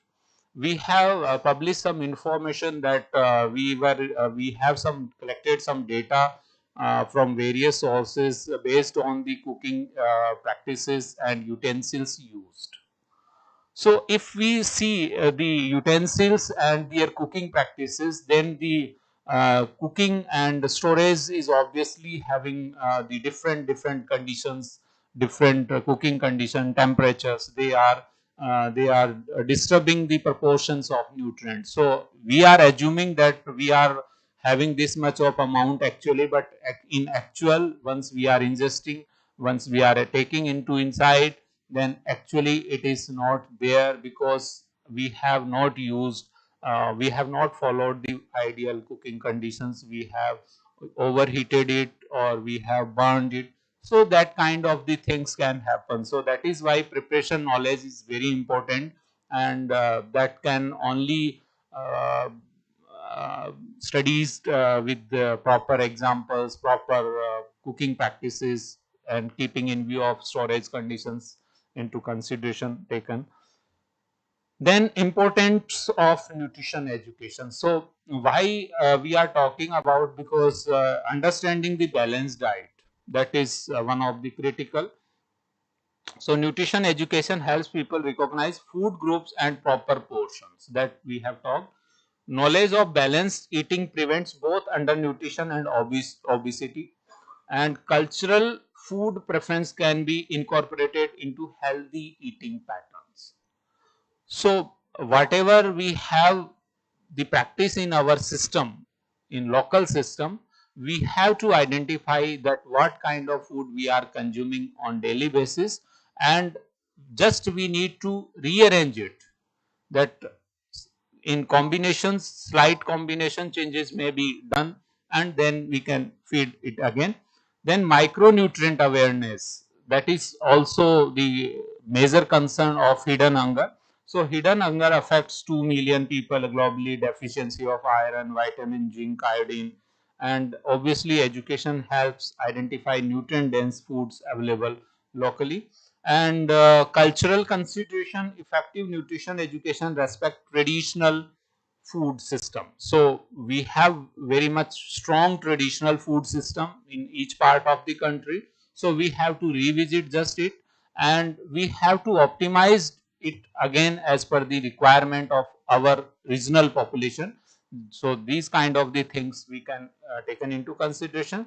Effective nutrition education respect traditional system and preserve food heritage while improving nutritional outcome. So these things are very much interconnected. We have to just understand in deep in depth, and then we have to take into consideration. So food security, nutrition security is always fine, but along with it is very much important to understand the food security, food safety and quality aspect also.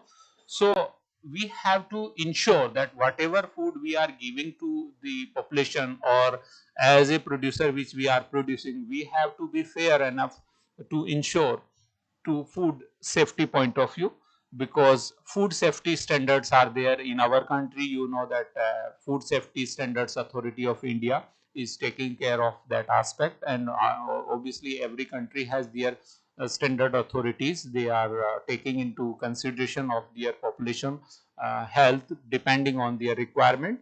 So in that point, prevent foodborne illnesses, keeping in view of that, ensure proper handling. So we all know that if we are mishandling the food, contamination can be there, and contamination can subsequently microbial growth and infection will be there. Maintain hygienic condition and regulate additives and contaminants. That is the big problem. So sometimes we are habitual of adding something new in the name of food innovations, that any ingredient we have added in our food, and then some new test will come and we are saying that we have innovated, we have innovative food. But we have to think that what is additive we have added and whether this additive is approved or not.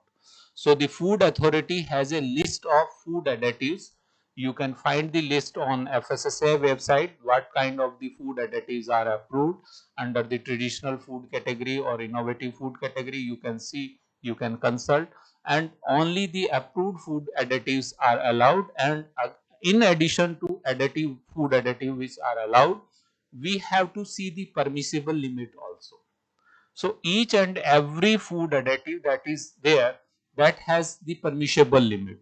So we should be taken into consideration of that fact also, that we should not exceed that permissible limit. Otherwise the regulatory authority will have the objection, and if population has any kind of the problem, the supplier has uh, to take into consideration in this aspect.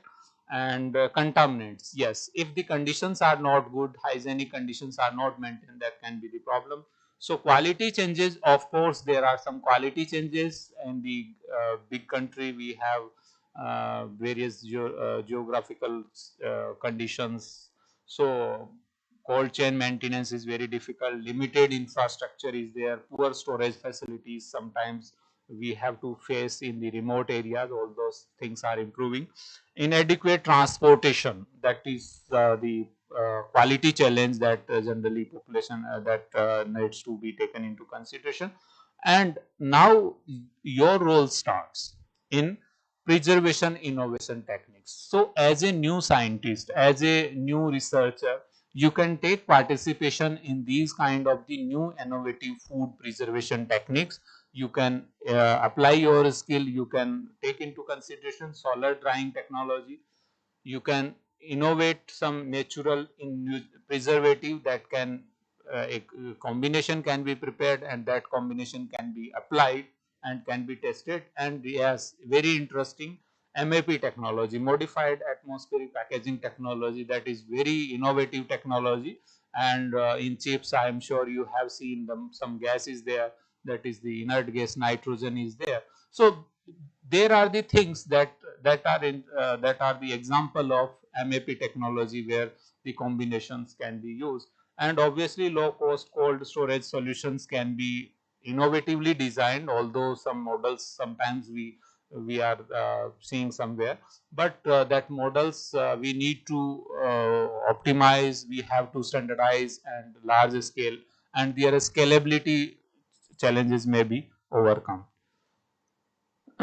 Another aspect that we can take into consideration that nutrition label analysis. So if you interested, then we can go for collecting different kind of food packages. You can learn the nutrition labels, and you can analyze the contents and decode the claims also. So some claims are there, you can analyze that claims, and you can, based on the analysis, whatever information you have gathered from various sources, you can develop personal guideline for food selection as per your need, that what amount of this food you should eat or not. So that kind of the practice or activity you can plan, and if some time is there in any tutorial session, we'll do these kind of the activity. So please be prepared for that. So just click this pic. Although I will share the slide to you, so you can make some idea at least, and you can present over there also. Then in this general aspect, the climate change on food security. So as global temperature rise, crop yield could decline dramatically. Without adaptation, food production faces unprecedented challenges. So that is truth also. Then the climate impacts on agriculture, so that we are sometimes facing. So changing precipitation, rainfall pattern become less predictable. Some regions face devastating drought while other experience destructive floods. So these things are making our ecosystem unstable, and once our food chain ecosystem are unstable, we have to face some problems. So that are challenges also. Extreme weather events like increasing frequency of hurricane, heat wave, frost, single event can store entire harvest agricultural infrastructure. So in this huge country, we have sometimes witnessed that due to flood in some area, some kind of the crop is losted. So food prices suddenly rise. So these kind of the issues generally we face. Shifting growing seasons. So traditional planting calendar becomes unreliable. Farmers struggle to time cultivation properly as season change. So just because of climate change, earlier the population is very adaptive, and they know that this time is suitable for this kind of the crop. But now the weather is unpredictable, just because we are talking one of the factor, climate change. So our calendar is becoming unpredictable, and because of that our resources are going to waste. So we have to, because we cannot control few things, so we have to develop some innovative thing, that climate smart agriculture system, water conservation, we have to work certain water conservation strategies, and crop diversification aspect we can work, and then climate mitigation. So now we understand the problem, that climate is having big role in our system, and it is a big hurdle in achieving the food security. So we have to do something so that we can at least stabilize the climate change issues. So first thing we can do is the reduce emission by adopting the practices that minimize greenhouse gases production from farming activity at least. And then carbon sequestration, that is the important aspect. So capture the carbon in soil and vegetation, and circular systems create closed loop process that minimize waste and external input, that we are always talking. And renewable energy resources we can take into consideration. So our fossil sources can be minimized, utilization can be minimized, so that we can mitigate these aspects. So we have to think about the production and protection both aspect critically. So environmental concern, we all know, agricultural need, potential solutions can be there. So based on these solutions we can plan, and obviously in each and every planning there is an important role of policy and governance in the food security system. So what we can do, we have to initially develop a global framework, international agreement establishing shared goal and responsibility, so that we can easily export, import food during the scarcity. And we discussed the technology integration. So country level strategic addressing domestic food security needs by integrating the high end technology.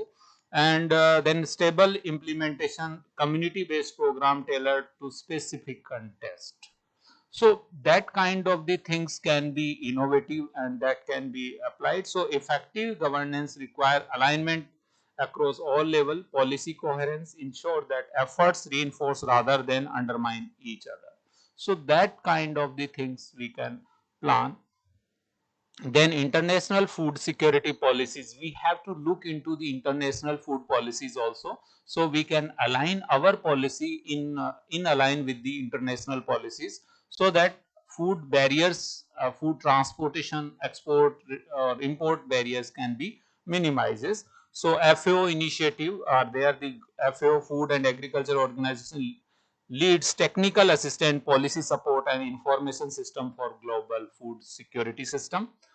The World Food Program delivers emergency food assistance to 86 million annually while building pathways to food self-sufficiency and global treaties among various countries. They are helping to curb these kind of the issues.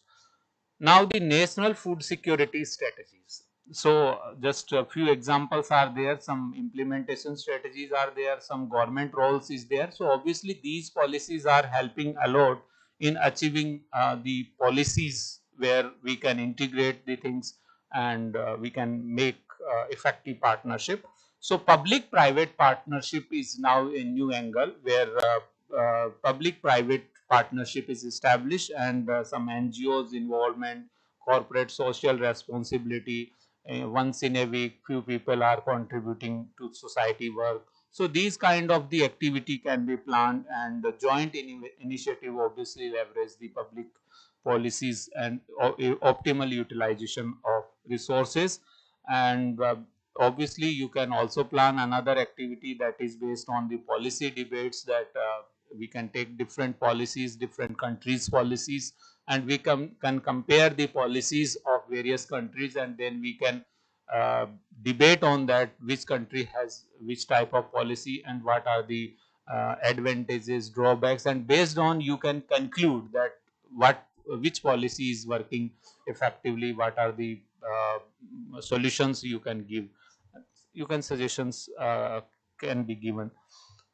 Then economic aspect, so that is that we have discussed sustainable economic aspect is again important. So in global trade, international exchange of agriculture goods and services are always playing important role, because we have to in SDG we have three aspects. So blue button that we were talking, affordability, production economics and market system.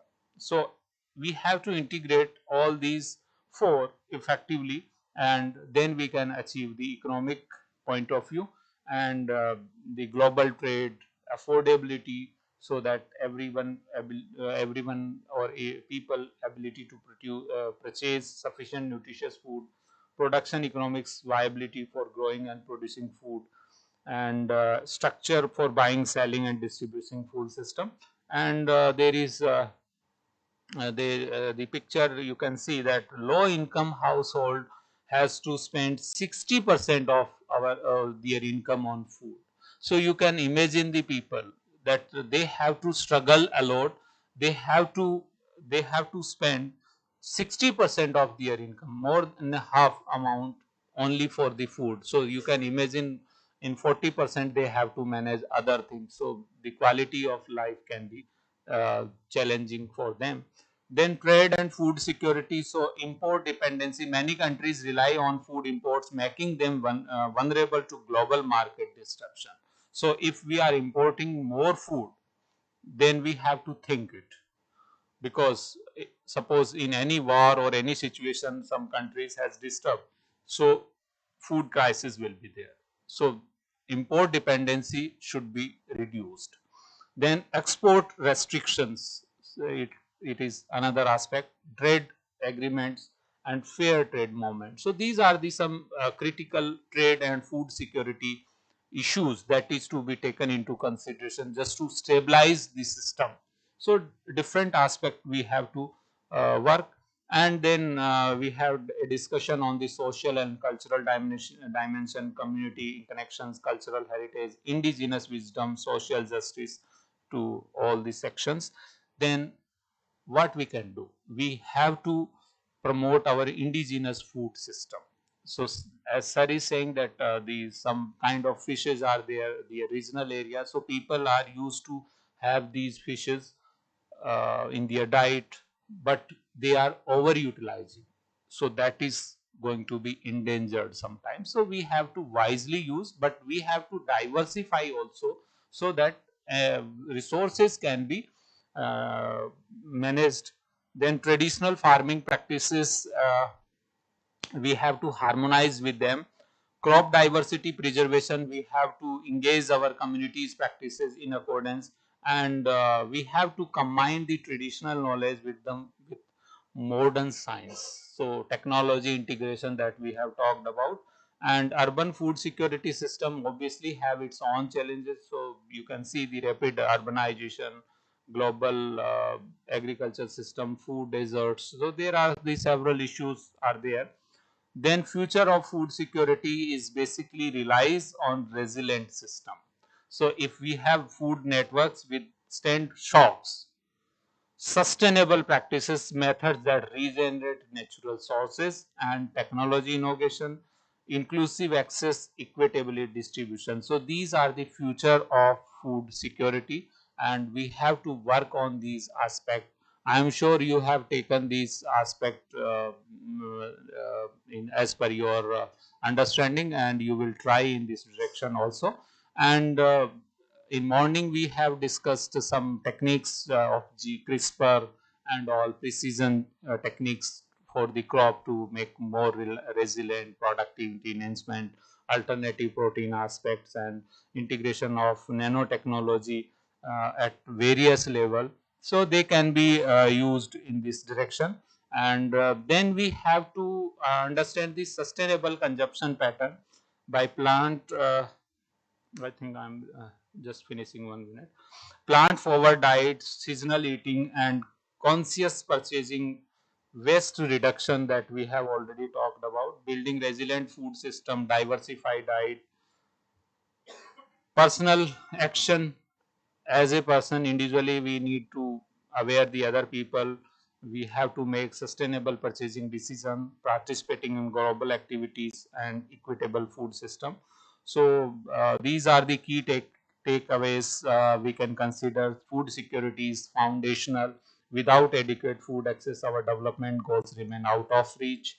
Both technology and social innovations drive progress toward food security. Everything is connected, so we have to be carefully manage everything.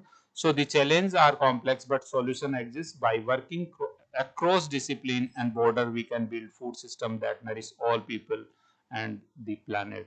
So with this, thank you very much for your patience hearing. Thank you very much.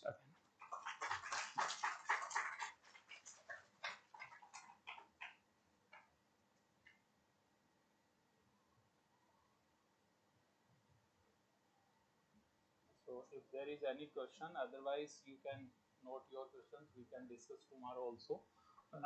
Tomorrow is again afternoon tutorial time.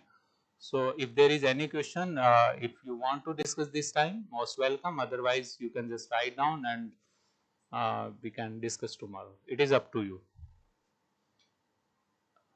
Okay, fine. Thank you.